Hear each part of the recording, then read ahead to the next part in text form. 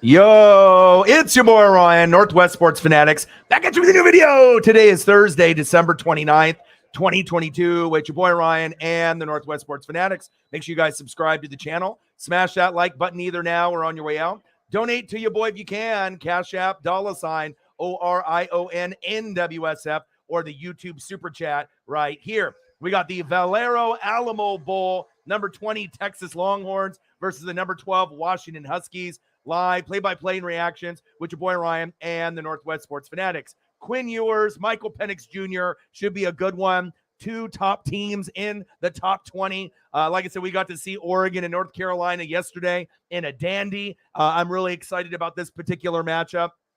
Florida State just had a gruesome leg injury to one of their offensive linemen, I believe, and they just kicked a field goal here right at the closing moment. So we are going to be able to get to the bowl game in a moment. And then the Dallas Cowboys are up 10-0 on the Tennessee Titans. And normally I would do an NFL game on a Thursday night, but I think that the Texas-Washington matchup is going to be a billion times better, especially if Derrick Henry and some of the other players are banged up and they're going with the backup to the backup to the backup. We already know the Cowboys are going to win this game by default. So 35-32, Florida State is up by 3 in the Cheez-It Bowl. And one thing that I can say is that college football, as far as the bowl season, has been pretty damn good compared to some of the NFL games I've watched in the last month or so. So I'm definitely excited for the matchup. I got some good pictures set up for you guys, and I hope you guys are having a great day. Sarah in the building, how are you? And hopefully we'll get some of the college football. Ooh, look at those helmets that Washington is wearing. Michael Penix Jr., they look like Oregon with the flashy helmet there. I'll be pulling for the Huskies. I mean, I am a Duck fan through and through, but my favorite player that's not on the Oregon Ducks in college football as a whole is Michael Penix Jr. Kind of fell in love with him, doing a lot of the, college bowl games as well as the college regular season. I've done quite a few games for Oregon State, USC, and Washington. As you hear in the crowd there for Florida State, they're trying to get this dub. Good matchup between Florida State and Oklahoma. And even though Oklahoma isn't ranked, they are giving Florida State everything that they can handle, just like North Carolina gave everything that Oregon could handle. I really enjoyed the game. And even if we would have lost yesterday, I still, overall, besides the third quarter, I was kind of impressed with the overall breakdown. Finley in the building, what to do, and hopefully we'll get a few more people to come through. I know some people love their NFL. I have the game on a link here on my screen of the many screens that I got up. 10-0. We got it here. And obviously, if you're looking at the quarterback situation, I mean, Titans are going third string. I mean, obviously, like Carr getting benched and whatnot, a lot of it is just for draft position, not really saying that this player doesn't deserve to start. But if you're noticing in a lot of these games this week, a lot of the starters are being benched for health reasons if they think that the team is going to be in the playoffs or there's nothing really to gain for some of these players. So there's going to be a lot of people that are sitting in the next couple weeks, depending on where they're at draft position wise, where they're sitting at playoff wise, and they're just trying to get guys healthy. So 10-0 Cowboys, 35-32 Seminoles up on the Sooners. Bowl season has been fucking great. And I promised to a lot of y'all that I was going to do about 5 to 10 bowl games, as we're going throughout the season. And I definitely want to keep my promise because college football has got me more engaged than the NFL in the last couple weeks. Do I love the NFL? Yes, I do. But let's be honest, some of the NFL games are straight trash. If I'm going to spend 3 or 4 hours of my day, I want to spend it watching some awesome football. And what's better than bowl games? Nothing. Besides NFL playoffs. NFL playoffs, depending on the matchup is up there. But, I mean, bowl games, sometimes they end up being sleepers, and sometimes they end up being yawners, and sometimes they end up being boring as hell because it's a blowout. But the committee usually does a pretty good job. Oregon, North Carolina, I mean, that was awesome, right? This Florida State, Oklahoma, one ranked, what non-ranked. So you have to find a team that is not ranked but maybe is borderline. Like if we had a top 50 instead of a top 25, where would Oklahoma fall? You know what I'm saying? So if you're thinking about it, you got number 13 Florida State, but what is Oklahoma, based off their ranking right now if they're not in the 25? Somewhere between 26 and maybe 35 to 40, right? So, and essentially, number 13 Florida State's going against number 30 Oklahoma, or like number 28. So it ends up being a little bit better than people think, just like that North Carolina matchup as well. 3rd down and 8. Let's go, baby. Oh, Brady isn't going to be going to the Colts. If Brady's going to be going anywhere, there's only 3 teams: Raiders, Niners, Dolphins. There's not going to be anywhere else that he'll go, more than likely. And the game is over. Final score: Florida State 35, Oklahoma 32. And if you are a Florida State fan, right, you should have won this game. You were the ranked team. It's like Oregon. You definitely got pushed to your limits, right? And we know Oklahoma pushed. North Carolina pushed. But in the end of the day, ranking-wise, Florida State should have won. Oregon should have won, and it happened. So let's go. I'm ready. And like I said, we got a lot of people sick in the household. I started feeling sick earlier this morning, so I took like Metamucil or some of like those packets that you drink and you heat up. And then, obviously I was knocked out for a good chunk of the day, woke up about an hour ago, showered, started to do some prep, and we're here as you get the Cheez-It bath there. And it looks like that we're really not missing a whole lot in the NFL game. Obviously 10-0 Cowboys. We know the Cowboys are going to win. If you're going to be starting Josh Dobbs over Malik, and if Henry's not playing either, what is giving anyone a reason to watch the game besides the Cowboys, putting up 20 to 30 points against a team like the Titans in this scenario may not even be able to get to 13. You know what I mean? Like, we're already having a hard time watching NFL games. Unless you're a Cowboy fan through and through, then you're loving this. But if you're a Titan fan, you're probably not too excited about this game, knowing that you're going to lose. You don't have Henry. You don't even have Malik in there. You got the 3rd string, Joshua Dobbs. Give me the bowl game any single day over that. All right, let's go over some of the photos that I got prepped for you guys. And let's first start it off with my boy Johnny Thumbnails with the beautiful thumb. Since we had enough money raised last night, I was able to invest and get a really nice thumb with Michael Penix Jr. and Quinn Ewers. You do a great job every time you end up doing bowl games and NASCAR, baseball. Looks great. Absolutely great. And he got that done for me before he ended up going to work. Shout out to you, Johnny. I love you and I appreciate you. All right, let's start it off with Quinn Ewers, the quarterback, the mullet. All right, he's got it. And obviously we know that he was at Ohio State, transferred out, obviously with a lot of the other guys, ahead of him in the pecking order and the depth chart. We already know CJ Stroud, he was going to be the guy. Ewers was never going to beat him out on the depth chart. But, and also Quinn Ewers also in a tough predicament because next year, Arch Manning. So then what happens? Are you transferring again? Where are you going? So we'll have to wait and see. But Quinn Ewers hasn't really lived up to the name just yet. But we'll see what happens today. And then we got Xavier Worthy. That's a nice, cool photo with the football almost in his hands. Jordan Whittington, Jadeveon Sanders, and then at kicker, we got Bert Auburn. And then, obviously, look at those helmets for Washington. Woo! The nice chrome look like the Ducks wore normally in the Rose Bowl. Back in the day, I love those. Michael Penix Jr. This is the reason why we're here today, is because of this single player. Not Quinn Ewers, but Michael Penix Jr. This is my favorite quarterback that's in college football right now that isn't on the Oregon Ducks. I absolutely love this kid, and he's a lefty. We don't have too many lefties out there, so absolutely love this. And we got Wayne Talopapa, all right. Rome Odunze, I got you as well. Jalen Polk, I did quite a few Washington Husky games this season. Jalen McMillan, okay. And then Devin Culp at tight end, and that kicker, we have Peyton Henry. So I'm a Pac-12 guy through and through, so I tried finding a good Alamo Bowl background. or a Washington Huskies background. Couldn't really find one that looked good enough, so that's why we're doing the studio look. If I could find something that's HD 4K that looks great, I'm going to use it like a football field with crowd behind me. But sometimes you just can't find something that's to your standard. So here we are. Go Huskies. I'm a Duck fan through and through, but they're dressed better. They got the chrome helmet. I love Quinn Ewers, but I love Michael Penix Jr. more. I still got the Cowboys and Titans game here on the computer. And here we go. Let's get it, baby.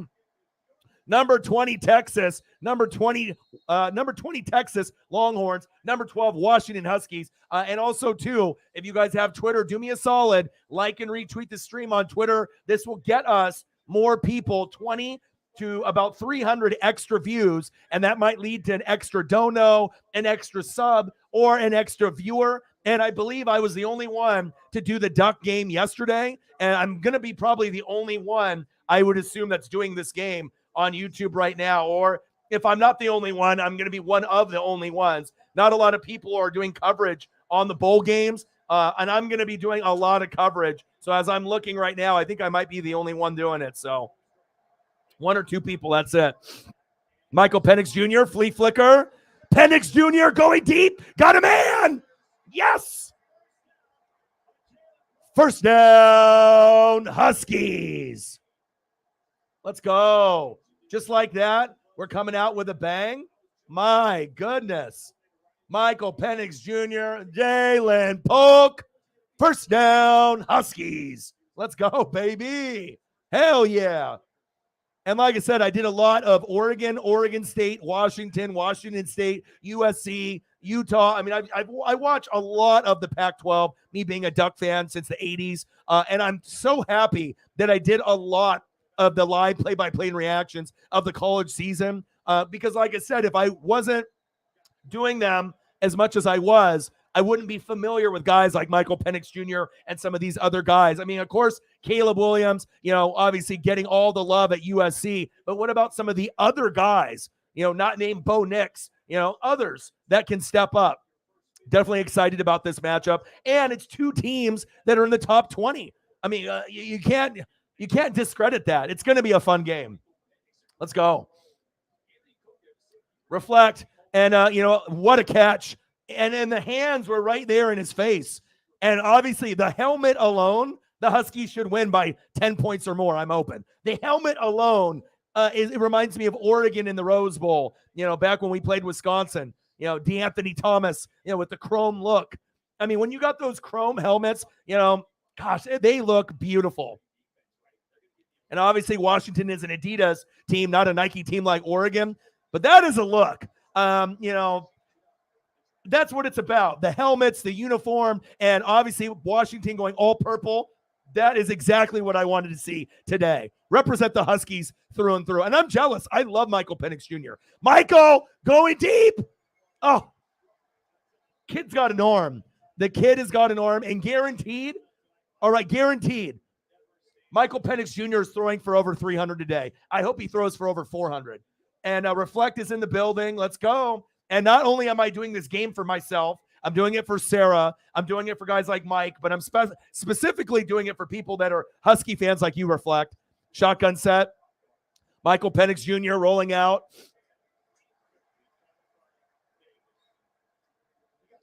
Third down and 10.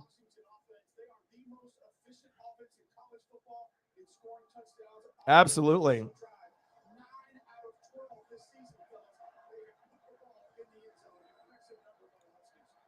Huskies are fun. Out of all the teams in football in the Pac-12, this is one of the teams that is on my top priority list, not only for this season, but for next year as well. And if you're not going to give my guy Michael credit, Michael Penix Jr., after this game, if they win, or if he throws for 300, 400, 500 yards, all right, and then going into next year, I think most people will know who he is. And if not, you will, because I'll be saying his name a billion times. Penix Jr., oh, wow. I still love the kid, but that's a big interception by Thompson there. And you're not going to see Michael Penix Jr. throw too many interceptions in this game. At least I hope not. Looks like it might have been the wrong route. Looks like it might have been a timing route rather than throwing to an open wide receiver. Sometimes you throw it to a spot, and that might have been what happened here.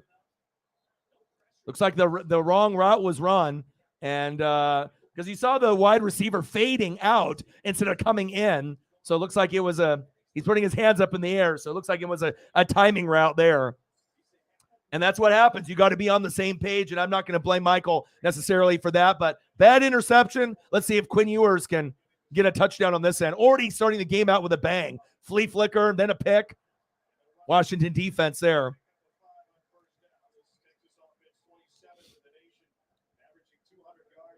Robinson with the carry. Rest in peace, Pele. I saw that. He's been sick for a while. He's been on the Twitter timeline, and he's been in the hospital bed for, like a month and a half. It's almost every day. And I know that he hugged his family and let them know one last time, this might be it. Oh, it's 12 noon. You know what time it is. Oh, Washington Husky sack lunch. Yum, yum, yum, yum, yum, yum, yum. Oh. There we go. Huskies fast out there on defense. Let's go. I mean, how often have we seen Michael Penix Jr. throw a timing route or just a bad throw this season? Very rare. Very, very rare. You don't get to 10-2 by throwing a lot of picks. He'll be okay. And I'm rooting for the Huskies through and through. I want to represent for the Pac-12.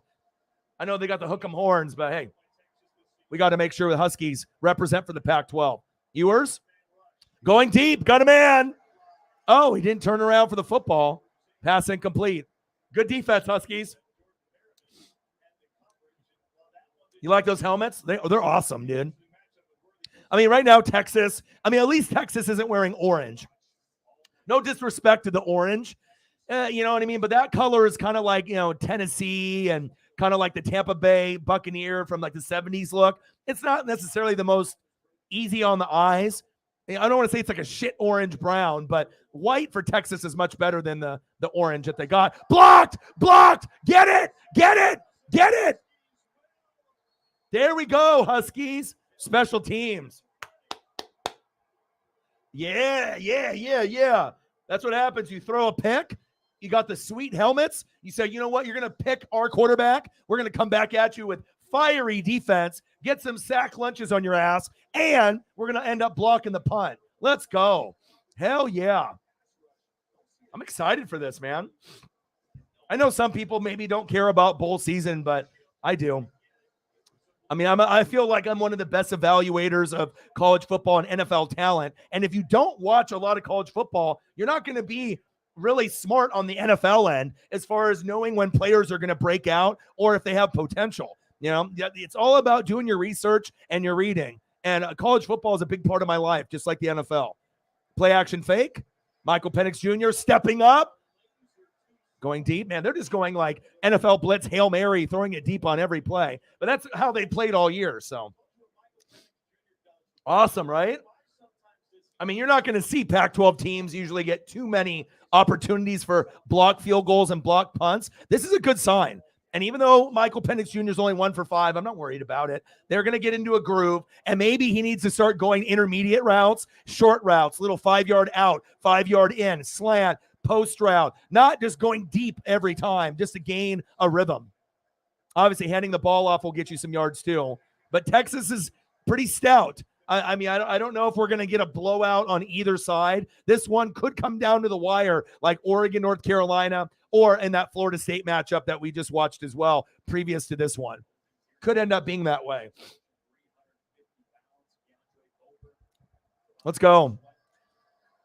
And I don't regret doing this game over the Cowboys and the Titans. I got the game on TV. Cowboys 10, Titans 0. No Derrick Henry. Third string quarterback for the Titans. Why am I watching? It's already garbage on Thursday night. You just want to have Oscar the Grouch there too? No point. Oh, damn it. Pass incomplete. McMillan was the intended receiver. Jalen.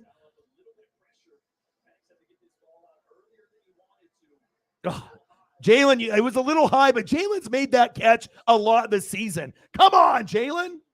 You're better than that, buddy. Michael needs a little help. Help your boy out. Well, you already know I got the kicker. Woo! Look at the kicker photo. You know I'm already on top of it. I got to represent for the Pac-12 through and through.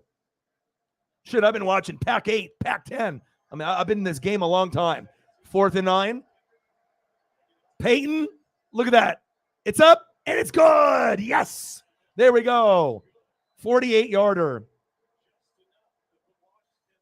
Left-handed quarterback, left-handed kicker. I fucking love it. Happy holidays, y'all. 3-0. Huskies are up.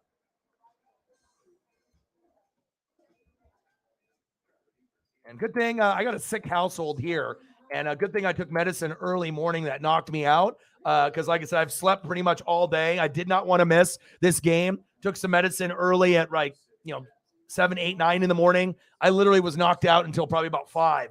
Woke up a little bit, ate a little bit of food, went back to sleep. But obviously girlfriend is sick, girlfriend's daughter is sick. I could start it kind of coming on early. So I'm glad I took that medicine. And I feel not 100%, but there's no way in hell that I'm going to miss this game, especially when it's got my favorite player, that's not on the Oregon Ducks playing, and Michael Penix Jr. and Quinn Ewers. I mean, come on, man. You got 2 quality teams. Of course I'm going to fucking watch. And it's the Alamo Bowl. We're going to get this done. Sarah with a $5. Thank you so much. Getting it started. Bang, bang. Boom, boom. Bang, bang. Let's get to a hundo, baby. Let's get it. Appreciate you. Let me know what you want to see for pictures, and I got you. Whatever you want, college football-wise, if we want to stay with the theme, if you want to do NFL, whatever you want, I got you. $5 in donos. Appreciate you. The best mod on YouTube, period. Sarah Small. I can't do this channel without her. It's not the same vibe. And, of course, I can do the channel, but like I said, you got to be able to have, that right-hand man or woman, that Batman to that Robin, to make sure that they're there and they're going to be grinding it out with you. And like I said, the success of the channel is a big part of being able to grind it out, but having that person always here. Sarah, I appreciate you very, very much. Oh, I get you. I got you. I'll get you some nice ones. Josh in the building. Reflect in the building. How are you? Reflect with a 3-er. Woot, woot. $3 dono for the $3 that we're getting for the field goal, baby. Bang, bang. Boom, boom. Bang, bang. Let's get it, baby. Let's go. Let's go, baby.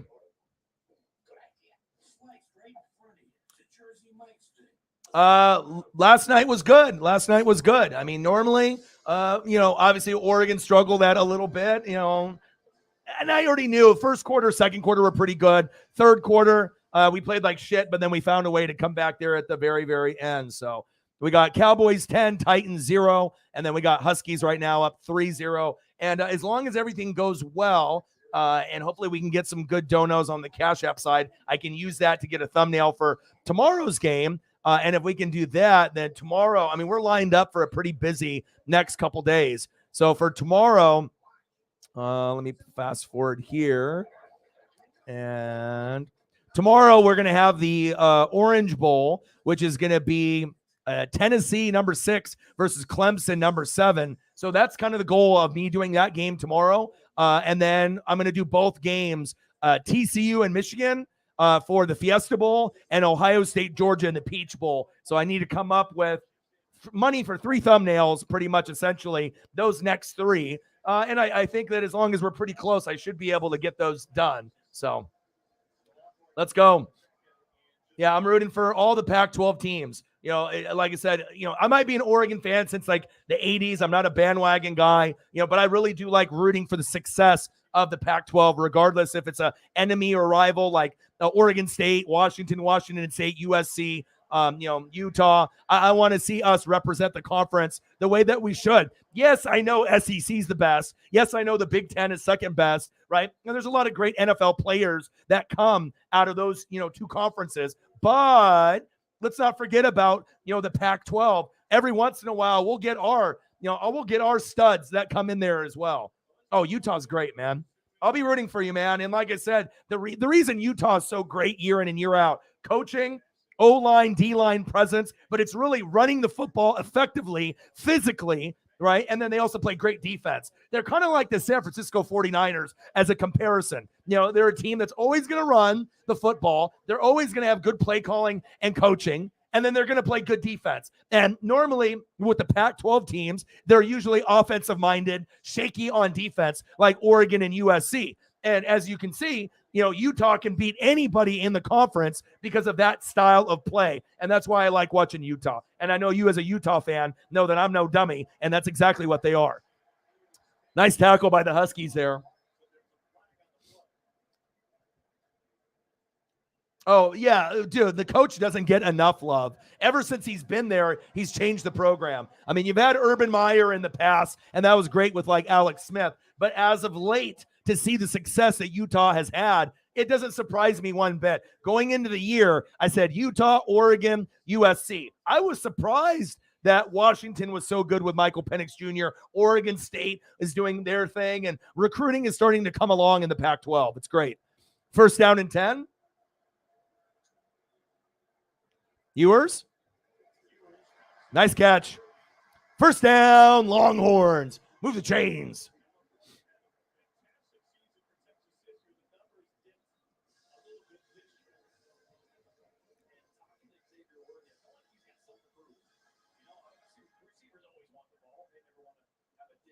Nice little close-up there of Xavier Worthing.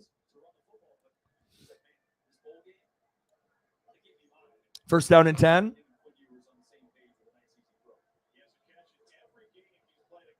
Ewers. Ooh, nice stutter and stop. First down, Texas. Move the chains. Let's go. Let me know what you want to see for photos to reflect, and I get you at the commercial break.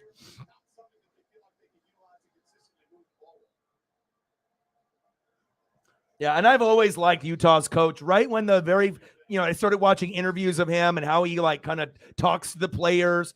Lots of leadership, very intelligent. And like I said, they have a game plan and they stick to it. I mean, that's why Utah wins Pac-12 championships or gets there as of late because of that style of play. Yeah, the quarterback, running back, wide receivers from time to time can be shaky, but just guess what? That's what happens, from time to time when you play good opponents in your division and outside the conference, right? But all in all, we already know how good they are. Ewers throwing it out of bounds. Good defense there by the Huskies.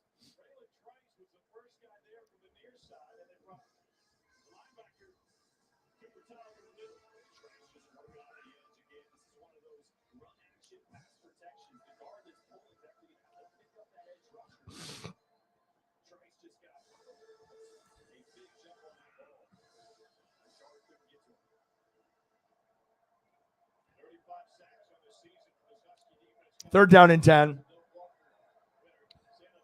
Yeah, the Doak Walker winner, that stud running back. Well, obviously, if he was playing, it's a different story. Nice little check down with blockers. Oh, good tackle by the Huskies, preventing the first down on 3rd and 10. Nice job. And again, if anyone's got Twitter, do me a solid, like and retweet the stream. It'll get us 30 to 300 more views on the stream overall, and it'll get more depth on Twitter as well, since I'm probably going to be the only one on Twitter doing the game. Ewers, wide open. Go. First down, Longhorns. Move the chains. Nice play by Kane.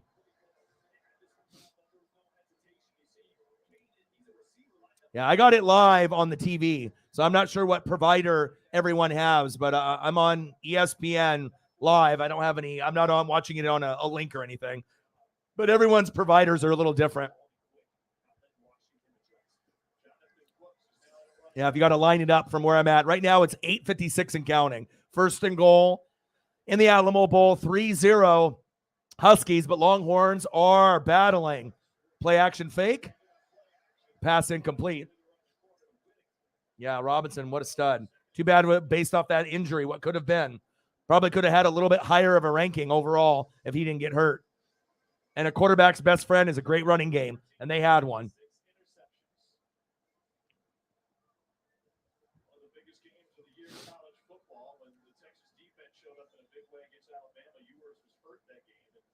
Your brother likes Texas?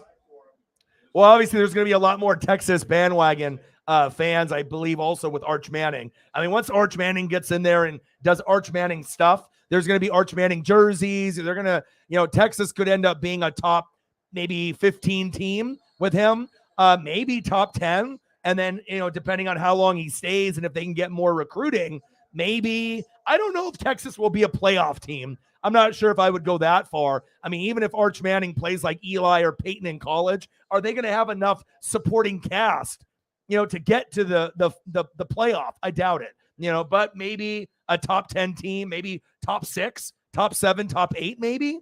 But I just don't know if they're going to be good enough unless Arch Manning sets the world on fire and he is the best quarterback in college football. Then yeah, maybe they can get to the playoff. But I'm not sure if we think he's going to do that right away or if it might take a little bit.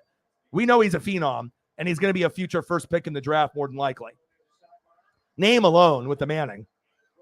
Short gain with the screen pass on 2nd and goal.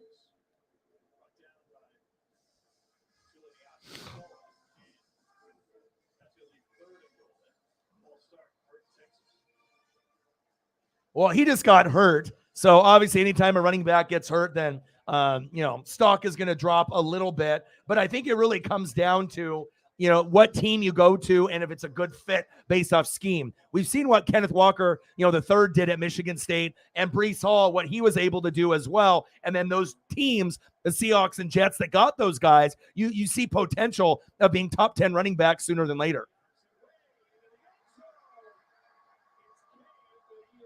Oh, out of bounds. I was about to say touchdown, but it looked like he was out of bounds. 4th and goal. Looks like they might have to go for a field goal. 10-3, Cowboys up on the Titans. Is anyone and their mama watching that game? I doubt it. I'm watching. It's on the small screen, but I mean, obviously I made the right choice doing this. This game will have more big plays in one quarter than you'll get in the whole Cowboy game all 4 quarters. That's facts. Burt Auburn. Field goal is up, and it's good. All right, we're knotted up at 3. Good first quarter so far. Obviously, you want touchdowns, but at least each team is moving the ball, and it's not boring.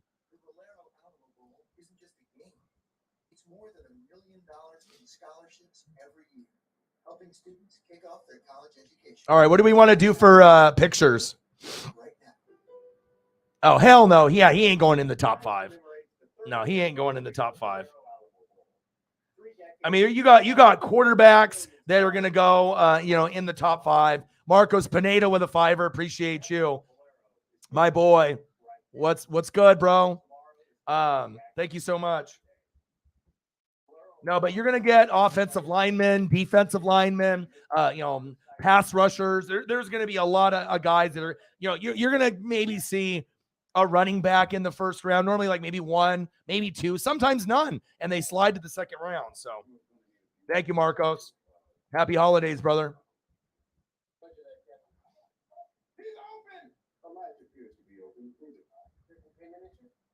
$5 dono. Let's go, baby.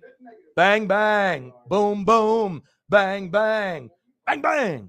And even when I'm feeling a little under the weather, you got to keep grinding it out. And I know someone that, as far as like people that live in Oregon, Marcos is the biggest supporter of the channel that actually watches, throughout the year. And, as far as being a sport fanatic, there's not a lot of us that are out there that I'm friends with that have as much love for the game as Marcos. I mean, he's the type of guy that will watch, the Holiday Bowl, that will watch the Alamo Bowl, the Orange Bowl. I mean, he's going to watch the Seahawks and a lot of the good teams in the NFL, but he's got that love like me to watch a lot of these good games throughout the year. He's a big Beaver fan. I'm a big Duck fan. And congratulations, dude. You DJ Ukulele transfer from Clemson. Are you fucking kidding me? Dude, you're going to have a blast next year. Oregon State is going to have a shot to actually try to win the Pac-12 next year. They're going to be in the mix. There's going to be about 9 teams that have a good quarterback and a decent team out of 12 in the Pac-12. I am definitely rooting for you guys to have success. Okay, let's get some photos up here. So we got a couple Michael Penix Jr., and I'll try to get a couple other ones for you as well. Reflect. We'll see him in the end zone. Don't you worry.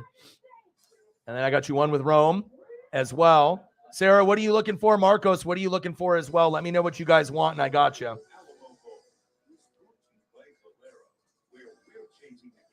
But that's really what it's about. You know what I mean? Some of us love the game a little bit more than others. Some of us just watch our favorite team. Some of us watch like the good teams in college football or NFL. Or you can be a sports fanatic and watch fucking everything. And that's where a lot of us are. Like with me and Sarah, you know, we're going to watch AEW and WWE. But then we're doing basketball, baseball, football. You know, we're doing everything. You know, not so much on the basketball side, though, just because basketball kind of sucks now and it's boring. But you know, every once in a while, if the matchup is good, maybe I'll take a peek, you know, like Luka's big game. Holy shit, 60 points, 20 plus boards, 10 assists, couple steals. I don't know if anyone saw that from a while back, but Luka being Luka. I mean, that's the type of shit that I can watch. Giannis, Luka, you know, Dame Dalla, you know, Steph Curry. But obviously, we're still in bowl season, so I'm not transitioning just yet. Nice tackle by the Texas Longhorns special teams. I think I need to go put some taquitos in the oven. Oh, I had some Hawkeyes. Anyone specific on the Hawkeyes you want to see? I mean, I could throw up like a George Kittle or something of that nature, or someone that you like.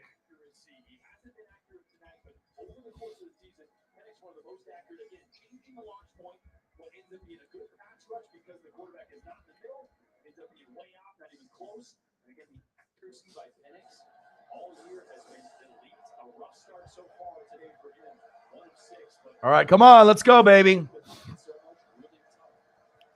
First down and 10. Handoff. Newton with the carry. Short game. Can we get the ball to Talapapa, please? Come on now. Can we get the ball to Rome? How about Jalen Polk? Hey, how about Jalen McMillan? Let's go. Let's go. We just got to get into a rhythm here. Come on, Huskies.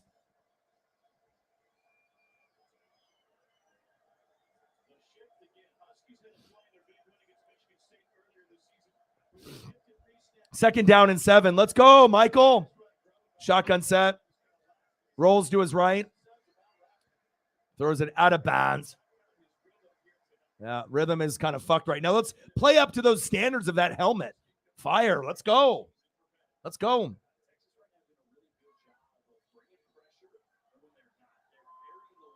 Oh, you have no idea. Go if you watch Clemson tape. Oh my God, Oregon State. You know, they haven't really had a good quarterback in a long time. Let's be honest. They have running backs, wide receivers, O-linemen, defense. Jonathan Smith. I mean, and Ukulele's brother or a cousin relative. You know, we ended up getting one of them to come to Oregon, but obviously DJ was probably the biggest transfer quarterback name-wise, and he chose Oregon State over everyone. It's going to be an amazing year next year. Third down and 7 for Penix Jr. There we go. First down, Huskies. You already know. Rome Odunze. Let's get it, baby. Move the chains. Let's go. Okay, I'll get you some Steven Jackson. Great choice. I'll get you some Bob Sanders also. First, I'll just show you a little right there with the Kittle. Woo! The old school. And then I'll get you some Bob.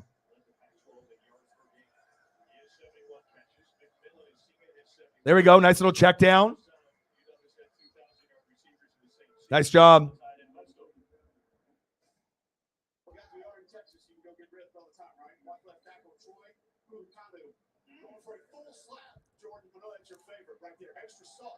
Extra sauce.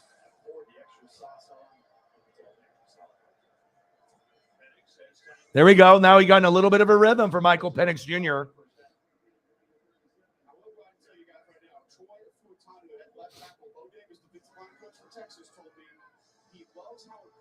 This Washington group of tackles sets. That means they set laterally, not back. Furtado has been beat twice inside right there. Quick throw earlier, got bailed out by the running back. Just something to keep your eye on for later in this game. Furtado has played like some of these offensive linemen at different stops. He started the first game to left tackle. All right, first down and 10. Couple nice completions. Michael Penix Jr. starting to get into a rhythm. Shotgun set. Penix Jr. Pass incomplete. We got a little Kittle. We got a little Bob Sanders. I mean, a lot of the old Bob Sanders photos are blurry as fuck. They're not in very good. They're not very, you know, as far as formatting purposes, they're not really good on the formatting side, but so I can throw up a couple nice ones from back in the day.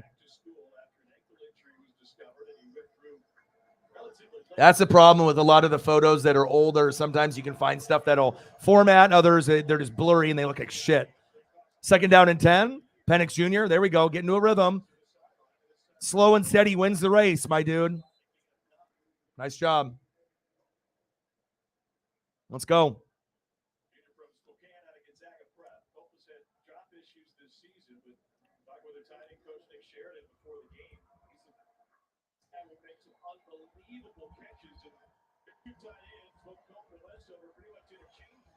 Steven Jackson for my boy.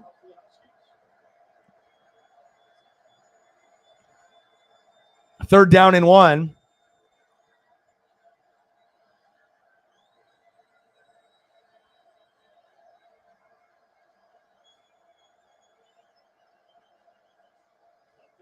There we go. Screen.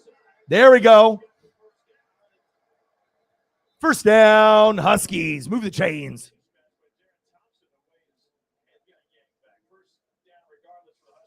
Nice job.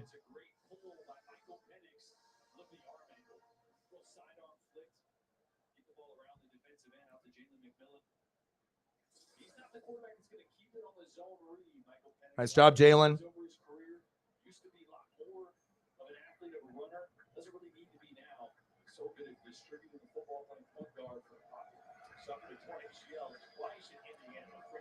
Good old Steven Jackson from back in the day, baby. Culp. A lot of Steven Jackson stuff isn't really that ideal either, but at least as far as fitting the screen, but we can still have a couple of nice ones here.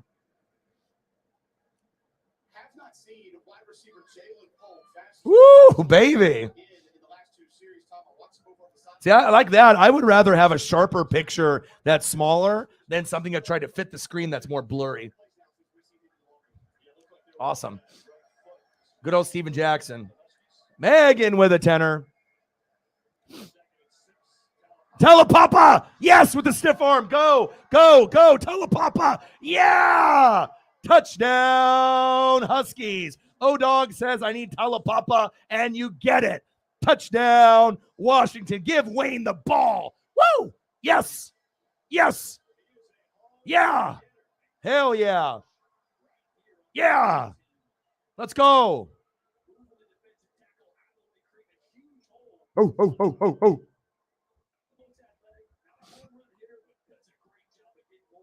Hey, I knew it, man. You just got to give the guy the rock. I mean, especially when you got a guy that's talented, and they've always had guys at running back that can get it done.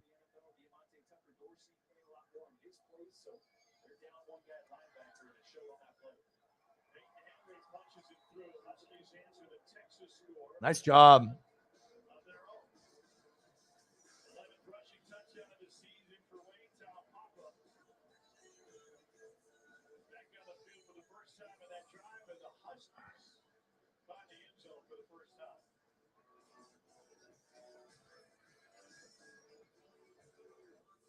Nice play.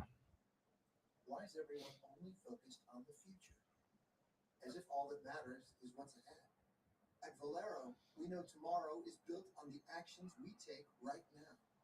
That's why we're joining one of the world's largest carbon capture pipelines. Recycling used cooking. Nice job, Wayne Talupapa, baby. Nice job. Peyton Henry with the extra point. 10-3. Let's go. Hell yeah. How are you? Greetings. Let's go, Dogs. Let's go, Huskies. $10 holla. And that's one thing that I think a lot of us can come to as an agreement that, we can all be, fans of our teams, Megan, USC, me, Oregon. But, sometimes we want our conference to do well. I mean, it's not going to do us any good to see Texas beat Washington. We want to have our conference look halfway decent. So, bang, bang, $10 holla. Let's go. Nice job. Nice job. Thank you so much. Let me know what you want to see, and I got you. Appreciate you. I imagine there's a lot of stuff that has been going on for you, and good to see you, man. Anytime that you can come through and say hi and watch a game with me, you already know what it is, bro. Always grinding. Jake in the building. What to do?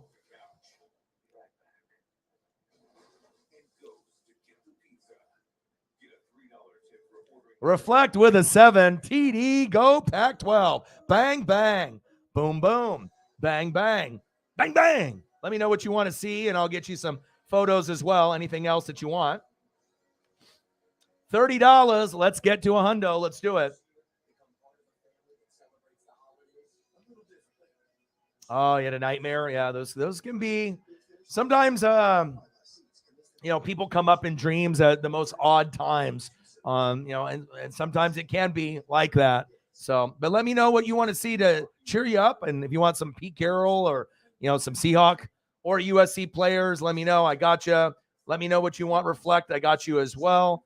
And I wish I could get some more quality photos as far as Beavers and Iowa, but I'm going to go through and I'll try to get a few more here as well. See if I can dig a little bit deeper and I can find something. Adjust this real quick. 10-3, Huskies are up. Good game so far, which I knew it would be. 10-6, Cowboys and Titans. What a boring-ass game. So happy I decided not to do that. I mean, normally I'm going to do an NFL game no matter what, but I was like, man, I don't know about that. Let's hit Marcos up with some Damian Martinez. Obviously, freshman running back, now sophomore.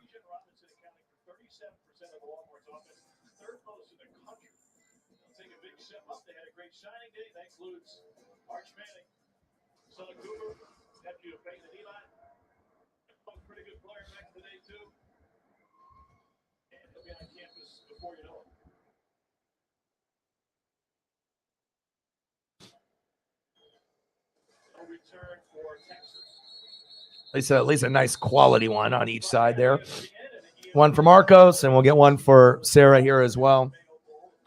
Appreciate you too. Bowl games, bowl games, bowl games. And how about some more bowl games? Yes, please.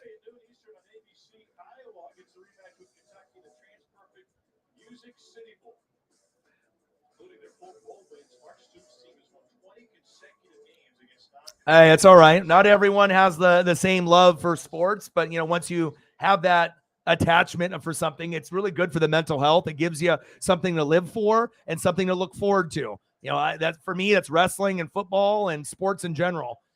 Sometimes things get tough in life, and it's kind of exciting to be able to collect things, sports cards, jerseys, hats, knickknacks of your favorite team and players. But it also helps you keep going. You know what I mean? When things get tough in life. And I'll tell you what, there's been a lot of times where, Paisley, I feel, has saved me. But I think sports and wrestling has really saved me multiple times in my life as well. 2nd down and 8. I'll definitely get you some Pete. Reflect, let me know. Handoff. Short game.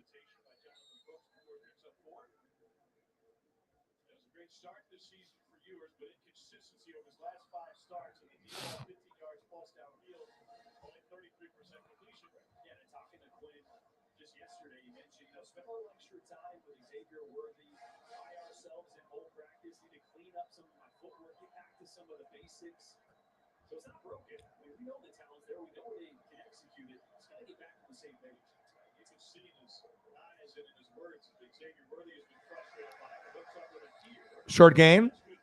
1st down, Texas. Move the chains. I'll hit you with one Pete on Seattle. I'll give you a Pete on USC.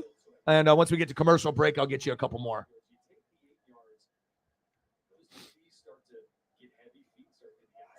There you go. Sometimes it skips a generation, Yeah, I just got to be able to find little things to look forward to in life. And like I said, knowing you're going to get to watch your team play the next weekend. I mean, a lot of times I can really, help you get through the rest of the days in the week, knowing that you're going to be able to watch your favorite team or favorite players, that upcoming weekend. And unless obviously we're in the off season and then we're just like, scrambling for other things, to kind of keep us going.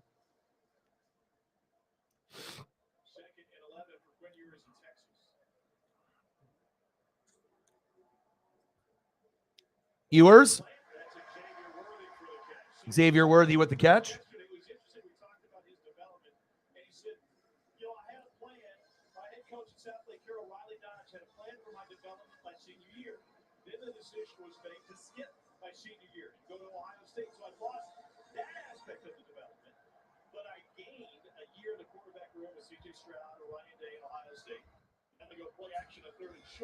Oh, yours, first down, Texas. Move the chains.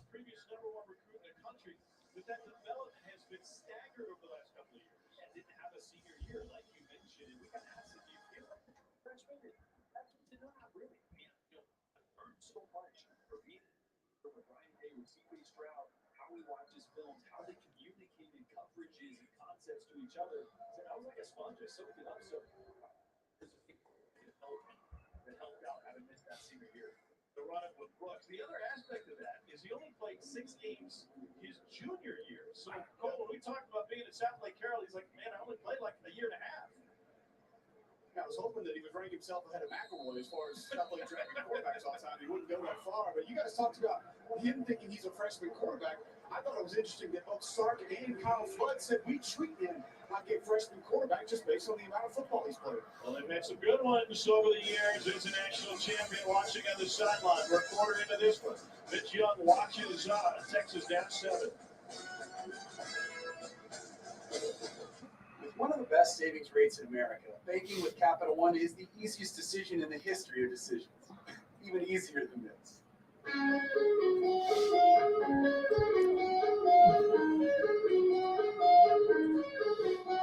Stop. You're in. Oh, cool. Yep, even easier than that. And with no fees or minimums on checking and savings accounts, is it even a decision? That's banking reimagined. What's in your wallet? All right, let's see what I can find. Hey, you want us to talk about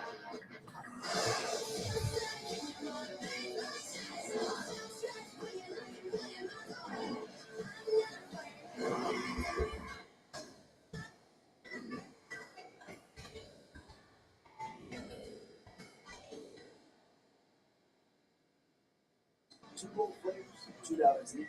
Order on the app, only at Taco Bell.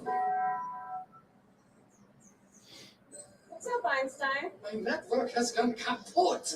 You tried to save a buck on it. I got what I paid for. Not so smart. Nah, you're still a genius. But there is a smarter way to save. Oh, Switch to Verizon. For a limited time, get Welcome Unlimited for just $25 a line. $25. And it's guaranteed for 3 years. Brilliant. Well, you would know. I'm switching. I think the bike's probably faster. Now is the best time to switch to Verizon for just $25 a line, guaranteed for 3 years. I don't know if he'll get fired. Like I said, you guys have had a successful season compared to what it was supposed to be. We've seen a lot of bright spots. Yeah, the defense still needs work, but I mean, based on what I've seen this year, I mean, if I was a part of that organization and everything, I mean, I think Schneider and Pete finally proved that even though they've been drafting sometimes like suspect picks over the years and not getting enough offensive line and defense, like this year and the draft that they had last year, I mean, it was perfection. So I don't really see, when they maybe weren't getting it right for a few years and then finally the pressure's on for both of them, Schneider and Carroll. I thought they did a great job. I mean, obviously you need talent to be able to play O-line defense, the play calling, and obviously you need all those pieces working together. And when you're only getting half of the pieces, working together, maybe on the offense and maybe there's a few holes and then the defense needs a lot of work, you can't expect, to be a team that was only supposed to win 3, 4, 5 games to be a team that's going to go and win 11. Like, you know what I mean? Like it takes time. And obviously there's a lot of competition in the NFL and in the NFC West. So I doubt that I think at this point, he's proven that he can be there and he can do a good job. And even though he's getting older, the players still listen to him and the message is still going strong. So.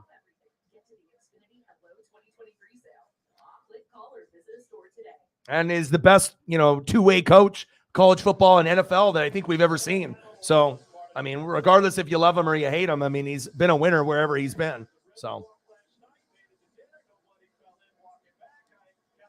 Jenna Uwosu.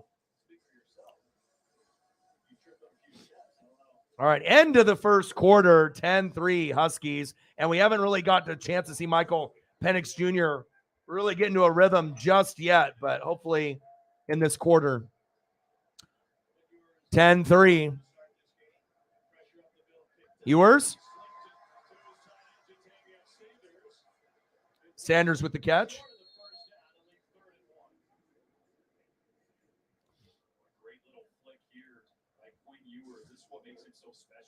Sidearm flip. He's such a natural thrower. Look at that. Falling away from the ball. It wasn't a long throw. You'll see him push the ball 30, 40 yards downfield exactly like that. I mean, if you really think about it, if they just had a few more defensive players, 2 or 3 more guys, that'll equate to 2 or 3 more wins. So, I mean, like I said, you got a lot of rookies in there, trying to fill the role of a veteran, with the guys on the line, guys obviously playing on defense, so Kobe Bryant, Tariq Woolen, the offensive line with Charles Cross, and then Kenneth Walker. I mean, things are looking up and up for the team moving forward. There is no rebuild. So, pass incomplete on 4th and 1. That was stupid. Why would you throw it there? Why would you throw it there on 4th and 1? Dumb. Well, I'm glad that wasn't Washington doing that. Wow.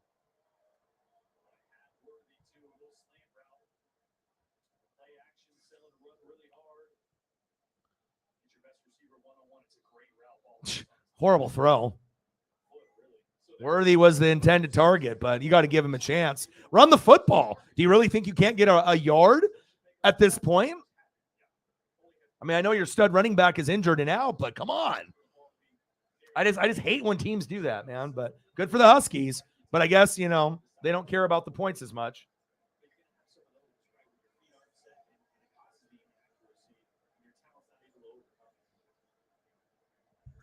10-6 Cowboys. Michael Penix Jr., little check down. Michael Penix Jr. to Jalen Polk.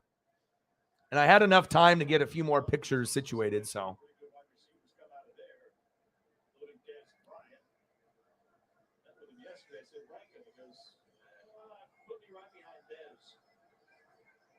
Those wide receivers don't have that humble ball, do they?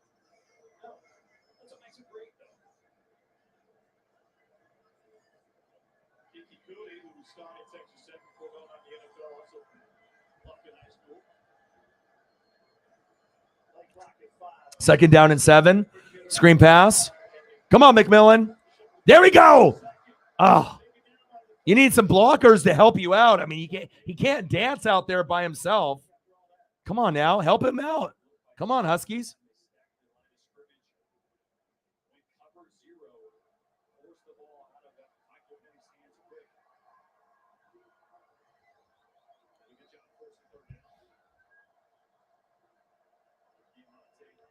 All right, here we go. 3rd down and 4. Let's go, Huskies. Move the football. Let's go.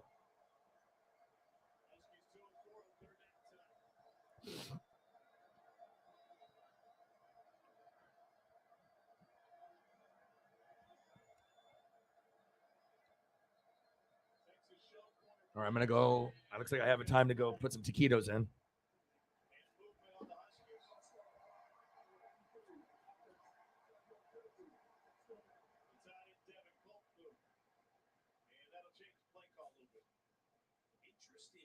I really like the game plan by Texas defense because it's not what everybody else has done. Washington's actually one of the least blitz teams in the entire country, 107th actually. So because they move the pocket so much, because Michael Penix is so great at getting the ball out, throwing under pressure, most teams are scared to blitz. Texas, not so much.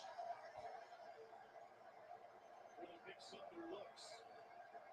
Alpaka motion to the backfield. Let's see here again. All these guys trying to confuse. Election offensive line. Play clock ran out.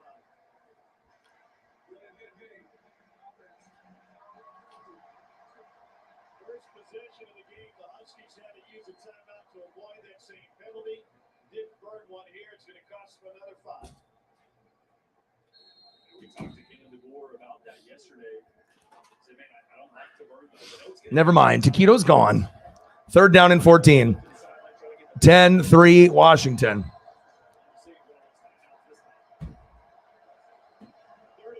3rd down and 4. 3rd down and 14, excuse me. Michael Penix Jr. starting to take off. Get open. Going deep. Got a man. Oh, no PI? Wow.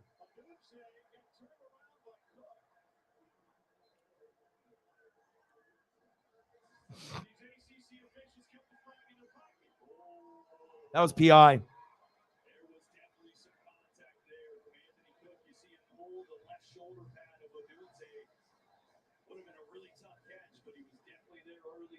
hopefully some contact. I just pointed to his knee like I think he thought that maybe they got tripped up. I agree with you though, Jordan. Seeing it down there from the field. Look incidental. Xavier Worthy back to his side. Fuck incidental. That was a penalty. 4th and 14. Oh, ran into the kicker. There's a flag. Jalen Daniels is the first player in FBS history with 500 plus passing yards, 5+ passing TDs, and a rushing TD in a bowl game. Sarah just sent that over from Kansas football. That's an awesome stat line. Yeah, seriously, how is that not a flag on the PI? What variety it is. Looks like the 5-yard variety, which won't make a difference. Running into versus roughing. Seriously. Just because they're refs from another conference? Jesus. You know what I mean? Like when it kind of looks like it during like game action, chances are when the tape gets slowed down, it really shows that that was a penalty. But apparently the refs in this particular conference don't give a shit.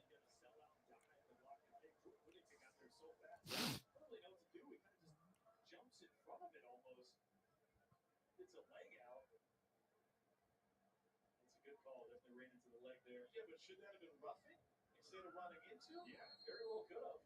Leg up in the air. Man. Washington getting screwed, but at least they're up 10-3. We haven't got to see Michael Penix Jr. really get into a rhythm, but damn, I mean, that's what makes refereeing and, you know, obviously, you know, doing things on live speed tough. I get it. Their jobs are tough, but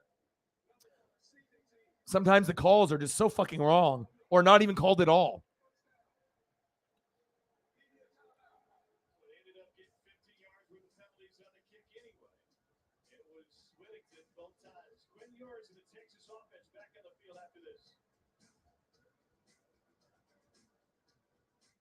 The Valero Alamo Bowl isn't just a game.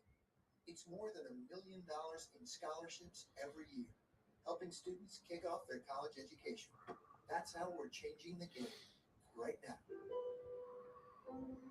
At Domino's, next time you order 2 medium 2-topping pizzas for $6.99 each, you could be in for a shock. Because hundreds of new electric vehicles are. All right, I need to figure out how to go get my Snapple and try to get something to snack on or something. 10-3 Huskies. Yep, I just got the new iPhone 14 with this amazing camera at T-Mobile. Wow, for a limited time at T-Mobile, get 4 iPhone 10-6 Cowboys up on the Titans. It's like one of the worst games of the year. I mean, like I said, this Thursday night schedule has been absolute dog shit this year. So bad. I mean, I'd rather do this type of matchup over this Cowboys and Titans any day, but obviously we don't have bowl season all year round. So, you know, it doesn't last for months and months and months. It's, you know, about a month and then we get that. So all right, I need to get something. I'll be right back.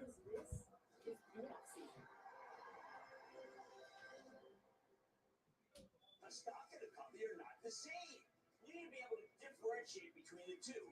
Weak fundamentals, no buybacks, no dividends. That's a sign of a broken company. The Alamo won't approve, and no level is too low to sell. If you find a great company with a broken stock, the price will eventually follow strong fundamentals. This is exactly the kind of opportunity every investor is looking for. Get Jim Cramer's complete guide to investing for free. Scan the code or go to cnbc.com/guide to investing.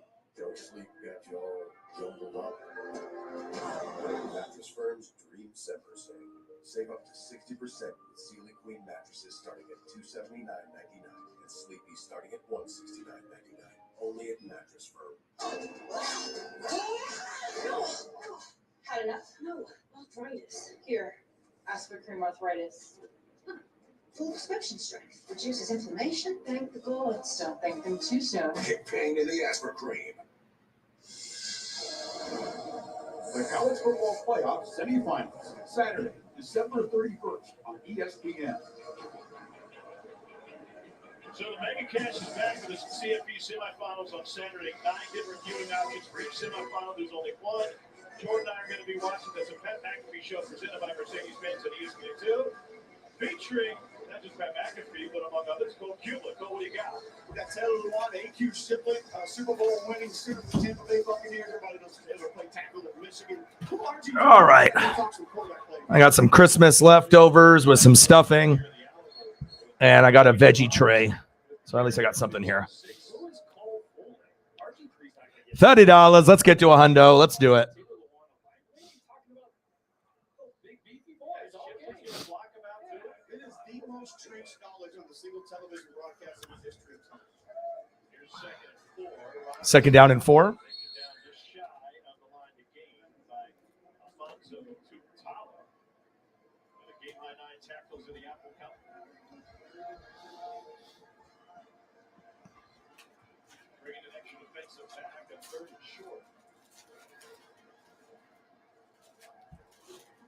I might have to give some carrots to Paisley. She loves carrots.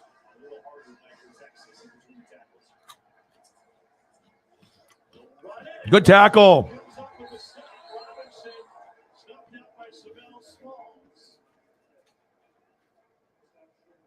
Paisley. Paisley, come here.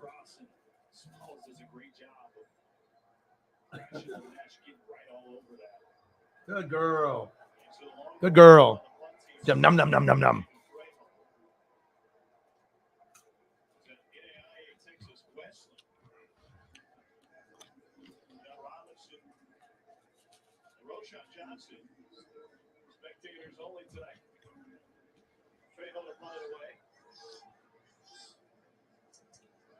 Love you.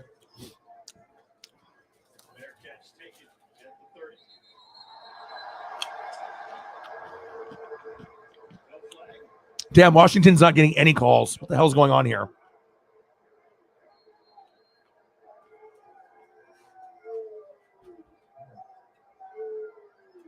If you're looking for an excuse to add a side of fries, well, this is it. At Valero, we're recycling used cooking oil to make renewable diesel. That's how we're changing the game right now. They're from State Farm. I really want that personal price plan, so I'll admit it. I'm a path bomb guy. Dude, you do not need to get that personal. The State Farm Personal Price Plan simply helps you create an affordable price just for you. For real? Who's ready for their jazz bath? No. Who is that guy? Jazz bath. Call or click to get a quote today. Like a good neighbor, State Farm is there. At Great Clips, we use clip notes to save your haircut details, giving you the confidence to tackle game day. Even if you never set foot on the field. Great Clips, official hair salon of NCAA football. You might not always be ready for the moment. With Roman at your side, you can take care of erectile dysfunction discreetly, so that you're ready. Roman ready. For real. Oh, what's up, guys? We want to talk to you about State not making the playoffs. Yeah. Tough season, but I'm fine. That's just it. You're not taking it hard enough. Why? I'm upset. Why haven't you posted one insane random message boards? I keep reliving the Southern game over and God, over. it's just a game. A bunch of kids with a ball. Put down that Dr. Pepper. Maybe there's more to life. He lost it. Dr. Pepper, the one fans deserve. What will you do? Will you make something better? Create something new? Our Dell Technologies advisors can provide you with the tools and expertise you need to bring out the innovator in you.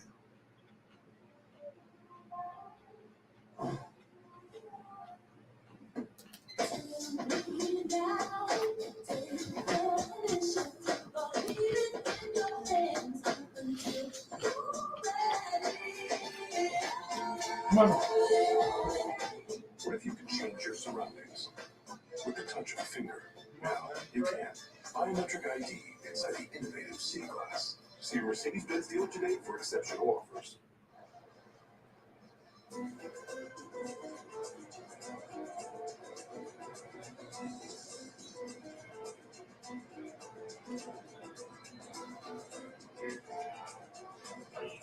I promise the boats don't really move that fast down in the Riverwalk. Art Jordan Rogers, Coach Ulick, our fantastic ESPN crew tonight from the Valero Alamo. A lot of burnt orange in the stadium. There's a lot of burnt orange walking down the street to come to this game. See Sarkeesian said, why load up and why buses when we can just walk to the game? It's a home game de facto for them. All right, 10-3. Started to slow down a little bit in this second quarter. We just got to get a little bit more momentum and rhythm, and hopefully we can get something with Michael Penix Jr. So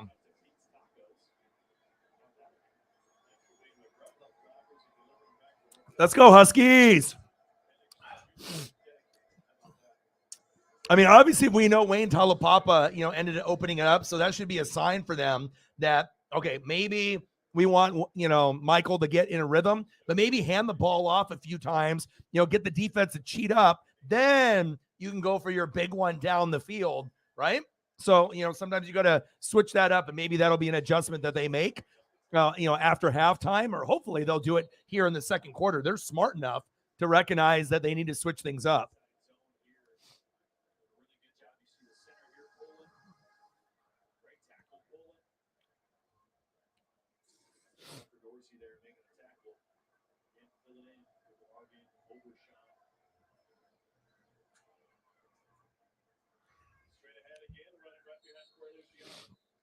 First thing about Corey Luciano, you just saw one of the strengths of his game that I really like, Tom Jordan, the way that he can get out laterally. Reminds me a lot of Monty Dawson back in the days of Steelers fan, being able to hold it to the perimeter. But I did see him on the bench a couple series ago, almost hacking up a little bit in the trash can. So keep an eye on that. First year starter at center, came off the bench his first 22 games of his career. Throw was a little low there, uncharacteristic for Penix Jr. Come on now.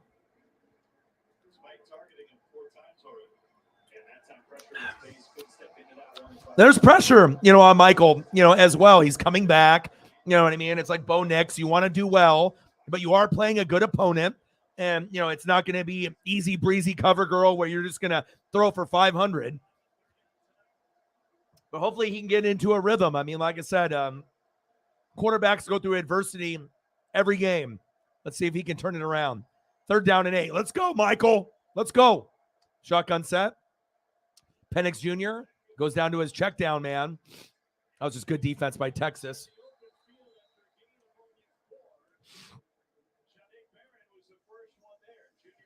Both defenses are stepping up their game. I think we thought this would be more of like an offensive-minded game, but in reality, it's more of a defensive battle, which is surprising some people, including myself.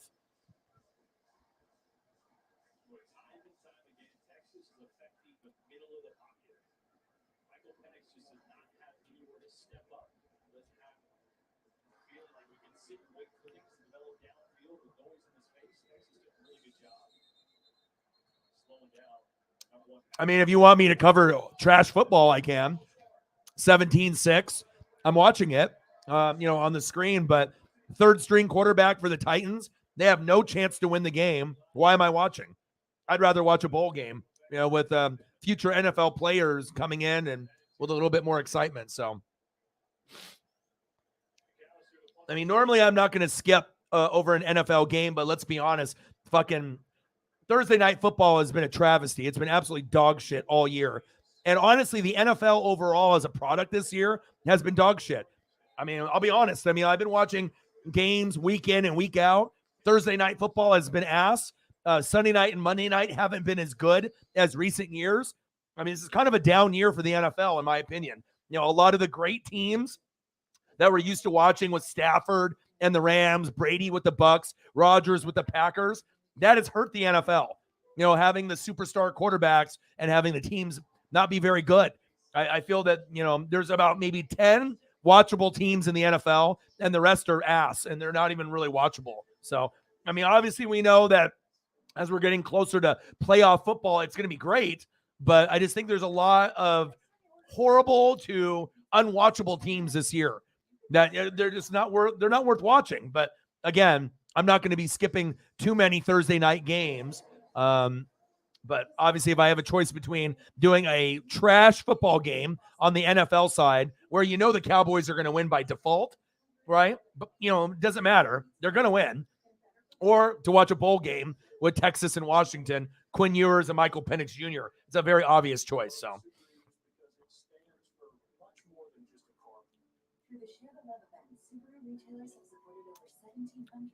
Now, if Derrick Henry was playing and Malik or Tannehill were playing, then then it would have ended up being a little bit better of a matchup. Good.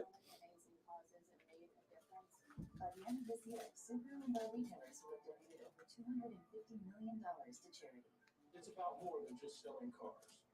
The Subaru share the love of it. Going on now. There's never been a better time to get away. With a great deal on the Hyundai you've always wanted. With America's best warranty and up to 3 years complimentary maintenance. It's your turn. Own every mile at the Hyundai Getaway Sales Event. Hurry in to get our best deals of the season. Get in and get away.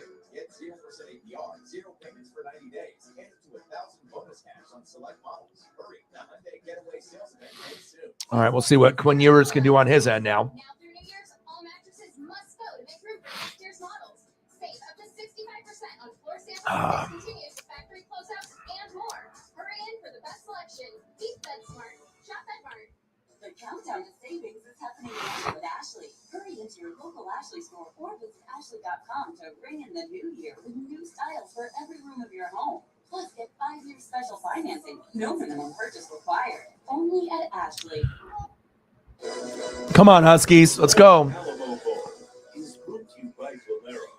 Yeah, but I'm just glad I pushed, because like I said, I haven't really been feeling very well in the last couple days. And luckily I got medicine and was able to sleep for a good chunk of the day. But if I didn't have my alarm set, I probably would have slept until like 9 or 10 o'clock today at night and then woke up. But RG3, Baylor over Washington, 2011 Alamo Bowl.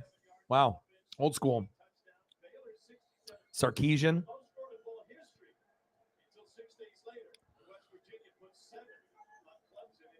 First down and 10. Ewers. Xavier Worthy with the catch.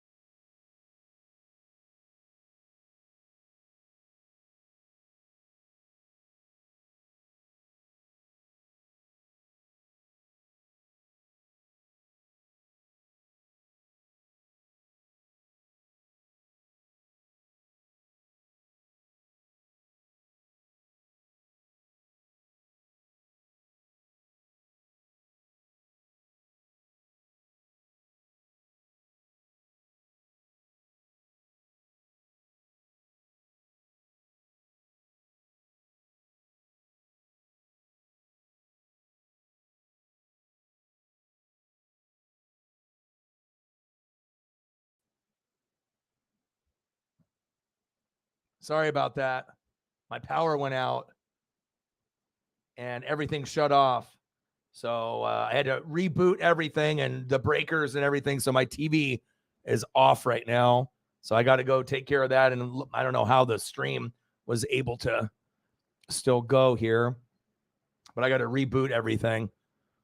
Still 10-3 Washington. God, that was crazy.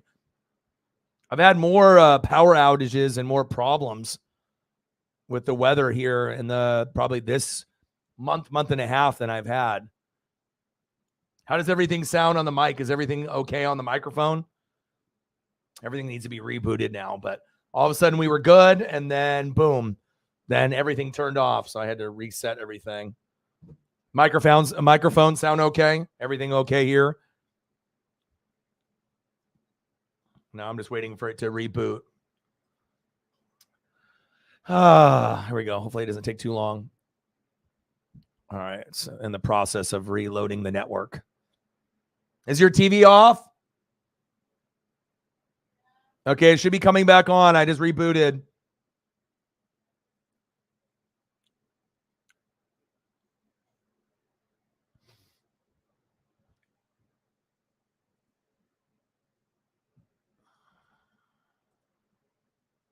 Got some bad luck here in Oregon with the weather. Come on, baby. Start live TV. Let's go, baby. Come on. I don't want to be missing out on this fucking Alamo Bowl. There we go. Thank God. All right, TV's on. First down and 10. Looks like I didn't miss any scoring or anything, so thank God. Michael Penix Jr. steps up. Going deep. Got a man. Oh, almost a one-handed catch by McMillan. Pass incomplete. Michael Penix Jr. going to his boy, Jalen McMillan. Through the middle there, getting pressure on Penix. Well, this ball is about as good as you could throw with the pressure there. McMillan just couldn't get two hands on it. Almost. Really close to a huge play, but again, making Penix uncomfortable. Hasn't had too many clean pockets. He's 10 and 20. Second and 10.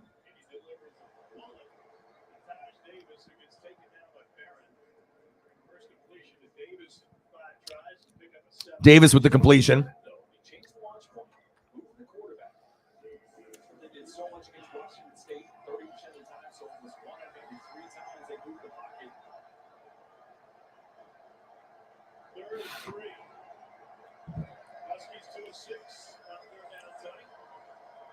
All right, third down and 3. We got trips right. Come on now. It's not working?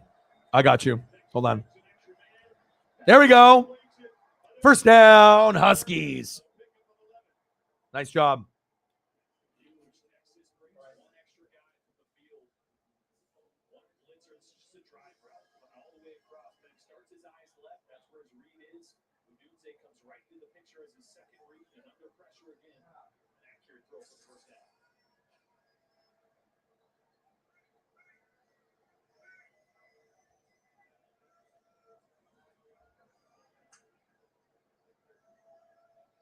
Gave away the coverage, and Penix with the check to the sideline.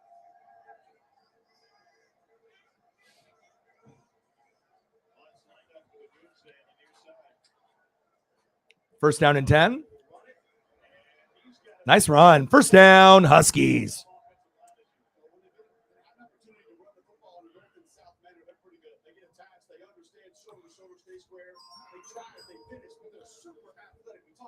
Lots of bowl games tomorrow. Maryland, NC State, Notre Dame, and South Carolina. I'll be watching that one. And then Tennessee, Clemson.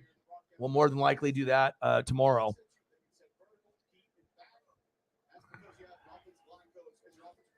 (17-13) Cowboys, only up by 4, going against a third-string quarterback. They can't afford to lose that game. Still got it up here. Hopefully I don't have any more power outages. First and 10. Penix Jr. Little check down. I want to see more Wayne Talapapa. I mean, obviously that was a guy that started to get the rhythm going for them, but I want more Wayne. Wayne's World. 10-3 Huskies. Let's go.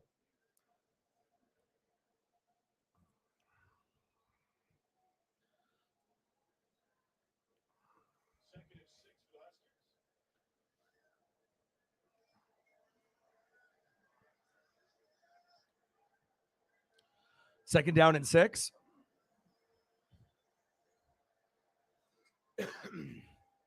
Play action fake. Penix Jr. across his body. McMillan was the intended receiver.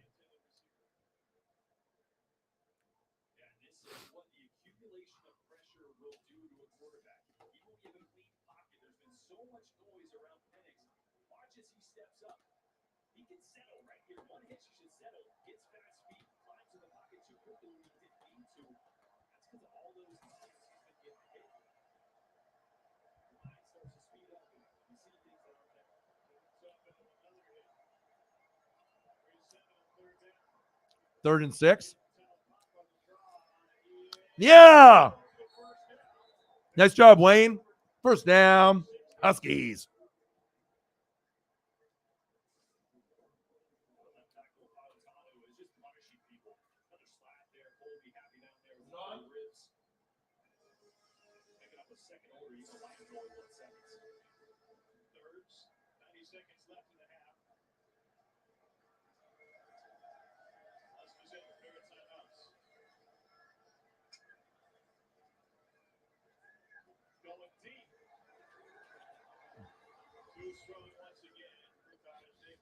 Taj Davis, the intended receiver. I know. They just need to get the rhythm going.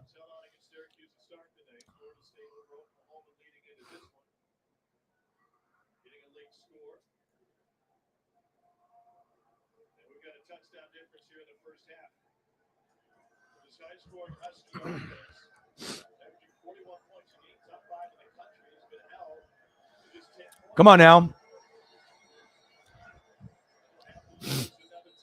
Timeout.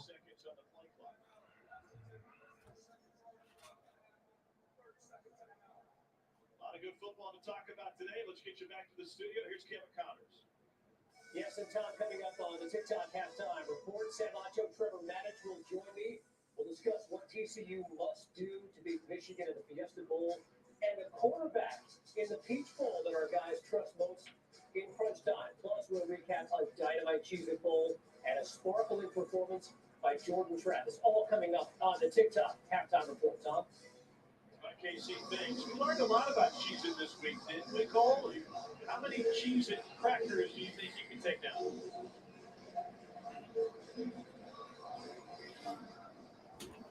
Right. He's in the Kona side. Surprising. First time I've ever heard an offensive lineman be quiet when you're asking about food. I know. We didn't. Well, you said cheese hits, and I'm told that it's Cheez-It crackers. No, I said Cheez-It crackers.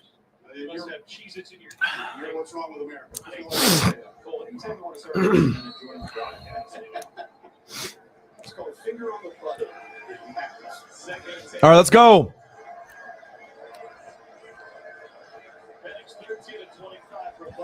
Buck 10. Not very good stats for Michael Penix Jr. just yet, but I think it can get better in the second half. 10-3. Pump fake. Run. Run. Run. There you go. 4-yard gain. We got a minute to go. Hi, Paisley. Love you.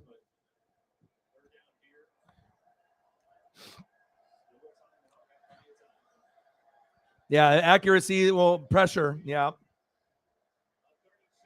There we go.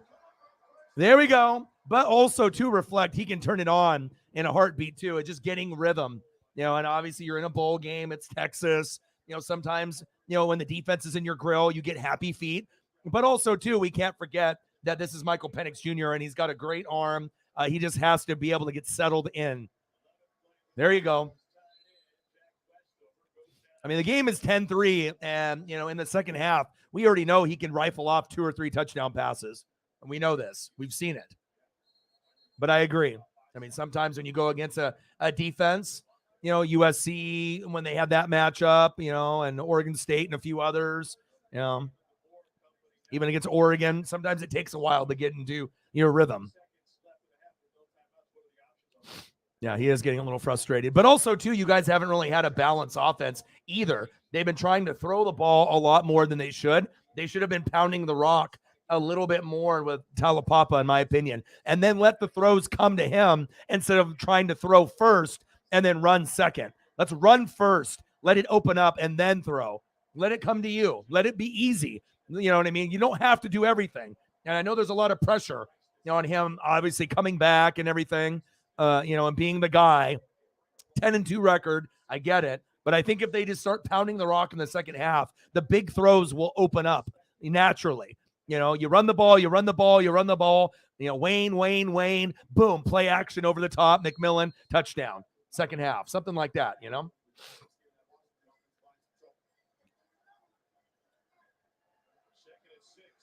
Agreed. We've watched enough Husky football this year that we know. 2nd down and 6. And let's be honest, too, both defenses are playing better than expected. I don't think anyone really thought Texas and Washington's defenses were going to be playing this good this early, where it's 10-3. I think most of us thought both teams would be sitting at least 14 to 17 points at this point. So I'm still having a good time, better than the Cowboy game. So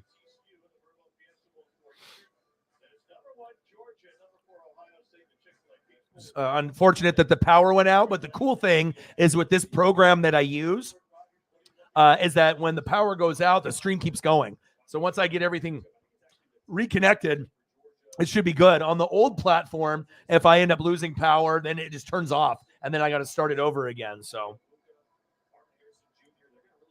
I am glad that I don't have to restart a stream and then, do that whole process all over again.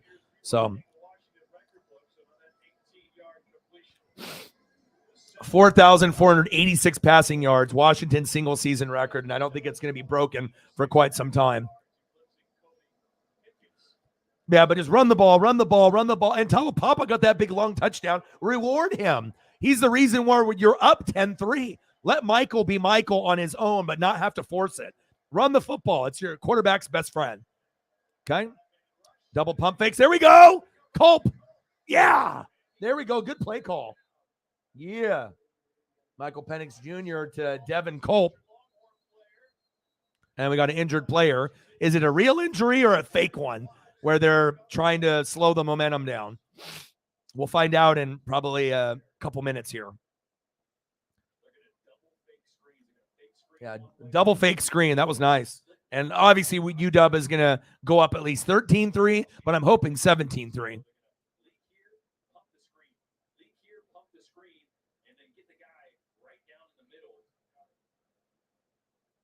17-13. So even though the game is kind of booty-os as far as the Cowboys and the Titans, the Cowboys are in the red zone, 2nd down and 4.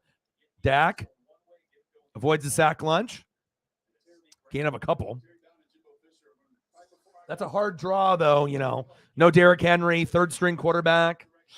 Yeah, I mean, unless you love the Cowboys, then you're loving the game, but yeah, if you're not a Cowboy fan specifically, I mean, I don't know how many people are really enjoying that game. I imagine more people are just talking in the chat than really interested. So,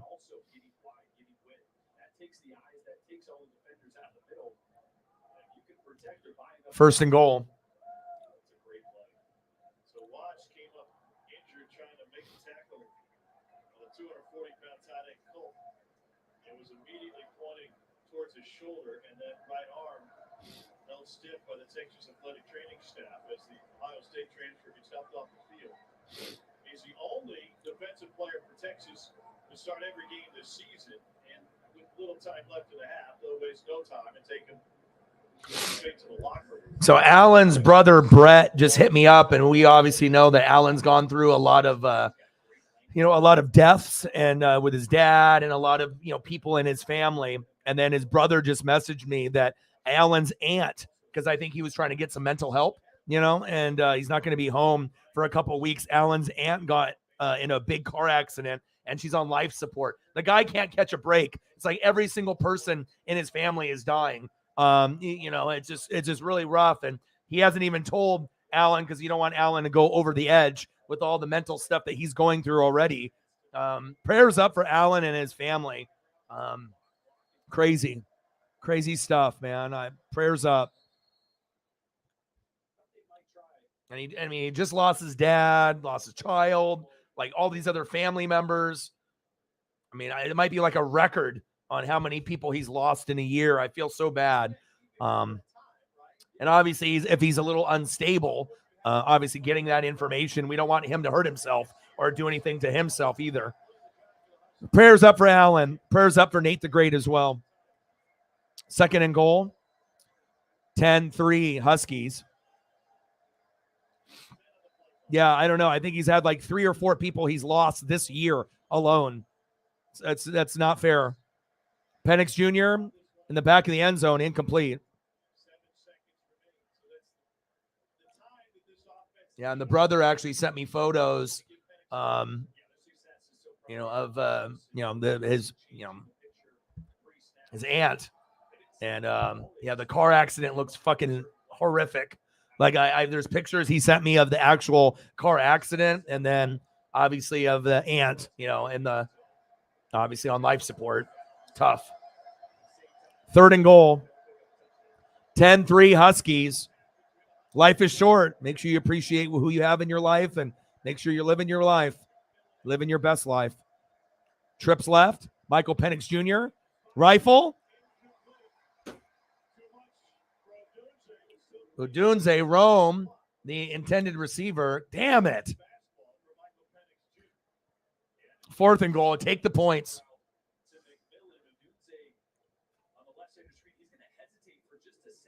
Catch that. Come on, Rome.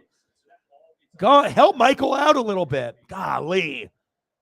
I mean, he rifled it in there, but come on. That's tough.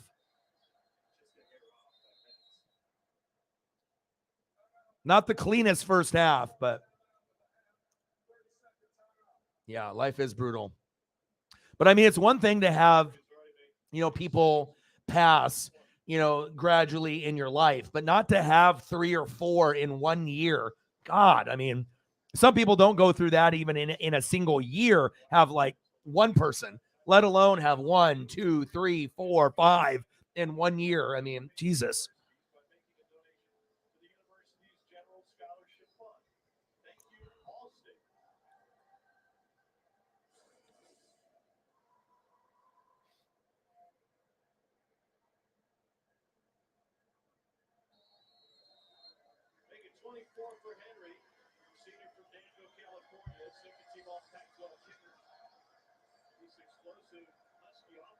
All right, come on, Peyton. He's automatic.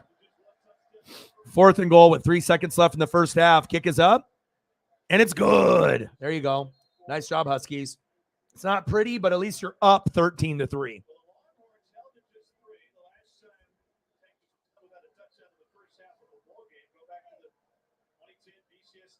Championship against Alabama.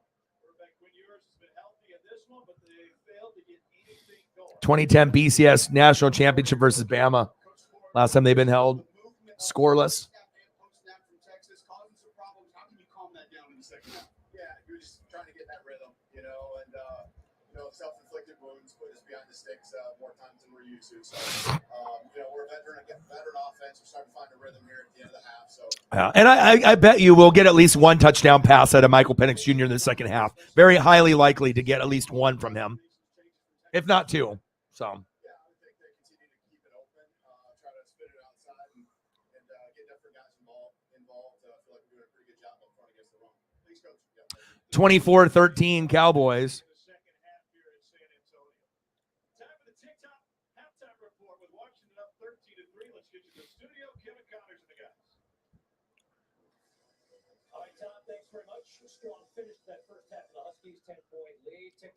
Thank you, Reflect. I know we have limited people, but like I said, I appreciate you tremendously, and that always helps getting us to a good number, especially since I'm feeling a little under the weather. I wasn't going to miss this for anything, though. Thank you so much. $20 dono from one of the best, Reflect in the building. Thank you, man. What do you want to see for photos during halftime? I got you. Whatever you want. Bang, bang. Boom, boom. Bang, bang. $20 holla. Appreciate you. Thank you so much. I mean, Michael Penix Jr. is too good not to throw one to McMillan or to Rome Odunze. I mean, you got to get one there. Or maybe Devin Culp. And that's a big reason why I love college football, because I like knowing the names of the guys and being more familiar with the greatness that I'm dealing with as they go to the next level. So there we go. Thank you so much, man. And it really helps, and hopefully we'll get some more people. Like I said, just because I do a bowl game doesn't mean that people can't show up. But for whatever reason, sometimes people just don't show up at all. It's like, dude, we can hang out and talk about other things. You don't have to just freeze me out and just wait for the next NFL game. And most of the time, us, college fans know most college games are better than NFL games most of the time. So.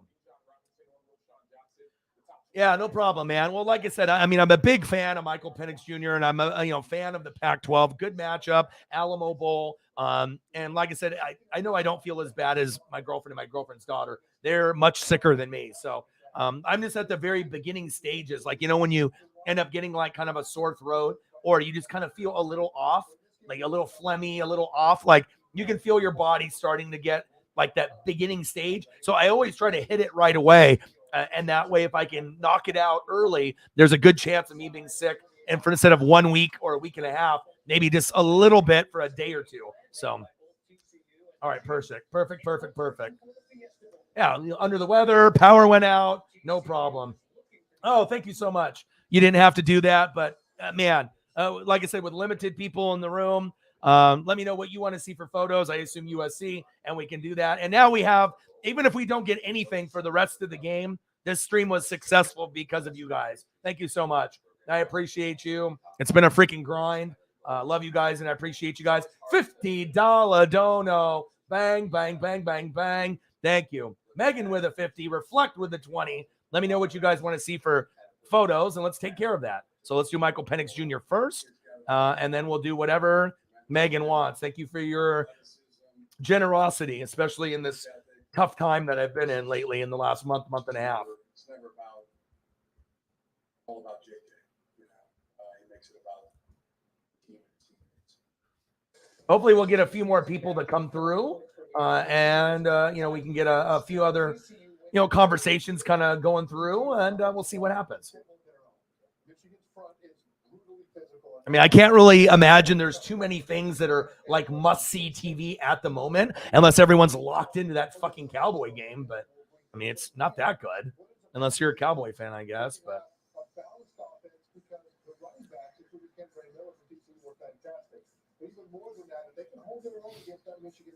all right, let's try to get some photos in here. And not the most ideal start for Michael Penix Jr. We know he's better than that. And there are times where he struggles against a good defense and gets a little antsy. But hopefully the coaching staff recognizes that, a person's best friend at quarterback is a solid running game. And Wayne Talapapa already scored. There's no excuse. And also, good coaches know when you're ahead, when you go into the third and fourth quarter, what do? You run the ball to bleed the clock. So I know Wayne Talapapa should be able to get some more opportunities, as well as the other running back, crew. And then it'll eventually open up for Michael to be Michael. And then he'll be doing this after he gets that touchdown pass that we've all been waiting for, because I know I'm waiting for one. And I love lefties, man. Love lefties. Koufax, Chris Mullen, Michael Penix Jr. Let's go. Oh, I got a good one too here.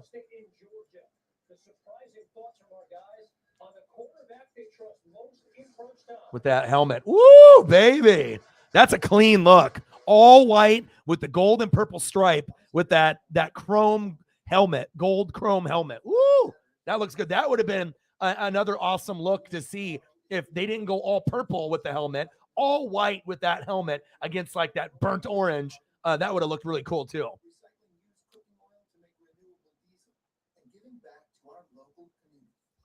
Just a few ways we're changing the game right now. At Chipotle, real food always starts with real ingredients and real kitchens. When you order Chipotle, real food starts with you. whether it's in restaurant, pickup, or delivery. And then we got to throw up an Indiana one, just like, so if people weren't familiar with him and like, where the hell did he come from? Like, yeah, he came from Indiana. So did pretty well against the Big Ten teams also. Hey, Indiana looks cool, but let's be honest, that looks a lot better. That West Coast swag looks a little bit better. Let's go. And I know Washington is thrilled to have him not only this year, 10-2 record against a very competitive Pac-12, number 12 ranking, and with a win in a bowl game. This is huge, right? And then obviously coming back next year, you couldn't ask for a better scenario. And I'll be doing more and more college football as we go into obviously next year as well. Just that sometimes the matchups aren't really ideal.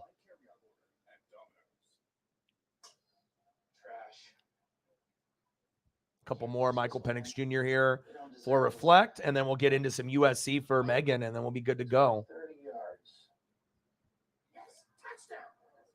It's too much. It's college football with AT&T 5G. It's never too much. I gotta get a front view photo too. Here we go. This is what I was looking for. This is for you, Reflect. Something that front view photo of the throwing motion. This is what I was looking for. There we go. Woohoo! Okay. I love it. Thank you to the GOATs. Reflect, you are a GOAT. Much appreciated. And a little slow, but hey, I'm here. A little sick. I'm here. No problem. No problem. And I got you. We'll get a few more after I get Megan's photos. Megan with a 50. Thank you so much. We're at 100. Let's get to 2. Okay, yeah, I'll definitely do that for you. Yeah, and sometimes that's what you need. You need to be around people that are positive, and even if it's not a game you're necessarily not into, just to be able to have conversations with people that you enjoy being around.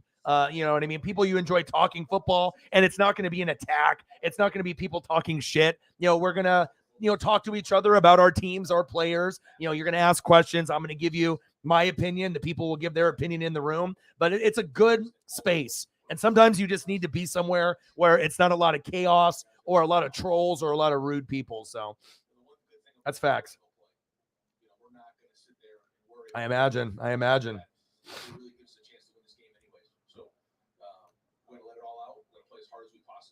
Yeah. I'll throw up another one here for you, and we'll get into.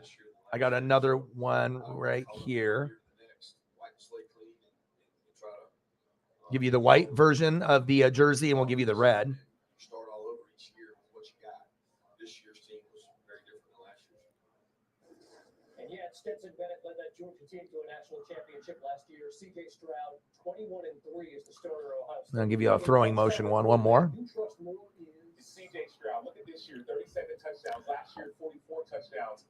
I understand this is somewhat of a quote down year, but look at the receivers around him. And Mecca Abuka is one of them. That's a guy he throws to. Marvin Harrison Jr., 1,157 passing yards, 12. And that's what it's here. I feel that photos can also bring, us up, and bring us in a better mind space, because like I said, most people you're just seeing them talk on the stream, right? But there's nothing above and beyond besides the people that are in the room chatting. So, with us, we try to do something different. I try to be an originator, be creative, and being able to show, it's like when you watch a movie or a TV show, or listen to a song, you feel a vibe. Photos can make you feel a vibe as well, and that's what it's about. All right, let's get some more photos up here. We'll get a few.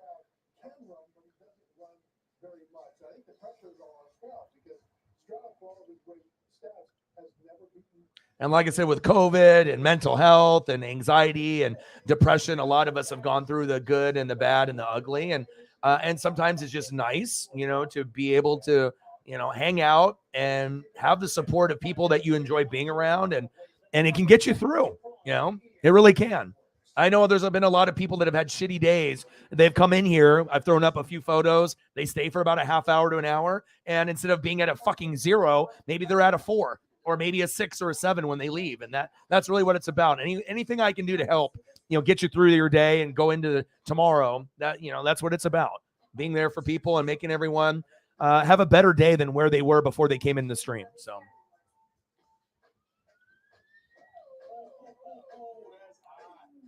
Plus, I like looking at your guys' favorite stuff too. It's not like I don't like looking at your favorite things. I mean, and when I look at the favorite things, it starts to get me to like those favorite things more too, because I know how much you guys love those favorite things. Matt in the building. How are you? It's about a city that has always been and always will be real and true. Two words that fill you up and make you feel alive. They transport you, surprise and delight you, make you stop and wonder. They guide you to those moments you've been searching for, while creating memories you'll never forget. They are real and true flavors, and the fusion, the culture, and the character, the history, and the legacy, the joy, and the laughter. I'll just sprinkle in a lot of Seattle here for you and Washington. Nothing else like it. All right, here we go. Little Seahawks, little USC, little gem, little everything. And the future shines bright.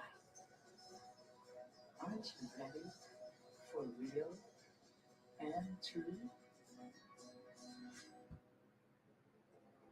It starts here, in this field, this lab, this classroom, and this town. The University of Texas at Austin is unleashing knowledge and opportunity.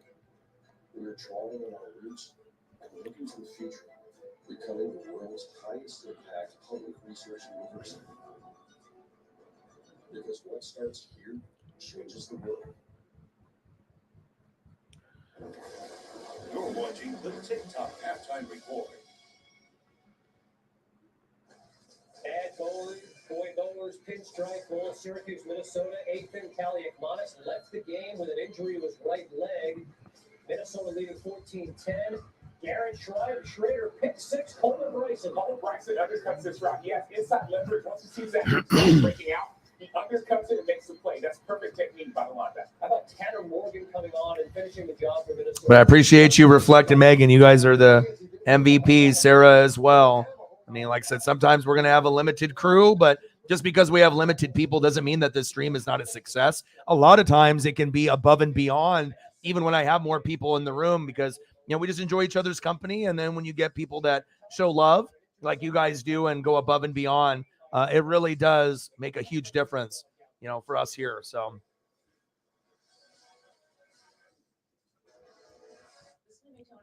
we just need to be able to grow and get a couple more Megans and a couple more Reflects, you know, going into next year to be able to have more support. And I know we'll get there.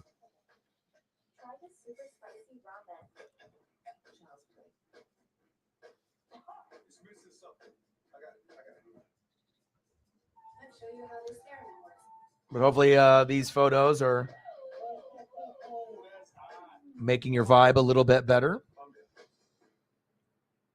If you already know that a blend of tender marble Wagyu beef makes the best burger, good for you. Arby's Wagyu Steakhouse Burger is back. You beat the genius. Plus, as you know me, I'm an old school guy, so anything old I like. You know, it's like the new stuff is cool, but the old stuff, man, I love it. Matt in the building. How are you?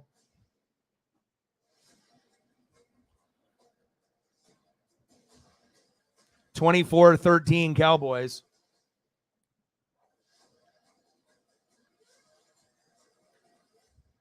Yeah, you should just let, you know, there's no, with Schneider and him, I mean, like I said, I've been critical of both of those guys, but based off last year's draft, you should let them stay as long as they want at this point, as long as, you know, they're going to be competitive and you're starting to see the relationship with the players. I mean, you know, with all those players that you had with the Kobe Bryant and the Tariq Woolen and the Kenneth Walker, you know, the third, and Charles Cross and Abraham Lucas, I'm going to be very, very clear and honest. And I know you guys know that I'm always keeping it real. That was probably the most impressive 5 rookies that I've seen start, you know, for a team that wasn't supposed to be very good. And it made you guys win double the amount of games with those 5 guys. Obviously, Gino, benefit from it. Pete Carroll benefited from it. DK, Tyler Lockett, yes. But you got to think, if you didn't have Kobe Bryant, if you didn't have Tariq Woolen, if you didn't have Kenneth Walker III, even though he's been a little banged up here and there, if you didn't have Abraham Lucas and you didn't have Charles Cross, right? If you guys didn't hit on those draft picks and they didn't actually put up good results this year, I mean, how many wins do you really think that you guys would have had? Probably what the traditional record was supposed to be, somewhere between 3 and 6 wins. So you guys have already exceeded those expectations, and I think those players have a chance to get better. Kenneth Walker could turn into a top 10, top 12 running back like Brees Hall. Tariq Woolen and Sauce Gardner are already the best corners in the league this year. Can Tariq Woolen do it again like Sauce Gardner? I think he can. And then you got guys up front. You know how much I love O-line and defense. I love Abraham Lucas. I love Charles Cross. And I'm hoping that you guys keep building there. And like I said, everyone can say whatever they want. If they want to, I mean, most of these people that are saying that they think Pete Carroll and Schneider should, be fired, they're not Seahawk fans. Or if they are, they don't really know. Or maybe they don't really understand football. Like I said, it's hard to win in this league. But when you don't have a defense and Bobby Wagner, right, KJ Wright aren't there, on top of not having a defense, what did you really expect? I mean, some of these Seahawk fans are not living in reality. Like, okay, you get rid of Pete Carroll and you get rid of Schneider, right?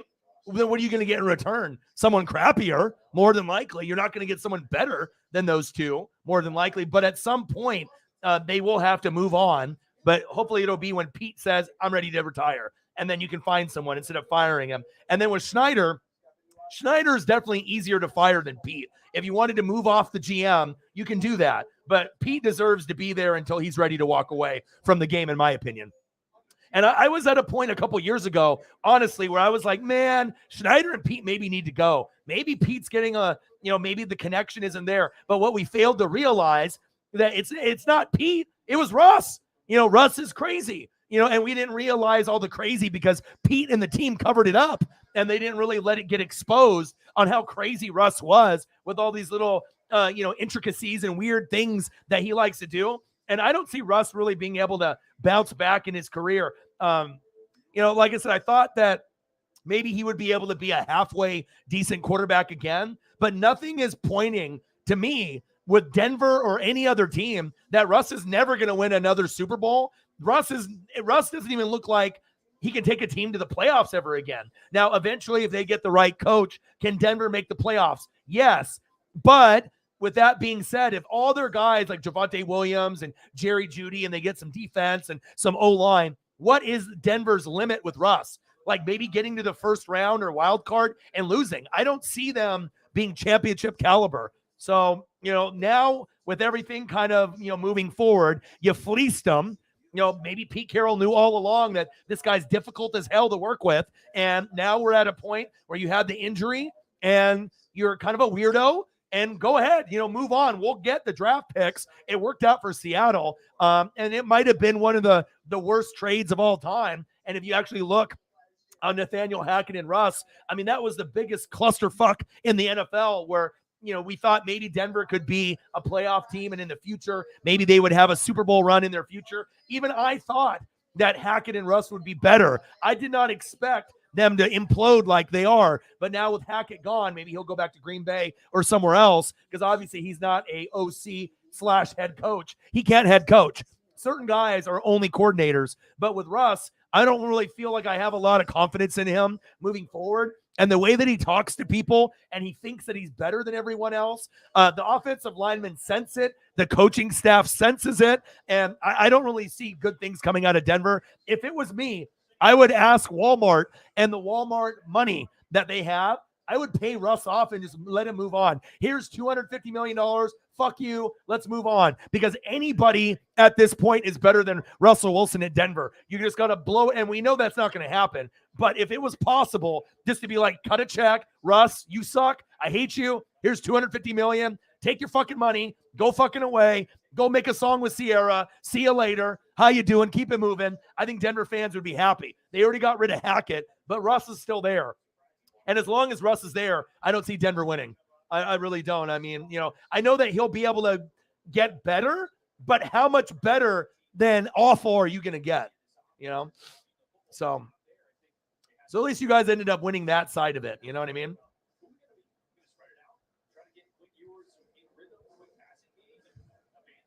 All right, here we go. We got the second half. I'll get you a few more pictures as well.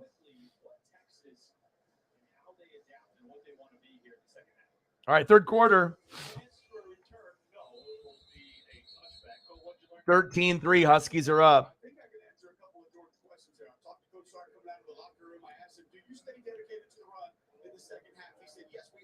I mean, imagine what a disaster it is that you would be willing to pay millions of dollars for a guy to go away like they do in college football. You know what I'm saying? I love this photo. We'll see how soon we see those shot plays. By the way, Huskies 9-0 this season with the halftime lead. Only 3 teams have 10 wins without a loss for leading after the half. Georgia. And like I said, Pete knows how to work with the players. And that's one thing that can't be overlooked. Whether you love him or you hate him, he knows how to talk to players. Players listen, and he gets results. You know, and not a lot of coaches are young at heart like that. And, you know, even I've been critical over Pete since the Super Bowl era. Nice catch. Where I thought, okay, you had Marshawn Lynch. Why aren't you going for running back? Why aren't you building the offensive line? Why aren't you focusing on the secondary after the Legion of Boom got blown up? Those were questions that I did not understand why they didn't address the Marshawn Lynch. They didn't address the offensive line, and they didn't address the Legion of Boom departure, you know, of guys like Cam Chancellor and Richard Sherman and Earl Thomas III and Brandon Browner. You know, you're not going to replicate that, but you could have, you know, kind of like focused more on those positions rather than wide receiver, tight end, and other positions that weren't really as much of a need. You know, it's more to put like fans in the seats with like a DK Metcalf when you could have gotten maybe more offensive line or defense. And we know DK is great. Don't get me wrong, but now you're starting to see that Seattle can draft correctly and be elite at it. And I hope they do it again. Same thing with like the Philadelphia Eagles. Howie Roseman and that team, this couldn't really draft well over the last few years. What happened to my hands? Big drop right there. No, Quinn Ewers wasn't happy about that. But sometimes, you know, you just have to be patient and, you know, you can find the right people in the draft room to consult you. And then you can have an amazing draft like Seattle did this past season. So, and it set them up for success, not only for this year, but in the upcoming 5 years, where it wouldn't be shocking if Seattle wins the division or gets second place sooner than later, if they can keep it up. And it also depends on what they decide to do with Geno or not. But I would assume they were not going to draft a quarterback, which would be stupid. They would, you know, be much better off drafting D-line, defense, or O-line. Nice play. First down, Longhorns. Move the chains.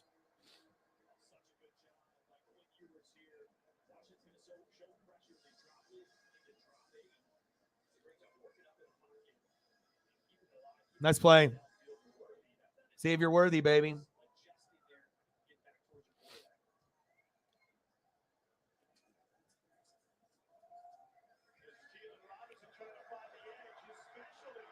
Nice gain. First down, Texas. Yeah, I mean, that's going to be a question that everyone's going to argue about. You know what I mean? Like, they love trading down, but usually when they trade down, they're in the late first round and they trade out of the first round to accumulate picks. So, I mean, obviously you have to trust what Pete Schneider and the crew have got going in the war room. It just depends if they have their guy there. I mean, you can go D-line, you can go, you can go for like a linebacker. We obviously know Georgia and Alabama got great players on defense that can make a difference. The bottom line, though, is that you guys can't stop the run. So obviously you got Charles Cross and Abraham Lucas. That's help. But getting another guard or a center can really help you guys. But you don't need to get that in the first round. You could always get that in the second, third, fourth, right? But as far as defensive talent, it just depends if you think you can still get your guy if you trade down and accumulate picks. So I don't know. I mean, like I said, I mean, I know some teams wouldn't trade out of that spot. But also if quarterbacks go and you're going to be able to gain a couple more picks and those turn into starters, maybe trading down would be something to consider. It just depends on who you got your eye on. And I imagine there's 3 guys. Nice play. Touchdown, Longhorns. Damn. Like that, huh? Jesus. Okay, well, we get some touchdowns now. I want some Washington touchdowns, though. At least Jonathan Brooks is making the game interesting.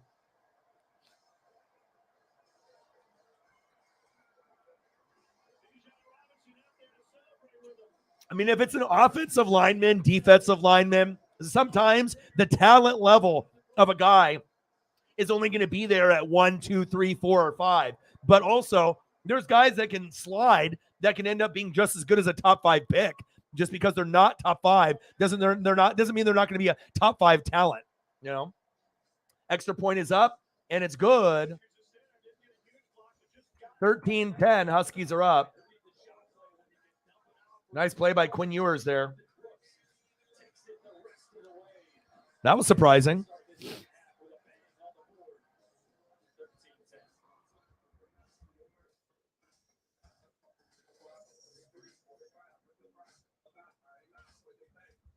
Valero Alamo Bowl isn't just a game. It's more than $1 million in scholarships every year, helping students kick off their college education. That's how we're changing the game right now. Out here, you're more than just a landowner. You're All right, I got to get a good Jonathan Brooks photo. a landscaper, Here we go. a hunter. Because you didn't settle for ordinary. Same goes for your equipment. Versatile, powerful, durable Kubota equipment. What goes into it? So you get Washington's got to be a little bit better, but of course, you knew things were going to open up, right? You knew things that were going to open up after the second half, so.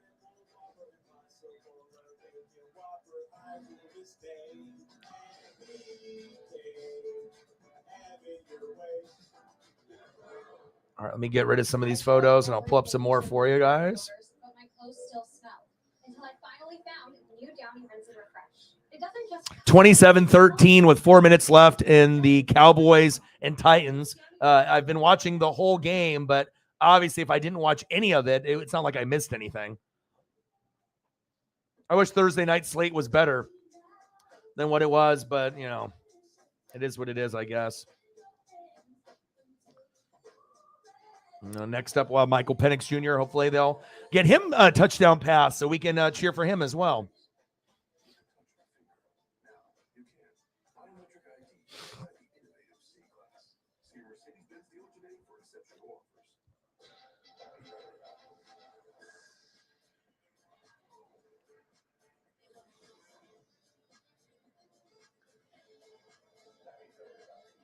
Yeah, and trust me, I mean, I got a lot of, friends that are Bronco fans, and, it is what it is. And Nathaniel Hackett, you just thought maybe this could be like a similar situation like they have in Minnesota with Kevin O'Connell. But there's a difference between winning a Super Bowl with Sean McVay, excuse me, right? Or when you're just on the Green Bay Packers and you're with LaFleur, you didn't win shit. You know what I mean? Yeah, you helped Rodgers get the MVP twice, but it's not like Green Bay's won any Super Bowls or anything like that lately. So, some guys can handle, the obligations of being a play caller, to a head coach, and others can't, and obviously you have to think Aaron Rodgers' personality to Russell Wilson's personality is a complete 360.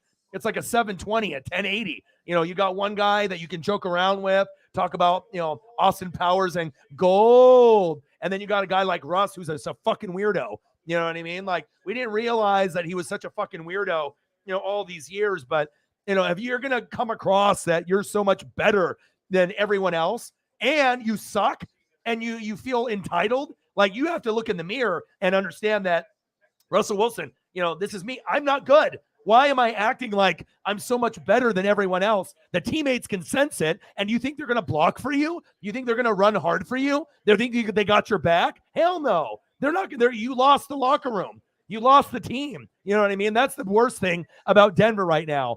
It's like when you brought in Hackett and Russ, you lost the whole team. You lost the whole team to injuries, but also on top of it, you lost it based off his attitude. Sierra and Russ should be fucking smarter than this. Instead of trying to be famous like Jay-Z and Beyonce, how about working on being a fucking good football player? You know what I mean? And I think that Russ is delusional now, and he'll never win anything ever again, unfortunately. 16 out of 30, 139 yards, 0 TDs, 1 pick for Michael Penix Jr. Hands off. Can we give the ball to Talapapa, please? Can we please give the ball to Wayne? Wayne's World. Wayne's World. Party time. Excellent. Let's go. Give it to Talapapa, baby.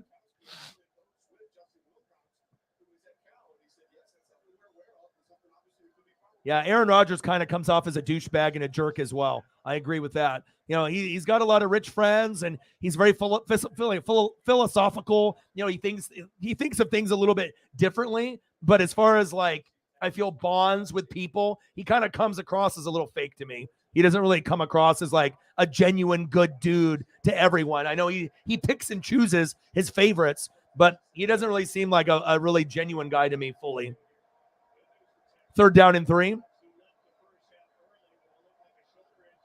I mean, that's why Russ will end with 1 Super Bowl. Rodgers will end with 1, and Breeze ended with 1. You know, it just sometimes it's tough to win Super Bowls. You have to have a complete team. 1st down, Huskies. McMillan with the catch. Nice job. Michael Penix Jr. to Jalen McMillan. Let's go.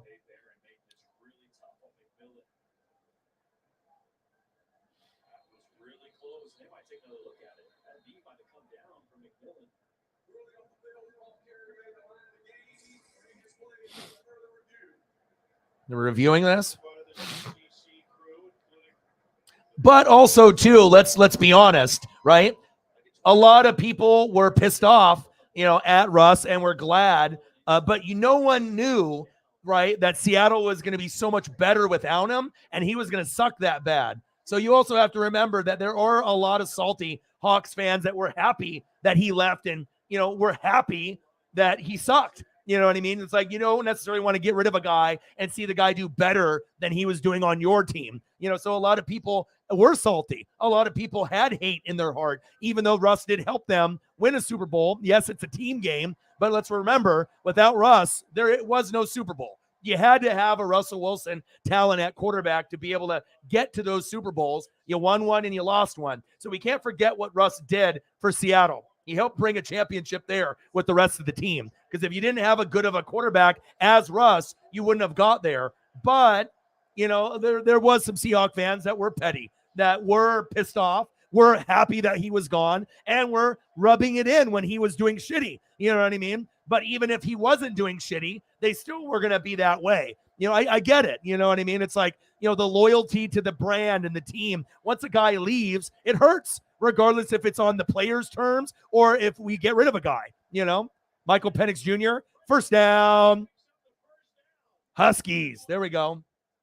So you're always going to have people, but let's be honest, with all the media stuff, with Russ being, that way, of course Seahawks fans are going to be, extra excited to kind of rub it in that they got the best of the trade, because obviously when they know Russ helped them win, but as of late, his behavior is unacceptable, not only in Seattle, not only against Pete, and not listening to Pete and, doing the play calls on the wristband and audibling and, pretty much Russ, kind of being like this guy, like a narcissist. Like Russ wanted everything Russ's way, and Pete let Russ do his thing. And I think Russ, listened early on in his career, but as the career got, older and older, Russ was kind of, I don't know if it's an ego thing, but, maybe thinking he's like one of the best in the world and everyone needs to bow down to him. But that works when you're, playing really good football, but when you go from a top 3 quarterback to bottom 3, you can't act the same way. Like your shit don't stink. You have to actually be a little bit more compassionate, empathy, sympathy. You can't act like, you're the best thing on God's green earth and, you're this top 3 player when you're not. It's like in his head, he might think that he's still a top 3 quarterback. That's the problem. And you don't know how to talk to people. You don't know how to build relationships. And now it's showing that a lot of the former players and coaches never really liked him. They got along with him as much as they could while they were playing. But now you're starting to see more of his fucked up behavior on Denver. And I feel bad for Denver. They got fleeced, but I mean, I don't think anyone wants Russell Wilson on their team, even if they bought him out, which is not going to happen, gave him $250, $300 million. Would anyone in their goddamn right mind want Russell Wilson? I say no, because I mean, at this point, no one cares on what you did 10 years ago. What are you going to be able to do right now? And I would take a rookie. I would take a veteran. I would take almost anybody over Russell Wilson. He's kind of a cancer to the locker room. And the Denver Bronco program definitely went backwards 5 years based off that Hackett and Russ hire. And it's not like they can get the money back with what they were going to give Russ. So all in all, if you want to be petty, you want to be salty, if people want to call you out, who cares? You got the best end of the deal. You can rub it in for a little bit, but also you don't want to be that person is like the people that call you out or the people that just try to be an asshole and rub it in even after it's over. Like, let's say you get these fans of Seattle a year from now, 2 years from now, 3 years from now. They're pouring salt in the wound and they just won't let it go. You know what I mean? At some point, you have to be the bigger person, and you had your fun, you had your laughs, you know that you got the better end of the deal. Just let them fucking suffer. It doesn't make any sense on rubbing more salt in the wound to Denver fans. They know they got screwed. You know what I mean? You want to be a classy fan, not a petty fan. You know what I mean? And at some point, the Seahawks fans, I think, will get to a point where they stop talking about Russ and, poking, jabs at Denver. I think everyone and their mama knows what happened. Seattle got the best end of the deal. They ended up hitting on all their draft picks. They look like a team on the up and up. Denver fucked up twice, and now they're going to have to climb out of the gutter and the hole. And maybe in 5 years, maybe Denver will be able to, reestablish themselves. But short term, they're fucked. And I think everyone knows it. So.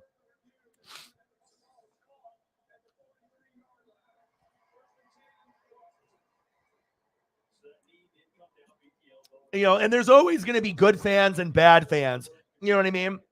But you never want to have Seattle fans turn into those petty asshole fans that just, you don't want to be known as like a Saints fan that's ornery, or these Cowboy fans or Eagle fans. Every franchise, right, will have good fans and bad fans, right? But there's been some Saints fans that will never let anything go. They always bring up the referees cheating, Goodell. And if you think about it, who wants to be around someone that complains all the time and then bitches and moans and never takes responsibility for their team winning or losing? You know what I mean? No one wants to hear your fucking excuses. That's why I had to block a lot of the, Saints fans. Some of them were really good to me, but others are living in this delusional world where they feel that everything is rigged. And honestly, like if you're hanging out with a group of fans, I mean, you don't want to hear the same motherfucker over and over and over, bitching, complaining, whining. Like, move on with your fucking life, okay?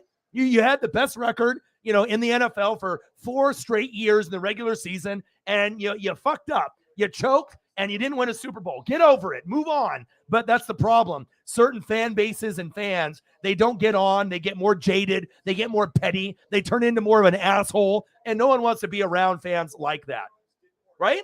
You know what I'm saying? I mean, that's just the truth.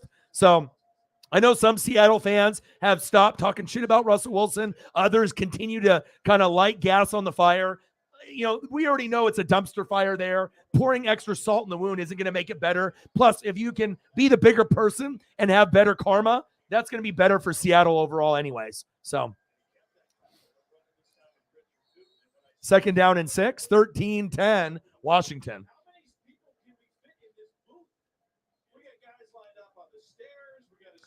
Yeah. But again, you already know there's going to be people that will never let the Russell Wilson talk go. But also, too, if you're going to have so much negative energy on Russell Wilson, not being on the team anymore, also keep that same energy, understanding that if you didn't have Russ, let's be honest, you wouldn't have gotten to 2 Super Bowls and you wouldn't have won one. When Russ and Pete were getting along, they were one of the best duos in football. And Russell Wilson, for the longest time, was a top 3 quarterback with Mahomes and Rodgers. So let's not forget about that.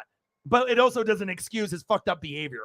And, I can't root for the guy anymore. I used to be a pretty big Russell Wilson guy, and I never will root for him ever again, based on his actions and the way that he handles his relationships with people. So Cowboys won. No surprise there, 27-13. Glad I didn't do that game. 13-10. Penix Jr. check down. Here we go. Oh, he fumbled.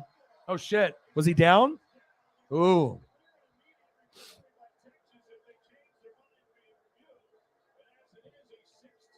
Right. But again, like I said, but also too, you have to understand with Pete Carroll, he tried to do his best, and he could have benched him. He could have caused more drama in the media, but a lot of that crazy behavior and that entitlement that Russ had, yeah, it works when you're a top 3 quarterback in the league, but when you start sucking, it doesn't work anymore. Touchdown, Huskies!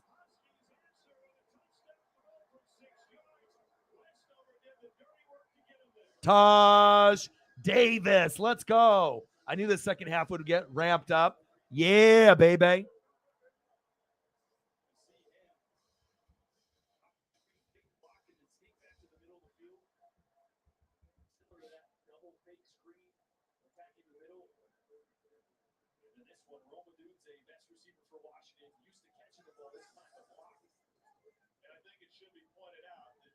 Extra point is up.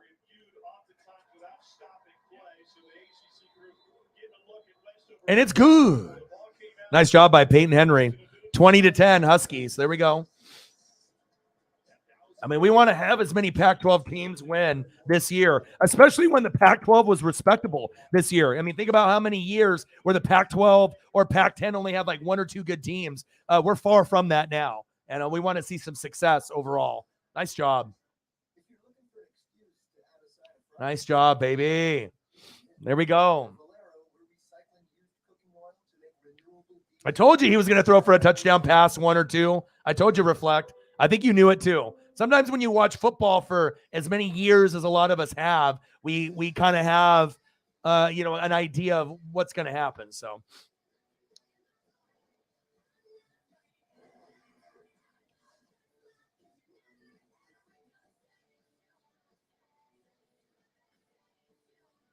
Yeah, well, it might not necessarily just be CTE. It might just be, ignorance. You're with Sierra, she's someone that's very famous in the music world, even though she's not as famous as she was. But I think that they're living in a fantasy world. They both have millions of dollars. They're not in touch with reality. And if you're not in touch with reality and you have like a bunch of butlers and a lot of people waiting on you hand and foot, and you're kind of living like the Kardashians, you don't know how to talk to people. You don't know, you need to go back to what you were before you made those millions of dollars and stay grounded.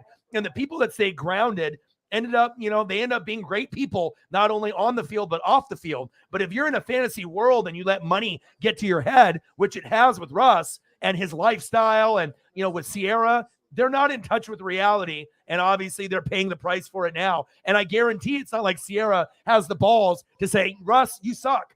You're not good. You're horrible on the field. You're not good with the teammates. You don't talk to them. You're not real. You're not genuine. You care more about being famous than being a good football player. You're cringeworthy. Everything about you sucks. Like, you know what I mean? Like, you need to have someone like kick him in the ass and say, listen, this is the reality.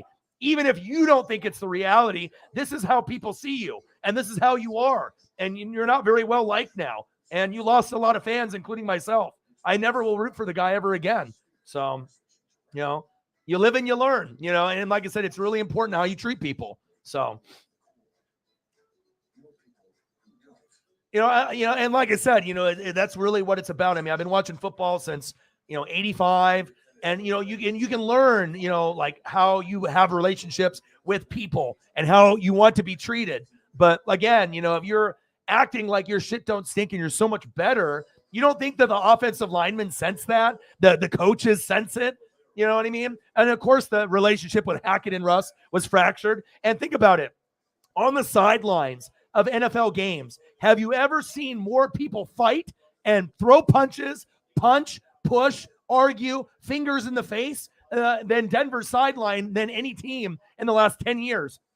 There's been more dysfunction on the sideline based off Russ's behavior and play in the games and in the practice field than I've ever seen. So obviously, it's not working. And you can see the frustration from a lot of the Denver players. They don't want Russ there. But Russ is so oblivious. He's just raking in the money. He don't care. I'm making money. But at some point you need to care about winning again. But I don't know if he does. He's living in a fantasy world.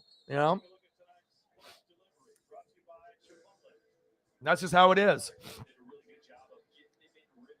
Michael Penix Jr., Bay. Love it.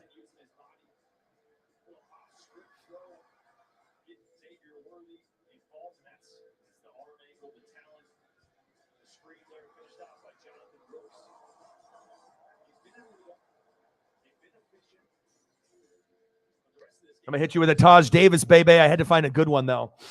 Nice touchdown by Taj, baby. 20-10. Go Huskies.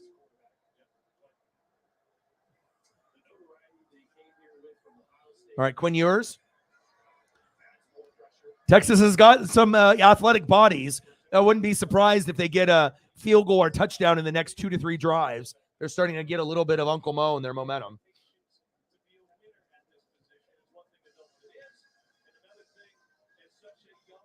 I think ultimately Pete wanted to put Russ in his place, but the thing is when you're a top 3 quarterback and things are working, even though that you would want to do it more your way, if you let the quarterback do it his way and it works, then you'll let him do it. But once you have a quarterback that starts doing things his way and it's not working anymore, and you start putting in your 2 cents and the quarterback starts fighting you, that's time for see you later. Time for you to move on, because you're acting like, things aren't working and it's not you when it ultimately was him. So, but, Seattle fans have to be happy now that they don't got to worry about that. And Seattle can be excited now because you got Julio Rodriguez. We got J-Rod. I mean, everything is starting to go up and up in Seattle. Now, if we can just get the Supersonics back, then everything will be good here in the Pacific Northwest. I'm praying that we get the Supersonics back, but I'll be visiting Seattle a lot next year to see the Mariners, and I might even catch a Seahawk game next year as well. 1st and 15. Short game.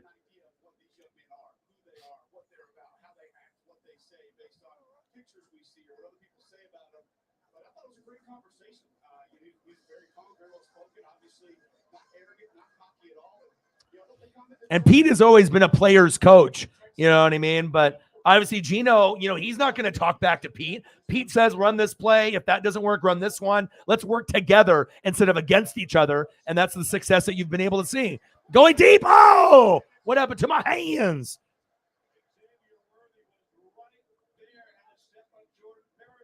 Intended receiver was Xavier Worthy, their number 1 guy. Oh, he should have caught that. He should have caught that.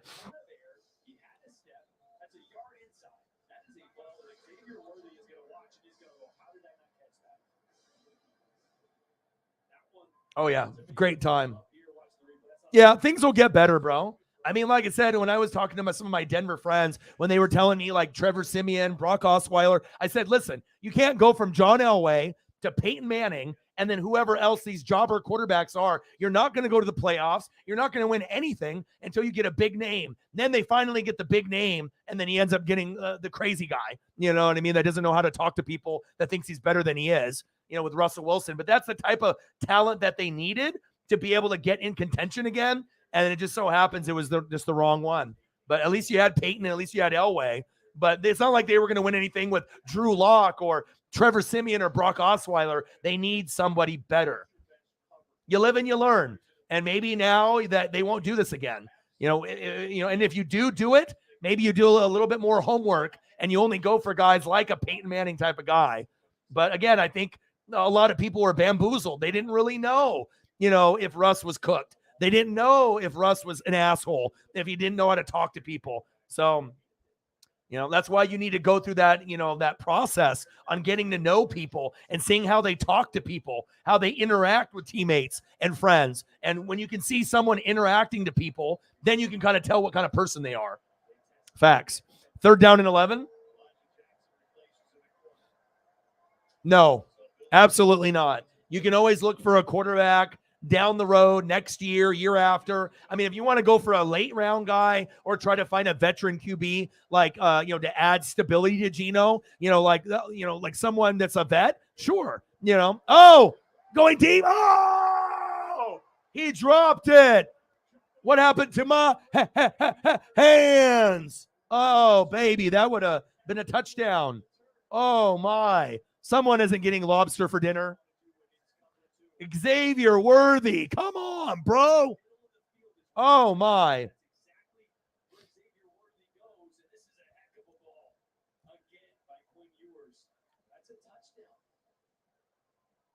I disagree, because the thing is, if you really wanted to win, you wouldn't act like your shit don't stink, and you wouldn't like go against the coaching staff and try to do everything your way. You know, even if you were a top 3 player, still you have to be a good teammate, a good friend. And, you know, if someone wants to talk to you and it's like your wide receiver, like Jerry Jeudy, and you tell Jerry, go talk to my publicist, leave a message and I'll get back to you. Who the fuck says that? You can't just talk to me face to face. You know what I'm saying? So everyone can have their own opinion, but based on the stuff that's come out, this isn't stuff that's made up. You know what I mean? This is stuff that's been out and that's circulating, that he doesn't know how to talk to people. So, you know, it is what it is. You can root for Russ all you want. You know what I mean? But the thing is if you don't know how to treat people right, talk to people right, you're never going to be successful. You really think offensive linemen are going to run through a wall for you if you act that way? You know, if you're an asshole and you don't treat people with respect, you think every once in a while, maybe that offensive lineman lets go and doesn't block and Russ gets crushed for a sack? You don't think that they're a little bit happy about that? You know, if you played football in Pop Warner, high school, college, you know how it goes. Sometimes the backup quarterback is more loved than the starting quarterback. You know, there's a reason why people love the backups, you know, because usually they're guys that really want to win and they give it their all. So, but you need to go and look and do a little bit more research on a lot of Russ and understand that he's not the same guy that we thought we knew the man previously. So, I mean, I don't want anyone to be a shitty football player, but I mean, he shot himself in the foot, and this is him. So, yeah, I think the Herschel Walker trade, the Ricky Williams trade, I think this ended up being probably maybe the worst trade of all time. And like I said, you know, it's you know, you got to think about health, mental, you know what I mean, and also just being a good human being. So.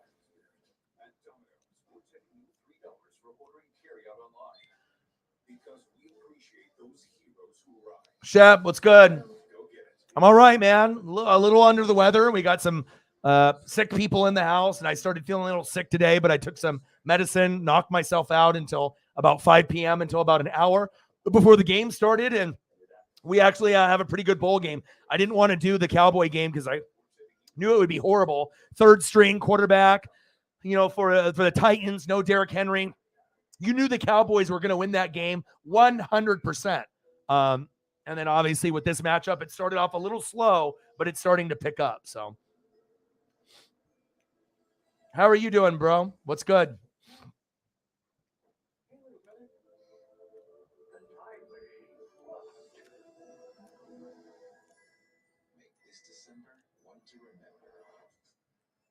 Yeah, I think a lot of us were Russ fans, though, JT. You know what I mean? A lot of us, we loved what Russell Wilson was able to bring to the Pacific Northwest, but that doesn't give a free pass of you treating people the wrong way. You know what I mean? Like, when other coaches and teammates come out and not to bash him, but just to be honest and truthful on what it was like to have him in the building, not a lot of the comments are positive. And now you're seeing kind of these things happening in Denver. I haven't seen as many people fight and argue on the sidelines than the Denver Broncos this year. Michael Penix Jr., hands off to Wayne Talapapa. Talapapa, baby. First down, Huskies. Move the chains. Let's go, Wayne. Wayne's World, baby.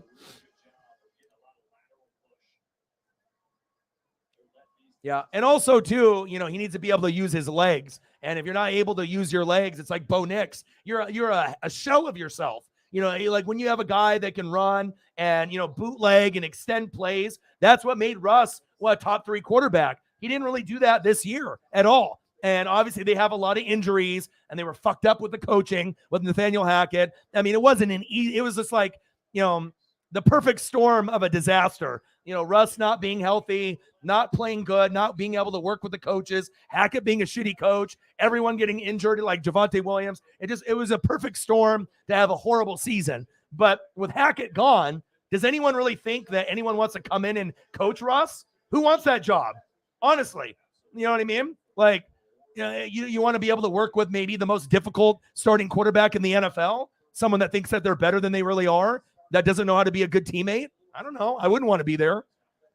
I mean, I wish all the best for for Russ in the future, but I mean, motherfucker is on a different planet. He's living in fucking millionaire land, and he wants to be famous more than be a good football player. That's clear to me. You care more about your fucking Subway commercials and dumbass cringy videos, that you're doing than actually getting better. Rome Odunze, nice catch. Nice game there. Nice job, Rome.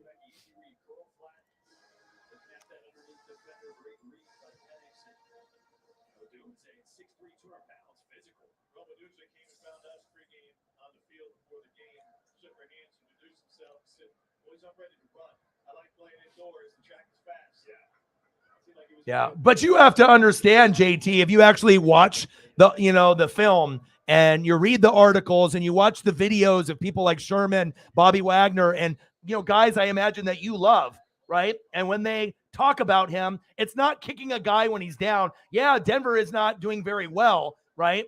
But that doesn't take away from the fact if you didn't treat people with respect and you tried to talk down to people and you think that you're better than everyone, and people can sense that. When people can sense that, you think your shit don't stink and you're not playing well, that's going to cause a lot of friction. So, I mean, I think Russ is getting exactly what he deserves after all those years of not being in touch with reality. And he just never thought it was probably going to be like this bad with the injuries, the bad coach, and then him not living up to the expectations. And obviously, I think mentally he's a little gone too, because, when you go from the top 3 quarterback and now you're like bottom 3, that's kind of hard to stomach. Hall of Fame quarterback looking like I would rather have a rookie play instead of you, or a backup quarterback. That's got to hurt the ego a little bit if he's in touch with his ego, and if he's in touch with his own reality. So, but I honestly feel that he's getting everything that he deserves. You know what I mean? It's just now he's getting exposed because he doesn't have Pete Carroll, DK Metcalf, and Tyler Lockett to bail him out. Penix Jr. going deep. Incomplete. For real. I mean, and like I said, I used to be one of the biggest Russ supporters. Love the guy.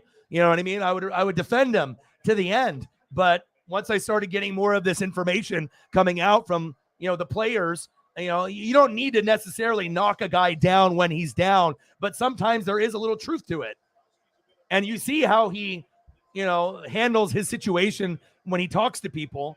I don't know. It's just very awkward. He's like a robot. He's not human. Doesn't know how to talk to people. Doesn't know how to treat people right. Shotgun set. Penix. Check down. Good tackle. Hi, Paisley. You missed that? Just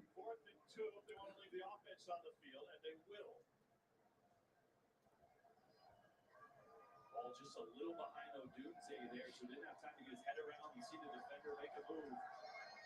This would be a huge stop for Texas. Washington gets bigger, bringing 2 extra tight ends in the game. An extra offensive lineman and a tight end. I know, man. Crazy.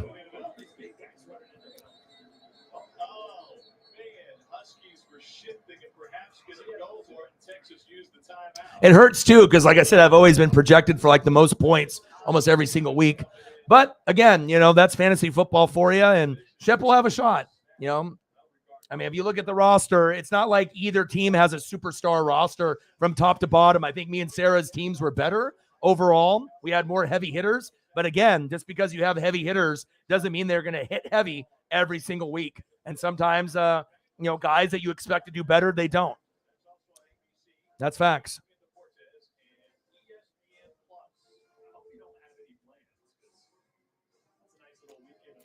Yeah, he beat me by less than a point. So it's not like he blew me out. Literally less than 1 point I lost by. And it was the last play on 4th down. Michael Pittman Jr. had to catch the football for him to win. And on that last 4th down play in the 4th quarter, literally. And if he would have dropped it, I would have won. So shit happens. Holly in the building. How are you? 4th down and 2.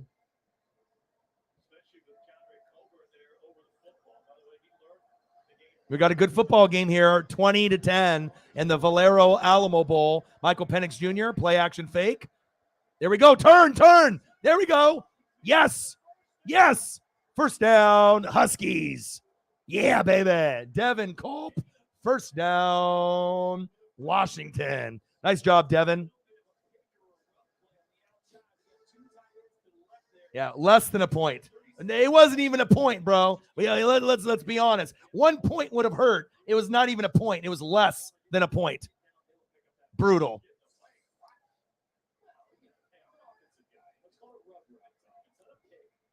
Yeah, I never will forget. Justin Fields and Josh Jacobs fucking me over. That'll stay with me forever. I'll never forget that. Michael Penix Jr. incomplete.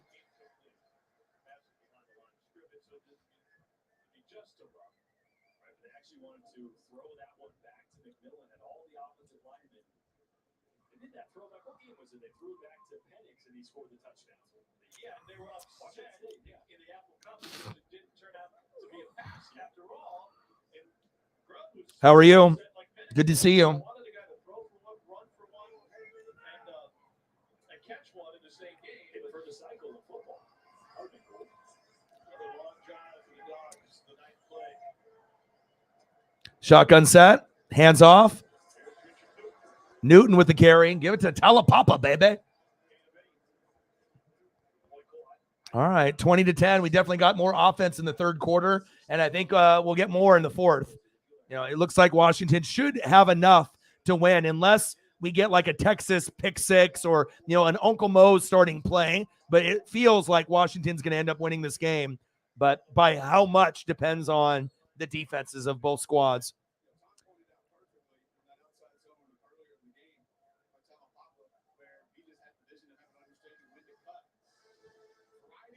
End of the third quarter, 20-10. Huskies are up. Let's go.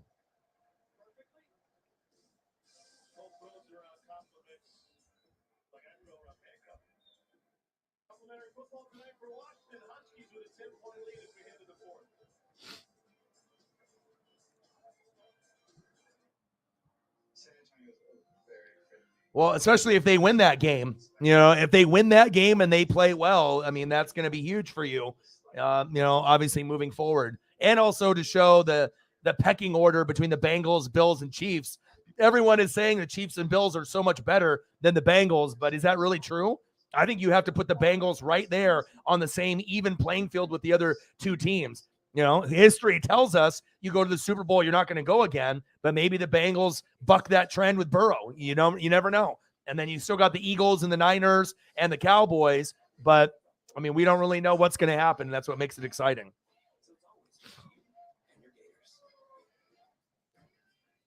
If you already know that a blend of tender marble wagyu beef makes the best burger, good for you. Marcos Pineda with a tenor. Thank you, Marcos.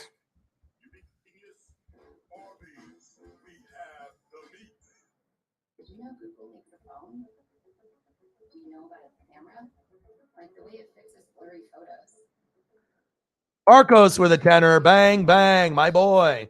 Appreciate you. Boom, boom, bang, bang. Boom, boom, bang, bang. Appreciate you. I'll get you some Oregon State Beavers here real quick. Start fixing with Pixel, the only phone engineered by Google. Get Google Pixel 7 or Pixel 7 Pro for free.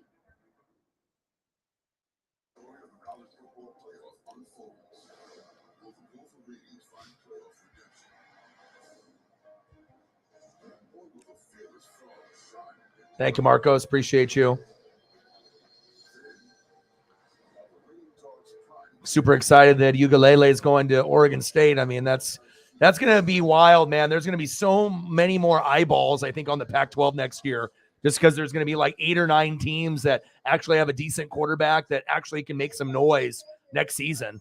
Some transfers, and it's going to be really exciting to see what happens. So much parity, and there's not going to be any really easy wins in the Pac-12. There's going to be a lot of games that are going to go down to the wire, and there'll be some upsets next year too, 100%.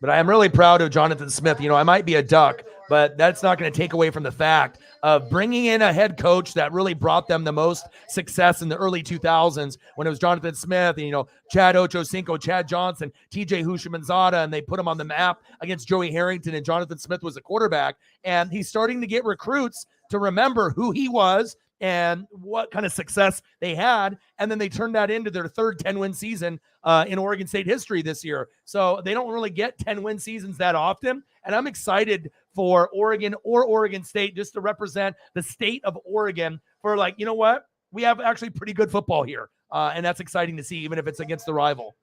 Thank you, bro.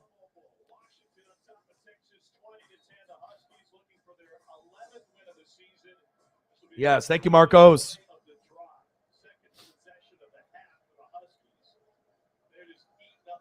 I believe it's not next year, the year after that. I believe 2024. I think Megan would have more information, but I don't think it's next year. I think it's the year after that, because I think there was like a 2-year grace period after this season. So someone can look that up and let me know, but I don't think it's next year. I think it's 2024 is when they're going to, because they have to do the schedule and the alignment. And usually when they do the schedule, they have to break that down, and they have those people in the room, and they go over the the matchups, the out of conference schedule, and they can get that in line. So I'm thinking that some of the games were already agreed upon from years past that you're going to play this team on the road or at home. So I'm thinking it's not next year. I think it's 2024, but I may be wrong, but you guys let me know. But I'm pretty sure it's 2 years from now. Not next season, but the year after they go to the Big Ten. UCLA and USC. I'm pretty sure it's 2024.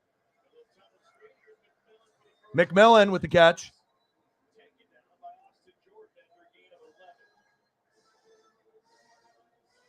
Nice job. Michael Penix Jr. to Jalen McMillan. They're knocking on the door. Let's go. Keeper. Oh, stiff arm. Don't injure yourself. Careful, guy. Careful, careful, careful. We don't want you getting injured.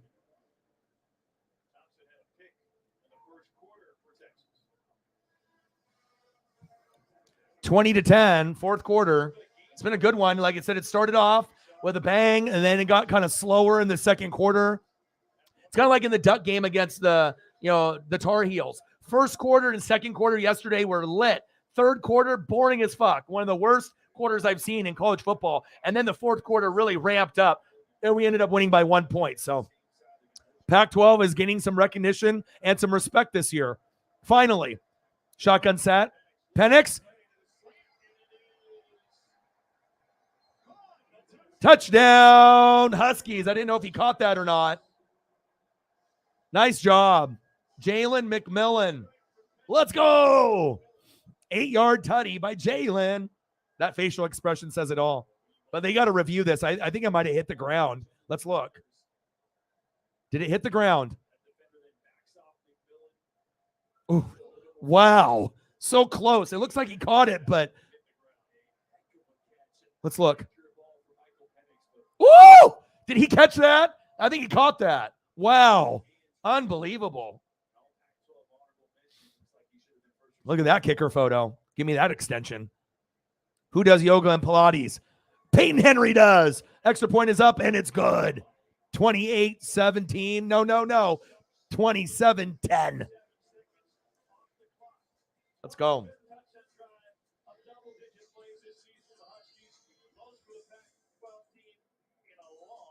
Yes. Good job, Michael. And he didn't have any touchdown passes in the first half. And we thought, me and Reflect, maybe 1 or 2 in the second half. And you ask and you shall receive. And, it's just about coaching up the player and saying, listen, you know what I mean? We know that you want to be the man. Just hand the ball off. Let the game come to you. He's settled down. And now the game is kind of getting out of reach. So Texas needs a score on this next drive if they have any chance of making any kind of comeback. So.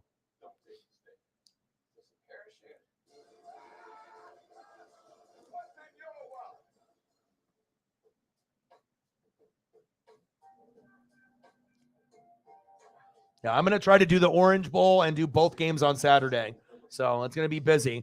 And obviously, if I get Yeah, see, I was right. I figured I was right. I mean, I'm not going to be right about everything, but I remembered them talking about the schedules. And when they do interconference schedules, they usually do that, years in advance. They line up opponents for the schedule. So, yeah, one more year in the Pac-12, and then they'll move on to the Big Ten.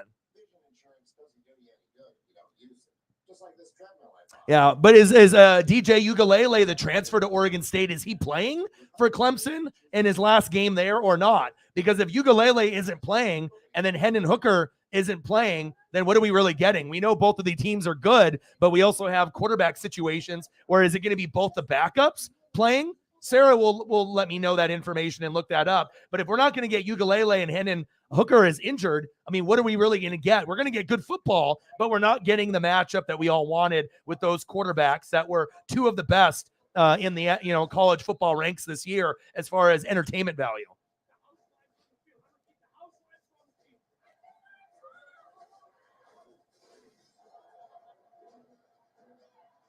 Nice catch.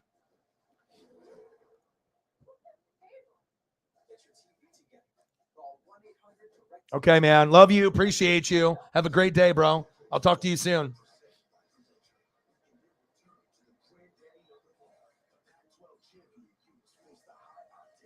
We need to give Holly a proper welcome. Hasn't been here in a few days. A lot of us have been going through the ups and the downs. We got a sick household in here. Everyone is sick. I'm trying to, I took some medicine, knocked me out all day. And, just wanted to make sure that I was grinding it out as much as I can. So.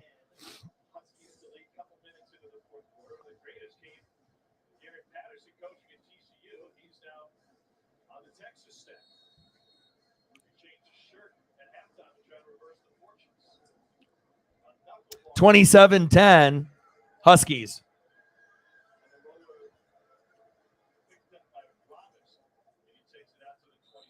Kind of weird seeing Gary Patterson over that Texas sideline in the burnt orange visor. Weird seeing him in those colors, Tom, but not weird seeing the way that he has been acting. I can tell you, being down next to that Texas bench for an extended period of time, he still acts like a head coach.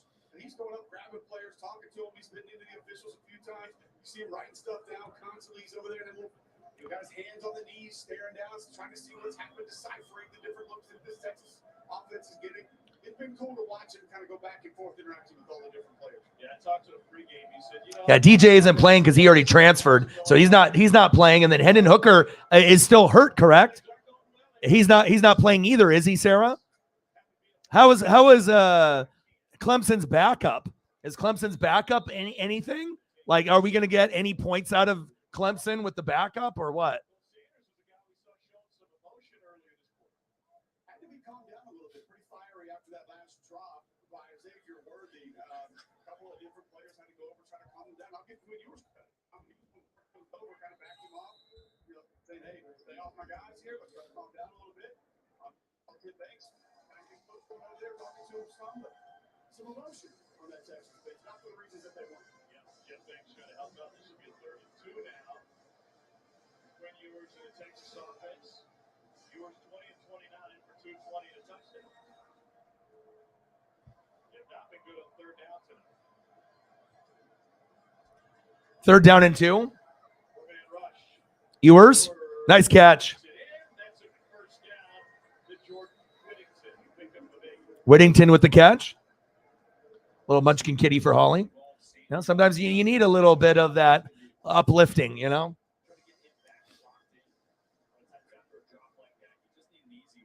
Oh, no problem. I just want to make sure that you're okay. You know what I mean? Like I said, there'll be other people to step up, while you get your stuff situated. I'm just going to keep working hard, keep grinding it out. And I just want you to be in a happy place mentally and physically. And, that way you can get your work stuff situated, going deep and complete. But yeah, you always are going to support whenever you can. So I love you and I appreciate you and I'm rooting for you. And I'm sorry that you got a nasty letter today. I'll try to cheer you up today. Bang, bang, bang, boom, boom, boom, bang, bang. Thank you so much. Let me know what you want to see if there's anything specific, and I will take care of you as usual.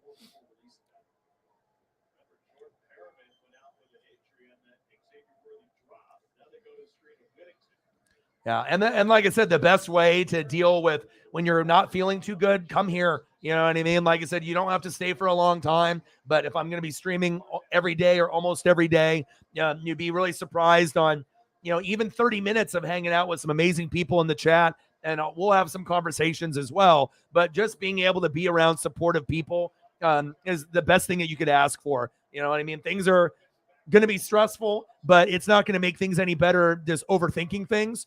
Sometimes you just need to watch a TV show, put on a movie, go get some favorite food like some pad thai, and just try to relax for a second, take a breath, you know what I mean, and then hang out with some goats, and things won't be 100% better, but they'll be slightly better mentally maybe than where you were before coming into the stream. And we always miss you.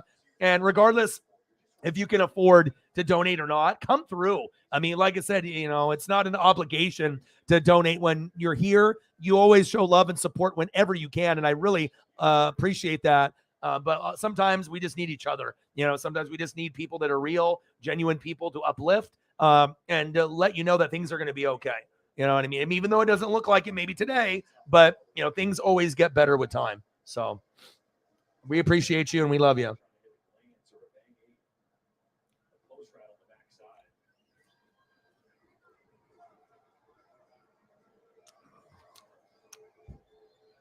Second down and 10, 27-10 Huskies. Ewers. Oh, fumble. Pick it. Oh.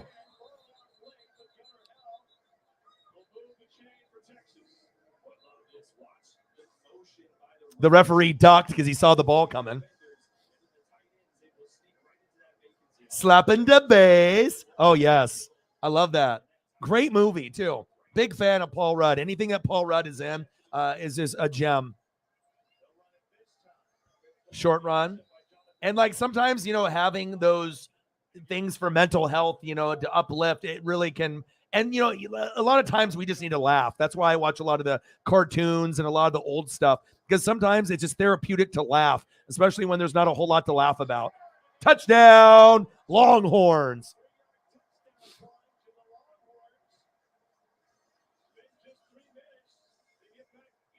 Jonathan Brooks with the tutty. Now this game is getting a little bit more interesting.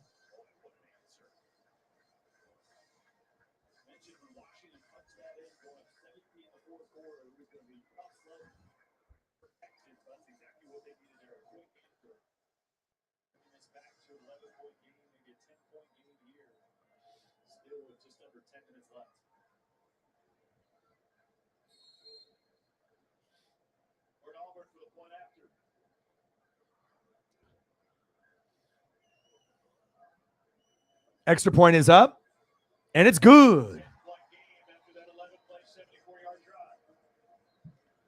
27-17, starting to ramp up in the score.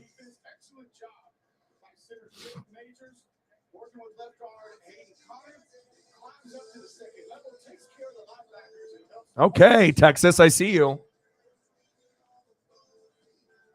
right, let's get some pictures for Holly here to cheer her up. All right, so we had some Tommy, we had some Corgi, some penguins, some kitties.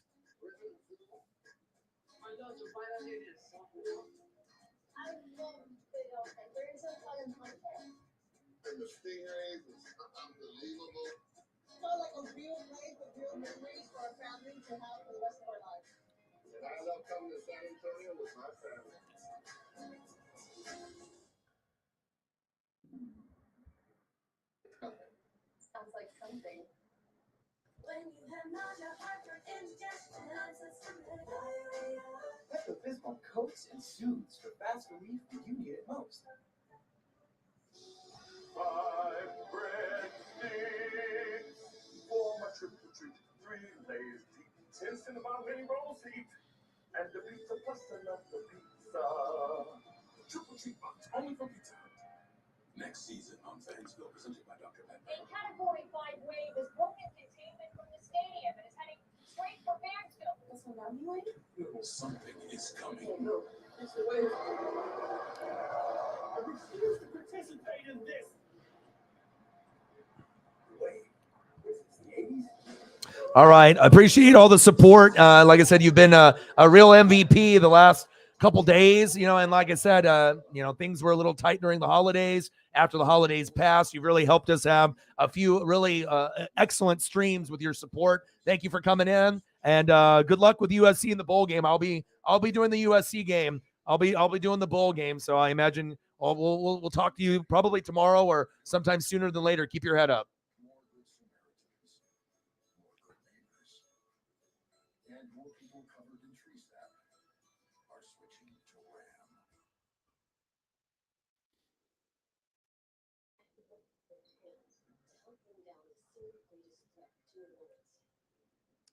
Also, watching a lot of National Geographic and Discovery and History really gets my brain engaged. So it's like I'll do the cartoon thing first, Simpsons, King of the Hill, Rick and Morty, South Park, that type of stuff. But then after I do like a half hour of that, then I like going towards those like Alaska programs, and I start, looking for other things to kind of,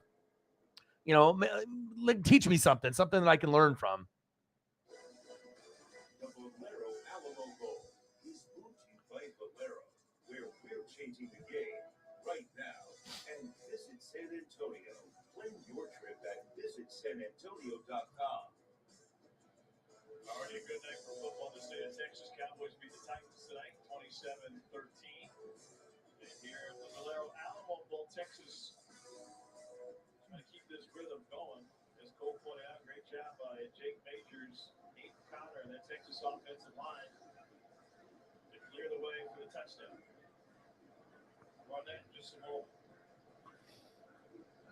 Giles Jackson out of Antioch, California, set to receive.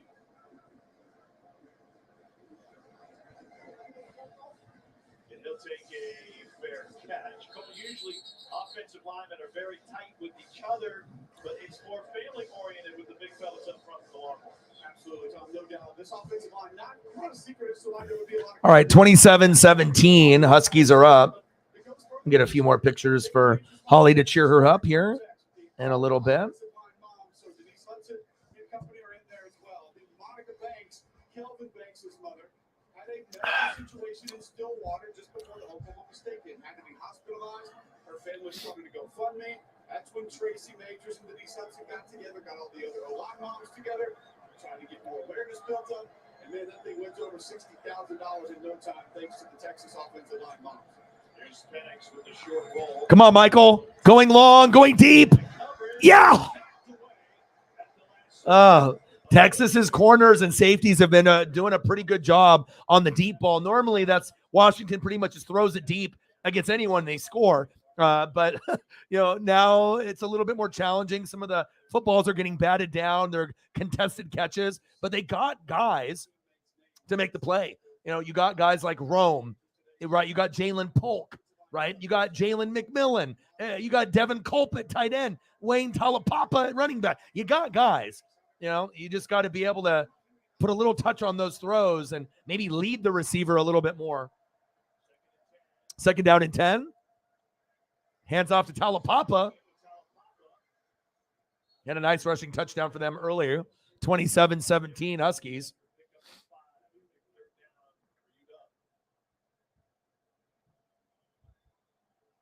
Anything specific that you want to be able to see? Holly, you got anything like specific chief player or something that you've been reading about or something that you've noticed? You let me know and I'll take care of you. 3rd down and 5.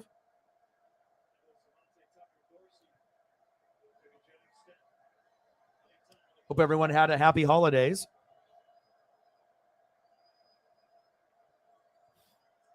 Third down and 5.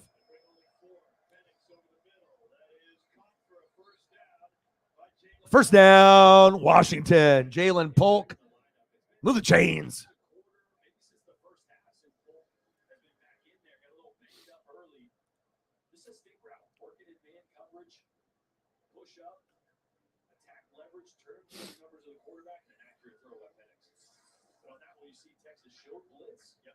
Washington changed the play, so Texas changed.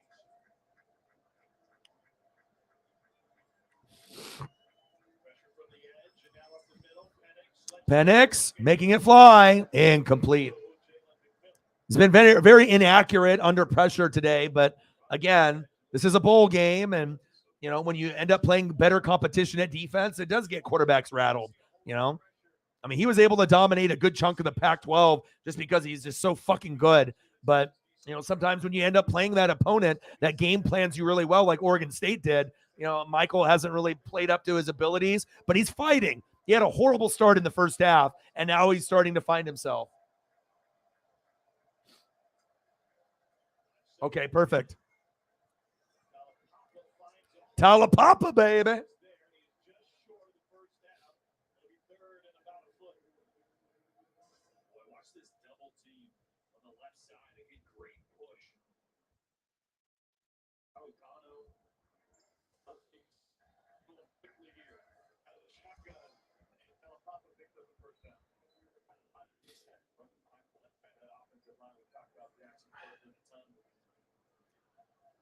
Really good job getting double teams on those big Texas defenders. Getting some movement. 400-yard rushing game of the season for Talapapa. That makes him back-to-back. He went for a buck 26 in the Apple Cup. On the road to Washington State. Handoff. Newton with the carry. Slopping the base. The base. You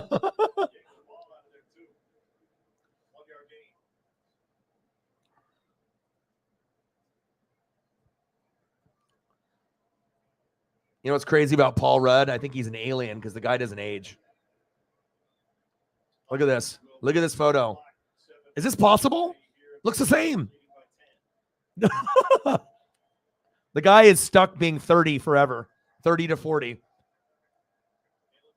Obviously has a little bit more of a glow in 1999, but yeah, I definitely like me some Paul Rudd. 2nd down and 9. Shotgun set. Penix Jr. Oh, almost picked. They are lucky. That could have changed the whole game right there. Wow.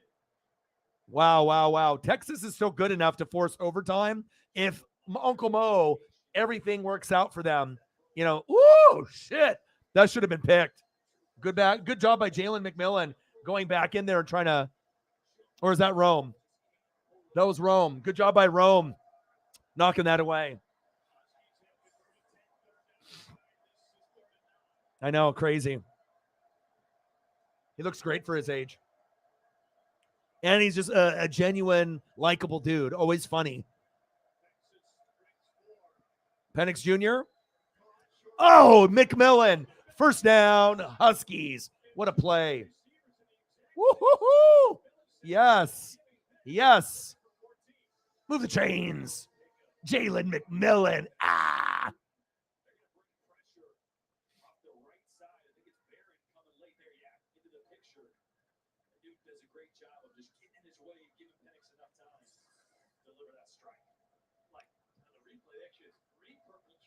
First down and 10. Nice play. There we go. See, I just need you to give me a little bit of direction, and I'll take care of you from there. No way. Really? At Holiday Ham? No way.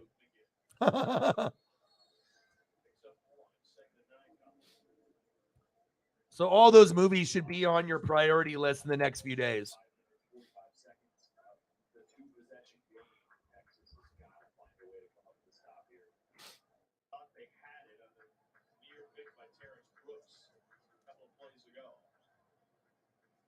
But an opportunistic Texas defense this latter half of the season, the last 7 games, the majority of the takeaways have come, and those 11 takeaways have led to 49 points. Running it on 2nd and 9. Handoff. Short gain. 3rd down coming up. 5 minutes to play.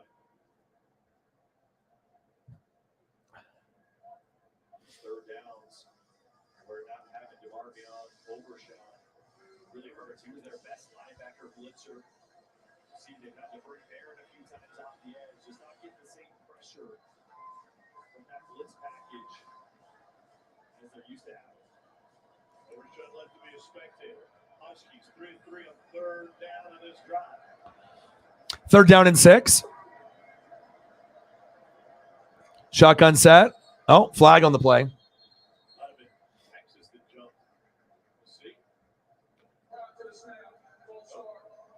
Yeah, I've seen him at Chiefs games as well. Yeah.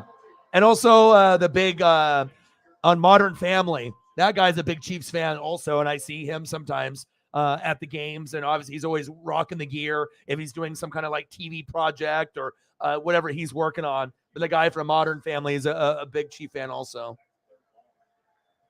Quite a few celebrities that are, they have that connection.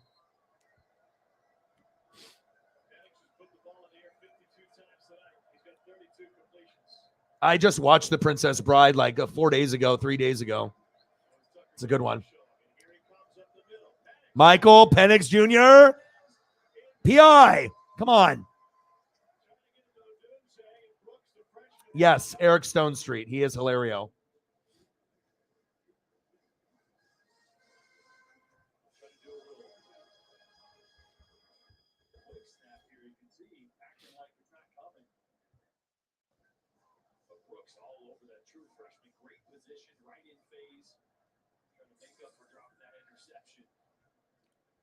Fourth down and 11. You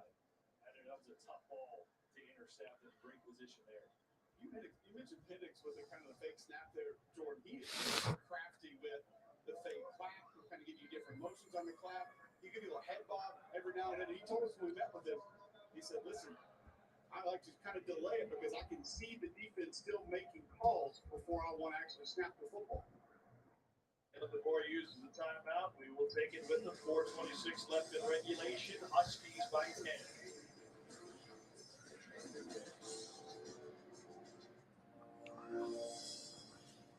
The Alamo is more than a place. It became an icon of American liberty. That is San Antonio. And it's got Andre the Giant in it. I mean, No other place like our 5 missions in the world. What you see here is remnants of 300 years ago. good old Andre. And it's kind of funny. Like I watched The Princess Bride, like, and then a couple days later, like, what does my dad get me for Christmas? Andre the Giant. Like, it was just weird. Like, he hasn't got me anything Andre the Giant ever. And then I don't know what kind of sign that is. I got a Roddy Piper as well, but this Andre is staying on the desk. Pretty cool. No problem. I got some more for you.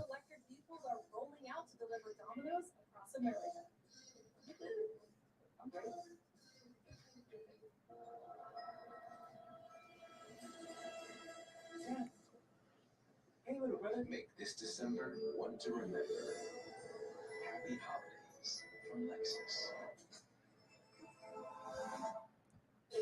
Yeah, I got this killer King Griffey Jr. autograph baseball PSA, game used American League ball. My dad has definitely gone over the top for my birthday. He got me the autograph PSA color photo of Griffey autograph and then got the baseball. I was not expecting anything like that.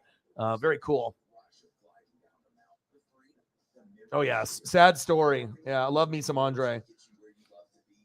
Obviously, with his medical condition, you knew that he was probably going to pass away, sooner than later. So. With access to America's longest season at Timberline and the largest night ski area at Ski Bowl. Move tracks to SubaruMounthood.com to find your retailer. I never thought I'd like anything about picking up someone else's trash. Yeah, Princess. I mean, like I haven't watched it in a long time, and then I was like, oh wow. And then I ended up watching with Hugh Grant, 9 Months. Have you guys ever seen that movie, 9 Months? Where it's like Hugh Grant is gonna end up having a baby with like his girlfriend, and it's actually like I never really watched it like all the way through, and it was like on about like a week ago. Lots of funny moments in that movie too.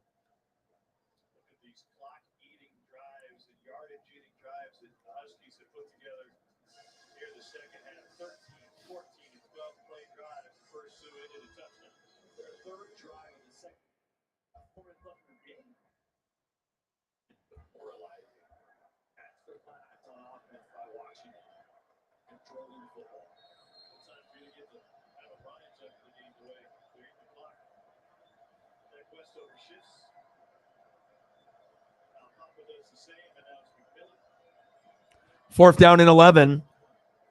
Shotgun set. Get rid of it. Pass incomplete. Turnover on downs.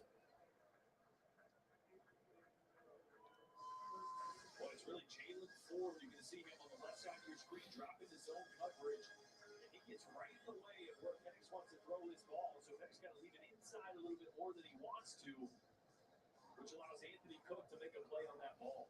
Jalen Ford is not in that position. That ball can be on the outside shoulder of the receiver, away from the safety.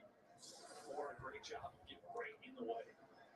4th and 11, and they go for it. A punt into the end zone would have been only 16 yards, but still, but yours and the Longhorns have good field position down 10. Ewers. A little screen pass on first down and 10 with 4 minutes to go.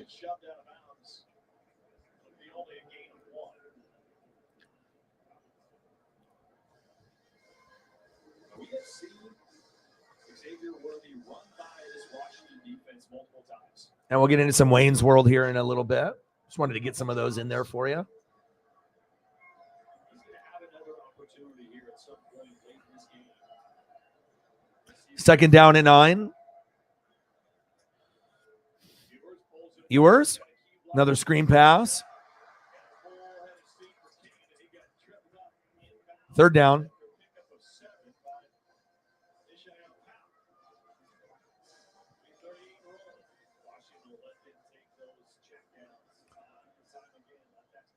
Third down and 2. Ewers.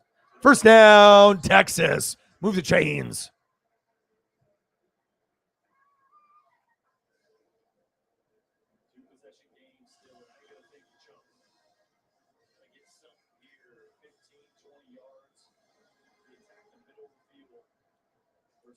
First down and 10, 27-17 Huskies. 3:15 left in the fourth quarter. Ewers. There we go. First down, Longhorns. Come on, UW. You got to tighten up right here. I know momentum is one thing, and the fans and us want like close games, but I mean, ultimately we want the Huskies to win, representing the Pac-12. But Quinn is trying to do whatever he can to get them to overtime. Shotgun set. Ewers. Floater. Nobody there. Incomplete.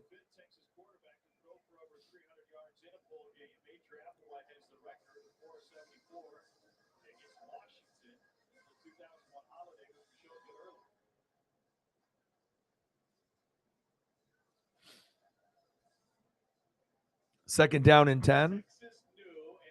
Yeah, lots of people were out. I think Henry was out. They went to their third string quarterback. I mean, there's a reason why I didn't do the game. I just felt this bowl game was going to be a little better, and plus I was feeling kind of sick, and so I took medicine and I was zonked out for half the day today.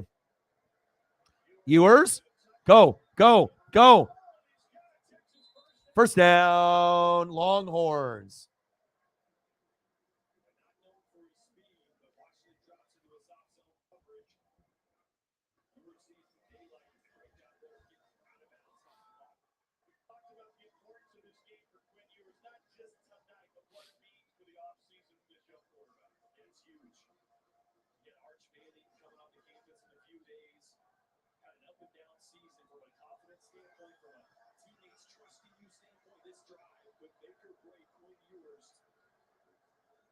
Quinn? Well, threw that way too high. Come on, Quinn. Your receivers aren't 8 foot tall. Come on now.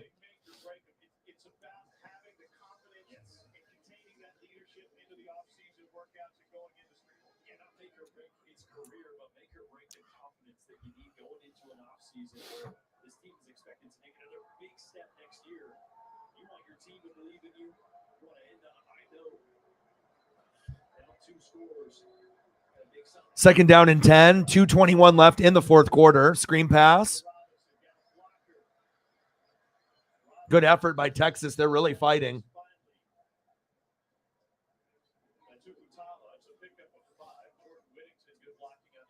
Yeah, nice blocking for Whittington, for Robinson there.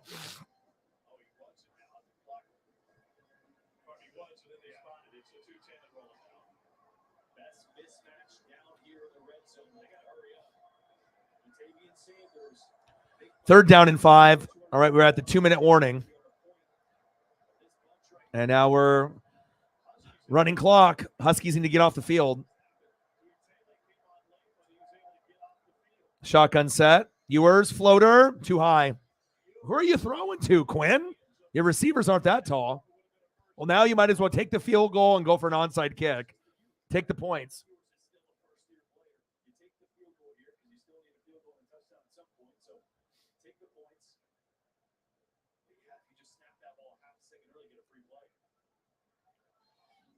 What happens if the Jags win and they win the division? Would you be surprised, Jameson? Because every team in the AFC South and NFC South stinks. Hasn't been fun this year. 4th and 5. Extra point. No. Field goal is good. Nice kick by Bert Auburn. 27-20. Okay.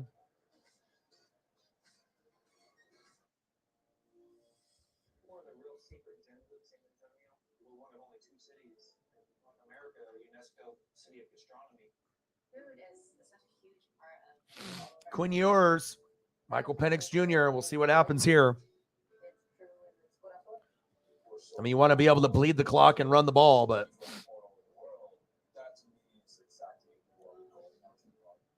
all right, let's do some Wayne's World.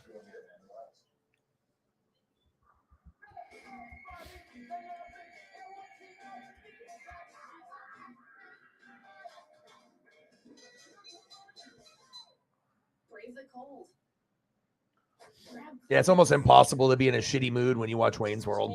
It's like too good of a movie to not smile and laugh and just enjoy it, even if you've seen it 100 times. I've definitely watched it many, many, many times.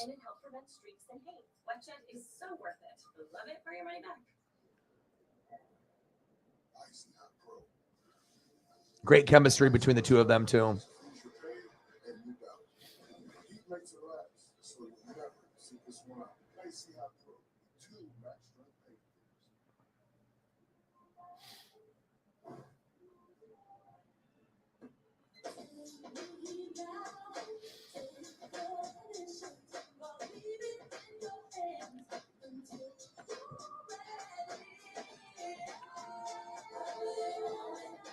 What if you could change your surroundings with the touch of a finger? Now you can. Biometric ID inside the innovative C-Class. See a Mercedes-Benz dealer today for exceptional offers.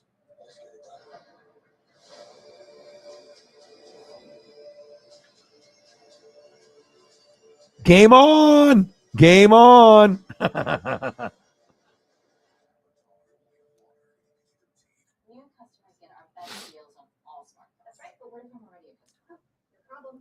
Now, are you saying that because you're a Titan fan or you just don't want the Jags to win the division? Because the Jags have probably been playing the best football out of any team in the South. I mean, Titans have had a little bit of a run and they've been up and down, but I think actually the football would be better if the Jags went, but obviously the Titans are your team. But I mean, as far as like people watching a team come out of a division, no one wants to watch Tampa or the Saints or the Falcons or the Panthers. But I think a lot of America wants to see the Jags make it because Trevor's starting to play some good football. Nothing really against your team, but you're not really full strength, and it's not like anyone is really good out of the division. So sometimes it's nice to be able to see someone new. But I wouldn't mind seeing the Jags, the Jets, and the Lions at least try to make it. So I like rooting for the bottom feeders. But obviously, if you're in the division with those other bottom feeders, then everyone's going to want to try to get there.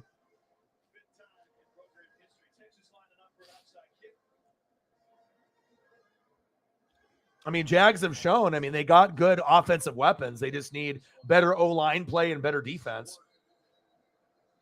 But you can see the Jags are going in the right direction, like the Lions. So they might not have the full complement just yet. But, for me as a fan, I like watching Jags games and Lions games, especially this year. You're starting to see some progression and you're starting to see effort and they believe in each other. And I like that. I don't like to see shitty teams lose over and over and over again. So.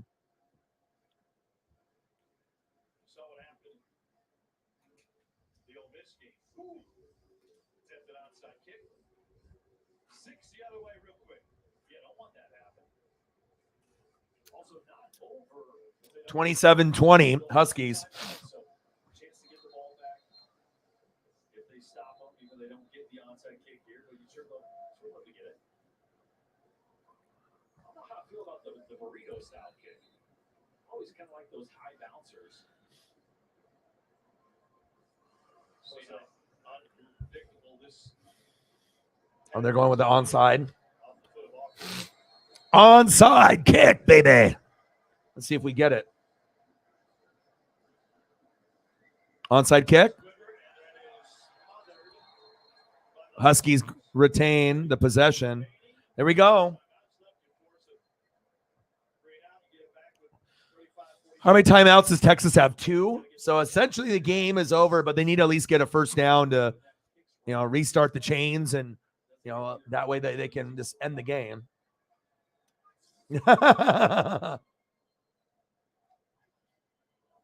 Yeah. I mean, shit, they were 1 quarter away from making it to the fucking Super Bowl against the Patriots. That was like Blake Bortles and Leonard Fournette, AJ Bouye, Calais Campbell, Jalen Ramsey. They had a squad. Good tackle.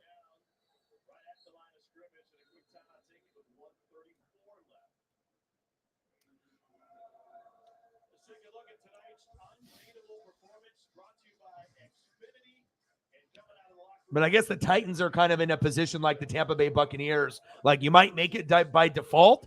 Titans probably would have a better chance winning a playoff game than the Buccaneers. But I guess if you have Henry and you have Brady, even if the rest of the supporting cast doesn't come through, sometimes those guys can make enough plays to squeak out a win. But I just don't know if I really want to make the playoffs, let alone win a game. But I think Jags in the playoffs with Trevor would be more exciting than your Titans, just because, Tannehill isn't 100%. Malik isn't really, he's not really fully developed just yet. You don't really have any receivers or tight ends. You know what I mean? Like, you got a football team, but it's not full strength, kind of like Tampa. And as far as like enjoyment factor, I mean, if you're a Titan fan, of course, you're going to love watching the Titans. But as far as like the rest of the world, I think most of the world wants the Jags to make it because they're a little bit more exciting on offense with Trevor. I think that's just truthful. I'd rather see the Jags than the Titans, no disrespect. I just think that would be a better team to watch in the playoffs, even if the Jags lost. Talapapa? But I guess it just depends if you want draft position or if you just, someone's got to win the division. So someone's got to take the crown. But I think it gets to a point when, you have a lot of teams that are bad. Eventually, they have to get at least not good, but better. And that's why I will always root for the Jags, the Jets, and the Lions every single year. And we actually are starting to see all 3 teams play better football, and that's good for the NFL. You know what I mean? I actually look forward to watching Lions and Jags and Jets games, not with Zach Wilson quarterbacking if Mike White's there, but a lot can change in a matter of, a few days to a few weeks to a few months with the football squad, as we have seen, very clearly. 3rd and 7.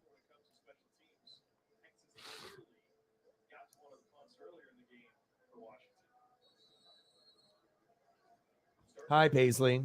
I love you.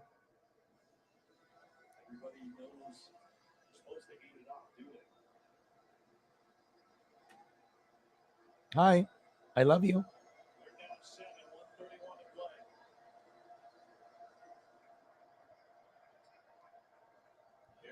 Talapapa. Good tackle. Hi. So how does Steve Sarkisian get Quinn Ewers ready for this possession? Well, he's going to have 2 plays, so he's going to go talk to his quarterback right now. yeah. So here's the first one. Get a completion there, and here's your second play. So you're going to have 2, so you don't have to think about it. Well, it's not just Ewers he's talking to, but also Xavier Worthy, the guy can take the lid off. That's officially 2 drops tonight, and a third that he could have adjusted and made a big catch on a play down the sideline. If you see him talking to Worthy and Ewers, that means he's saying, hey, the safety gives you this look. Here's how we're going to attack it. If he goes this way, then we're doing this. So he's literally talking through that play like they're in practice right now.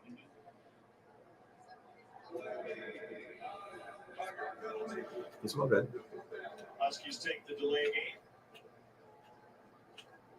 And that'll back them up 5. You mentioned it, though. Special teams has been a little shaky on both sides right now. So, biggest and best play Texas could make starts right here with this punt. The ever dangerous Xavier Worthy back there to see if he can make something happen. Jack McAllister to punt it away. Parents are Washington grads. Former soccer player, took up football late. And he's just going to try to punch this one down the field. It gives up a ton of yardage. The clock at 34, 33, and Huskies could have let a couple more seconds off of it. So 31 seconds left. Texas down 7. Tough plays, right? You can use the middle of the field because in college, you get a first down. Good old Paisley pup. She's ready for snugs. She knows. She says, woof, woof. Hi, guys. It's funny. You can have a shitty day or not a great day, or you could be having a decent day. And then, you spend a little time with a cat or a dog, and then your mental health goes through the roof. So, yours? Oh, picked. Oh, he dropped it.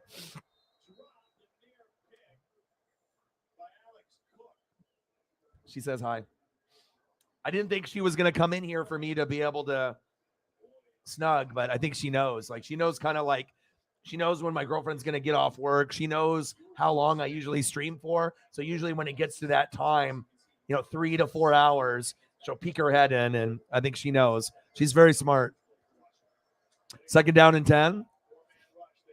Oh, almost got a sack lunch. Yes! It's 12 noon. You know what time it is. Time for a sack lunch. Yum, yum, yum, yum, yum. And that might have just won the game for him right there. Now the clock is running out on 3rd down. Not even spike it, just throwing it away. That was stupid. Now you got 1 play left. It looks like the Huskies are going to win the game. Good defense by the Huskies to make sure that the comeback doesn't end up coming back to overtime and come to fruition. So, and I had a blast doing this game. I wasn't feeling very good this morning, but I already paid for the thumb, and I was like, you know what? I'm just going to take medicine early in the morning. I'm going to sleep all day. And when you do like that powdered, medicine where you cut the bag, you put it in the microwave, and then you drink the medicine, and it's hot, man. It's caught. And the game is over. Final score in the Valero Alamo Bowl. Huskies 27. Texas 20. Let's go. That's great for the Pac-12. Hell yeah. Ducks won yesterday. Huskies won today. Let's go. Oregon State won their bowl game over Florida. And maybe USC will win their bowl game too. Life is good. Life is good if you're a Pac-12 guy. Awesome.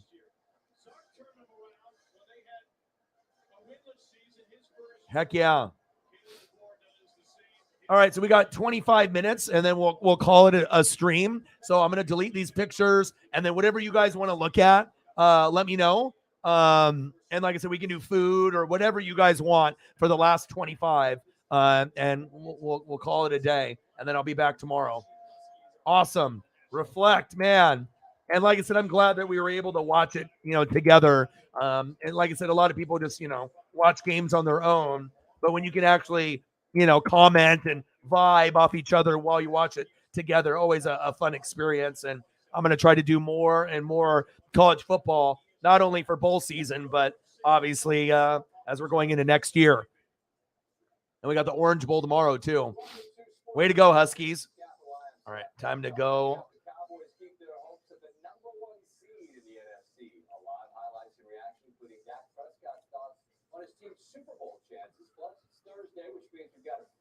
It's like, what kind of vibe do I want? Do I want a cold vibe or a warm vibe? Hey, it ain't fucking summertime, but we can all believe that, at one point, this is always good for the visuals. Great job, Huskies. All right, let me delete some photos and let me know where you guys want to go. And I got you. It's 32 all late. Nice job, Huskies. All right, that's a good idea. Jordan Travis, who had a monster game, and Johnny Wilson had an enormous game as well. 8 catches for more than 200. This one with one hand, the big fella from Calabasas, picking him up, putting him down. That led to the field goal that was the margin of Nice job. Florida State, a 10-win season for the Noles. 35-32, full highlight coming in a bit. To the National Football League, Week 17 kicked off. Cowboys in Nashville to take on the Titans. Titans resting a bunch of starters because for them, they got to win next week. This game really meant not a ton, though it did give Joshua Dobbs a chance to get a start. Dallas scores, not anymore. Ezekiel Elliott in for the Cowboys, a 9th consecutive game with a rushing touchdown for Zeke, the longest single-season streak in Cowboys history since Emmitt Smith in '95. It's now a 10-0 game, and Prescott looking for Peyton Hendershot, who juggles it, and Kevin Byard, who always is around the football, gets the pick.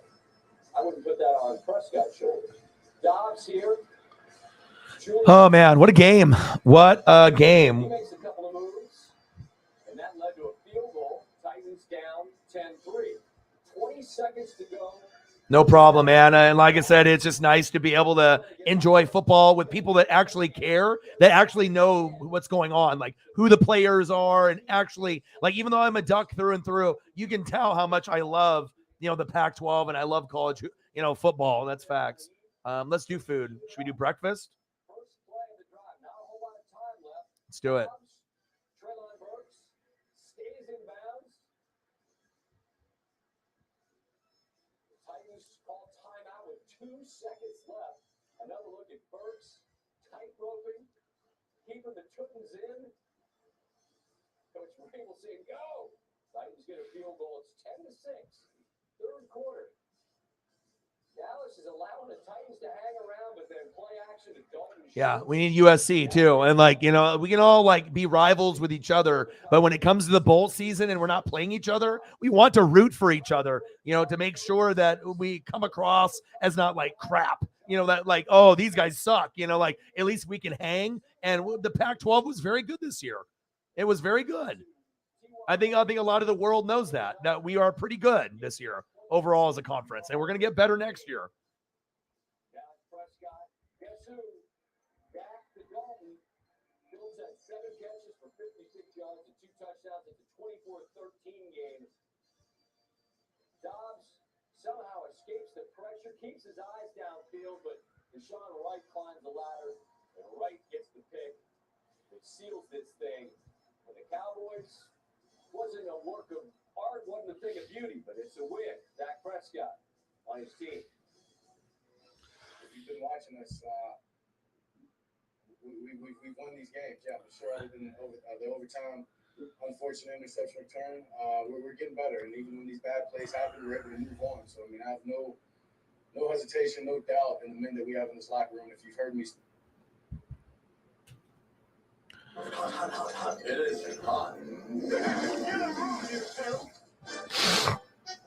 Yeah, I'm excited. And like I said, when I saw it on the schedule, I was like, oh, and then I wasn't feeling good. And I was like, okay, well, if I sleep all day, maybe by the time, when the game comes around, I'll be a little bit better. And that was a trick, you know what I mean? I got a lot of sleep and took the medicine, and I would have felt really bad not doing the Oregon game, let alone this game. And I've been waiting all year for these bowl games. And, it's like kind of shitty with, being sick and not feeling that good, but sometimes you got to push through. And I'm really, really happy that I decided to pay, for the thumbs and also to be able to do the games. And, it would have been nicer to get a little bit more people to come through. But again, some people don't like college football as much as us, and that's completely fine.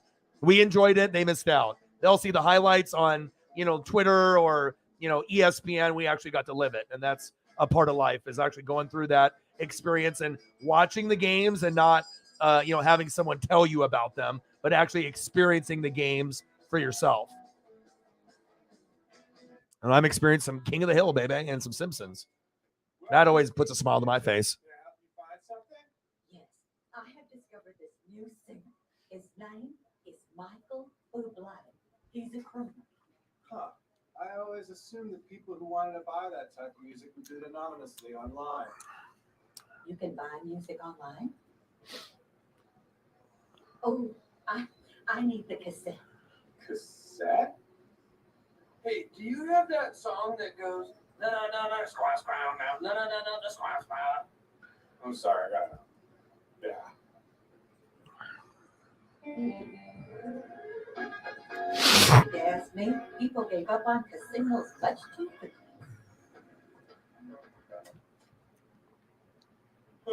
Remember that old polygamous compound?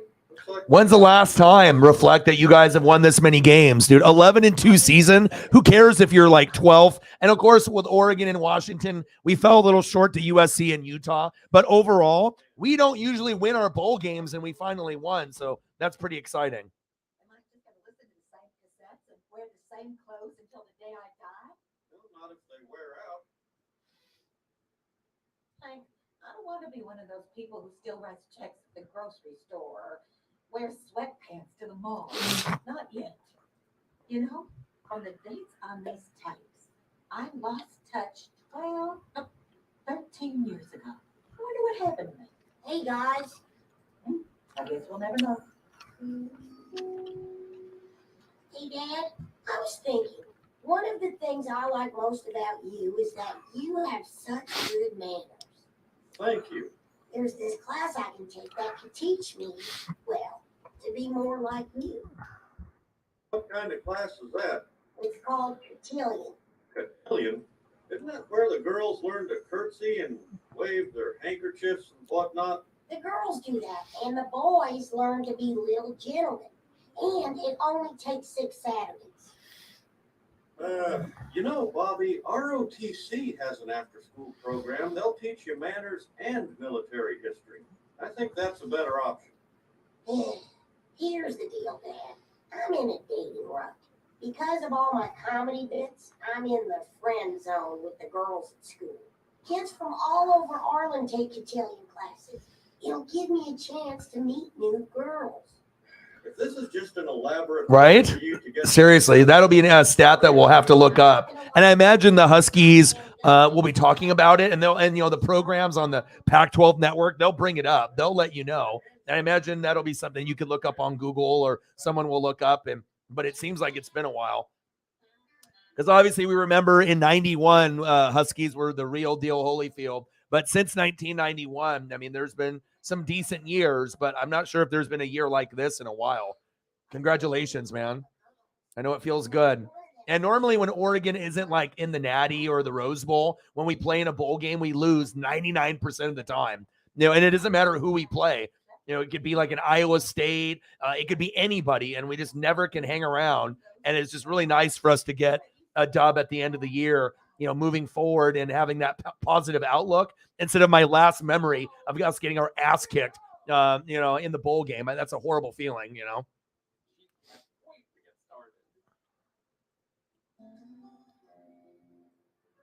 This breakfast food isn't making me hungry, though, like what I'm seeing. What can I get for you today? Oh, man, incredible, dude. Great job. It's like when Oregon lost to Georgia and we rifled off 8 in a row. You know what I mean? Like, it's sometimes, you just get on that nice hot streak for sure.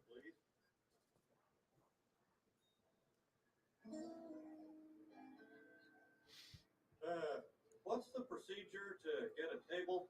Well, you just sit wherever there's an open chair. We're not she here. It's a barn. Oh, there's a big table.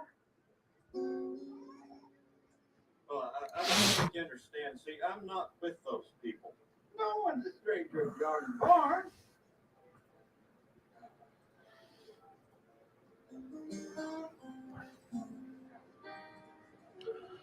Oh, did you hear? With the new birth control pills, you only have to have 1 period a year. That's good, because that patch makes my boobs really sensitive.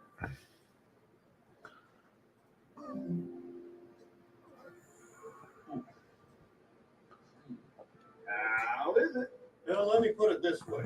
This table smells like a diaper, and this is still the best meal I've had in years. Loves chips. God, look at those pancakes. My God, who's making those? For Andre the Giant? Those look delicious. You know, for a while now, there's been something in the bottom of my purse. It's either an accident or a birthday. There it is. 12-2 in 2016, 10-3 in 2017. Nice. But again, you know, when you watch a long season, sometimes it seems like it's been longer that we were that good. You know, 10 wins, 11 wins, 12 wins. I mean, especially when we've been watching year after year after year. And yeah, things have definitely gone on the up and up. Also, when you had Peterson at coach, you had a nice little run there. And then obviously previous to Peterson too. So nice. I know. That's just a little bit of bacon there. If anyone has any suggestions on anything that they want to see in the last 15 minutes, please just type it in and I'll throw whatever food you want up. It's good for the mental health. And like I said, we can do eggs, we can do omelet, we can do bacon, pancakes. I'm probably going to do waffles, crepes, whatever. We got 13 minutes. Let's make it the best 13. And maybe I'll go take Paisley for a walk. I know it's kind of been raining a lot, but I'm trying to get the exercise in, even though I feel like shit and I'm kind of starting to feel a little sick. Sometimes you got to push, you know. I'm Michael. What if I told you my name was Amanda? It's not. It's Bobby. You're funny. That's Major. Major? Sorry, they use it in Britain. It means, you know, cool. Like perfume that smells like dirt, or numbers used as letters. Sure, it's snake poison, but it lasts longer than Botox. Ugh. Judging by how long it took them to learn how to eat soup, this junkhausen could go on forever. Who wants to go to this new wine bar and walk over? Oh, that sounds great. There is nothing like an afternoon Chardonnay. I'm not sure if they still have that. They've got mostly Gruner Veltliner and Spanish Duero. Oh, well, whatever. Pour it in a glass and throw an ice cube, and I'm happy. You're fun. You say what you think, like you're already drinking. I gotta warn you, the DJ spins tons of Danish prog rock, but usually it's stuff you haven't heard. It seems like people who already know about this place are the only ones who could ever find it. Secrets are fun, huh, ladies? Yeah, about that. Can I get y'all to look away? It's also a secret where the doorbell is.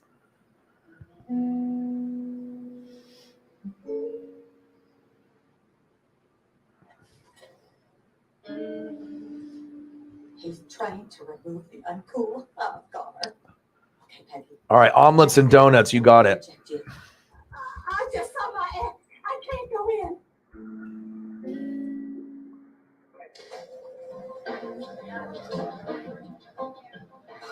We're in. You bet I'm in, and I am never.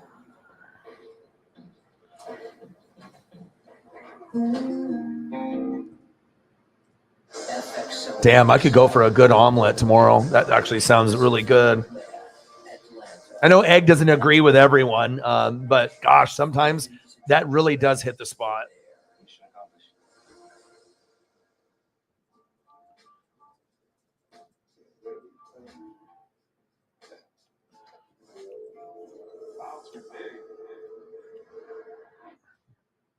And I bought a little personal size pecan pie, and I haven't had pecan pie in like 10 to 15 years. And I bought just like a little personal size. It was pure bliss. I don't know if I've ever been that happy. And just the texture of the pecan pie. It's not like necessarily my favorite, but when you don't have something for like 10, 15, 20 years, and then you have it, it really brings back those flood of those memories. And man, it was so, so good. I even did a piece of cheesecake yesterday or the day before, had some strawberries, you know, and a piece of cheesecake was a decent size and it was a little overpriced. It was like $6 at the store for one piece of big cheesecake and some strawberries. But I was like, you know what? Sometimes you just got to live your best life and treat yourself. And yeah, it was delicious.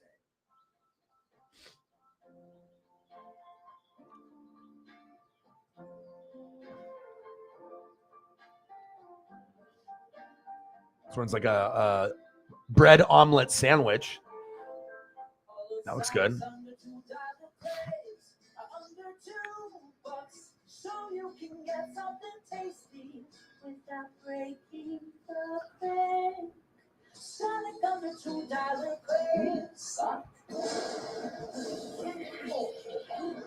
How about a spark of inspiration? This is what I'm talking about right here. This is the epitome of I need to go get an omelet and I need to eat one right now. This is what I'm thinking right here. I mean, there's different versions of the omelet, but look this one right here. Oh, baby. Open. I can see the ingredients. I got some toast. I think I would prefer sourdough. Sourdough is like my go-to when I'm doing breakfast. You know, I'm getting country potatoes or hash browns, some sourdough toast. Give me an omelet or a chicken fried steak or biscuits and gravy. They don't usually show the omelet open like that. That is, woo, man, that looks good, doesn't it? That looks delish.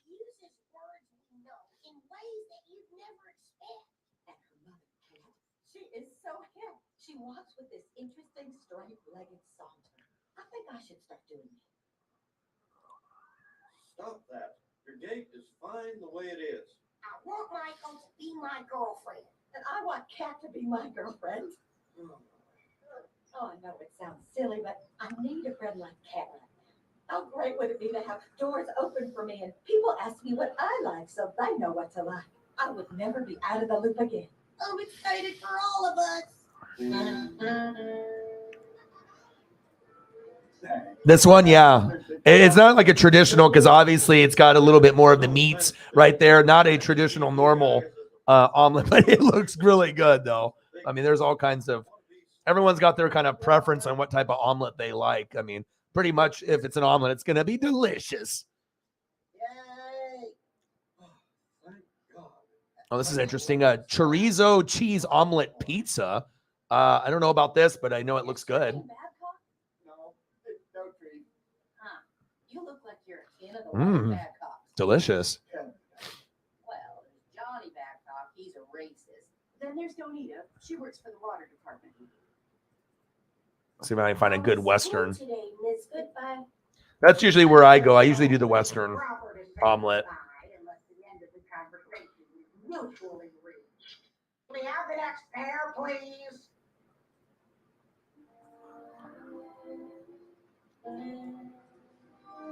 Hey.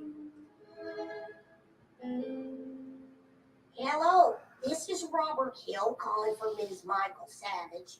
Is she available, please? We are speaking to Miss Savage. Hello, Mr. Hill. Oh, Mr. Hill is my father. My friends call me Bobby. You should call me Robert. Oh, I was trying to find that, but I found a easy ham and potato frittata. This looks good. Sometimes you can find other things when you're just, exploring here. This one looks kind of good. And then we'll get into some donuts for Jameson, and then we'll probably end up calling it a day. I must ask, what is a contemporary woman like yourself doing in this class? I mean, cotillion hasn't been cool for, 5 years.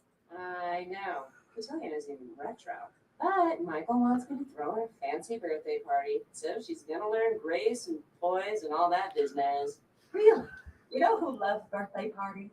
My son Bobby. He pins the tail and the donkey like a surgeon. We both do.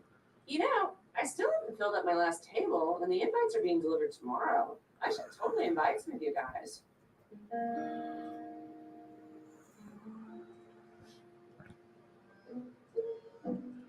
Hey, you know what would make me happy?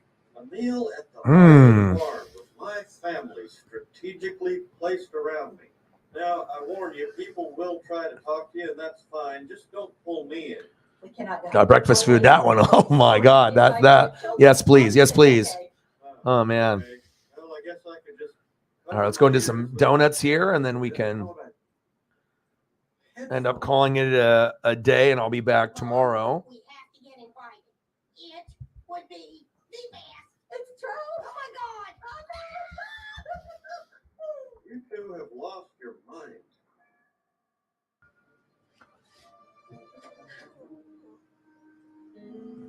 Oh, it's just some box.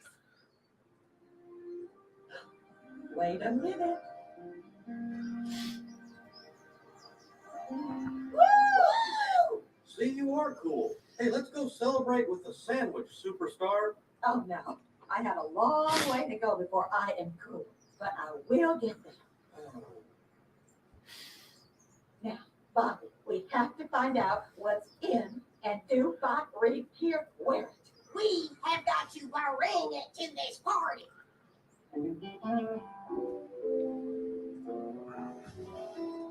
Those are great. It's nice to see someone not want the clear frames. I can't tell you how many people come in and get those. They're so trendy. I mean, I'll take the clear frames. According to a gadgets blogger named Quaylen, this is the It vacuum. Are you sure? This one seems more space agey. Oh no, seeing the dust swirl around is so over. For tiles. No. Never tried them. Bill, the question is not if you have tried them or not, just if you have heard of them. Sure, I've heard of them. Cuddle parties. No, I have never heard of those. Julia Roberts' niece. Nuh-uh. She also laughed when she startled. This is asinine. Don't you think people should like you for yourself and not because you know all this nonsense? I cannot be myself, Hank. I like socks and Chardonnay. Son, your pants are falling down. Here, I'll cover you. This is the style, Dad. Don't worry. I'm wearing 2 pairs of underwear. Think of this outer underwear as part of the pants. How about you wear pants and I'll think about them as pants? Bobby, we are ready for this party. I even invented a word for how ready we are. Damn, he's so good. Residdy.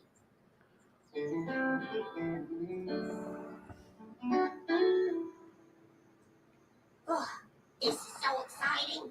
This will be the first time I've ever seen Michael's bare hands. And I am just 4 marble stepping stones away from being Cat's BFF. That is a friend one is very loyal to. Ladies and gentlemen, making her grand entrance, the birthday girl, Michael Savage. Hill's in the crib. Oh, yeah.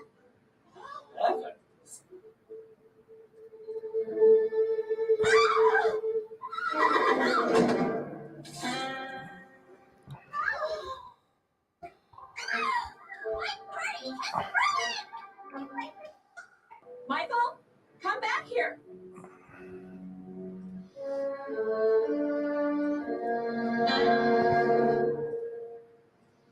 Bacon maple bar, baby. Carvana, and it was awesome. I heard about Carvana through friends, so I thought I'd give it a try. It was easy. This is my favorite donut. I don't have to have the bacon on top, but obviously if they have something like that, yeah, I'll take advantage of that.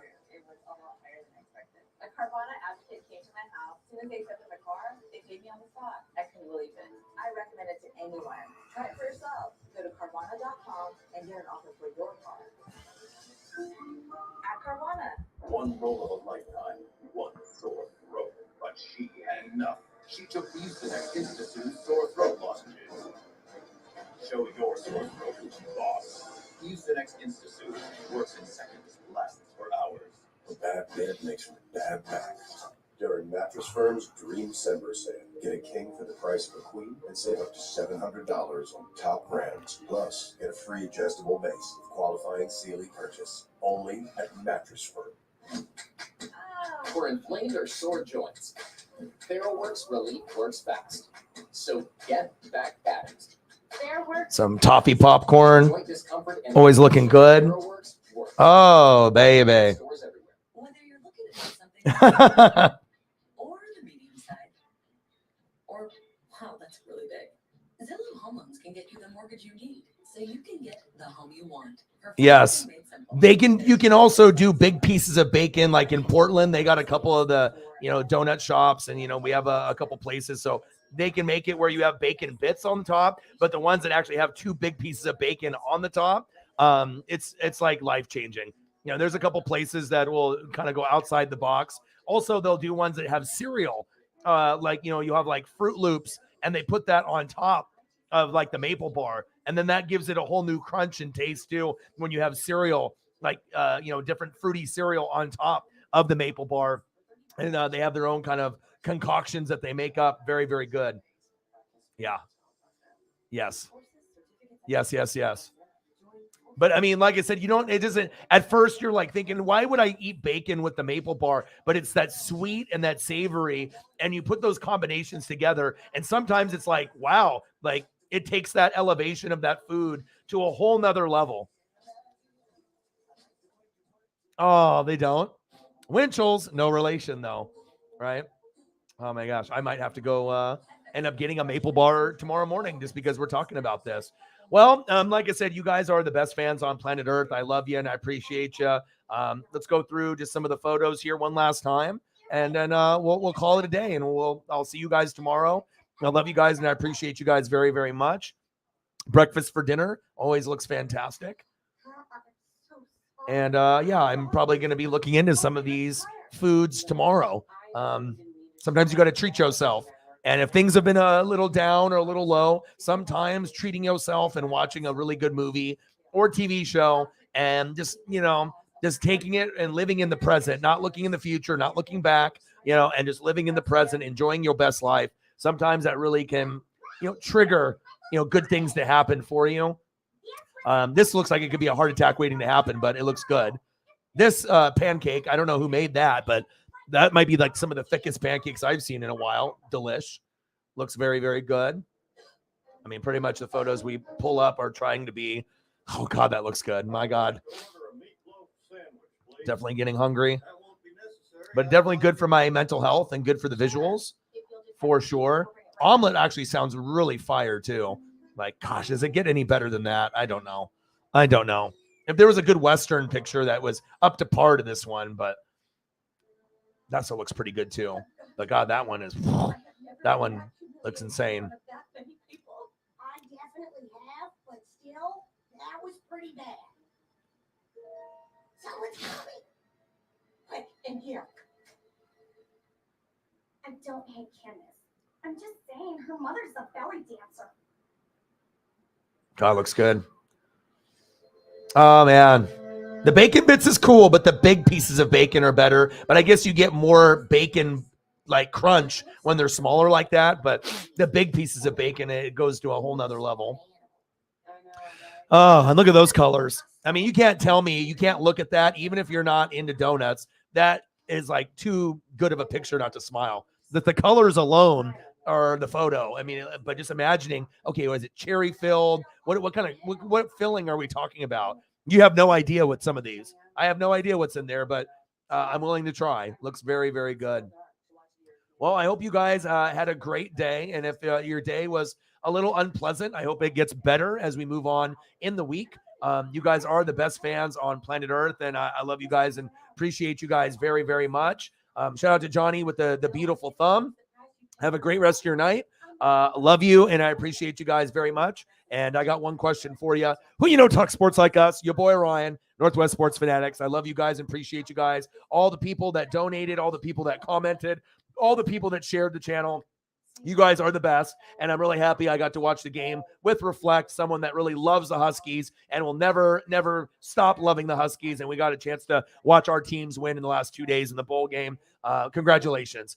Final score, Washington Huskies 27, Texas Longhorns 20, the winner of the Valero Alamo Bowl. Congrats. I'll talk to you guys soon. I love you and I appreciate you, and I'll be back very, very soon. Love you. Appreciate you. Hope things get better for you. I know they will. Love you. Gang.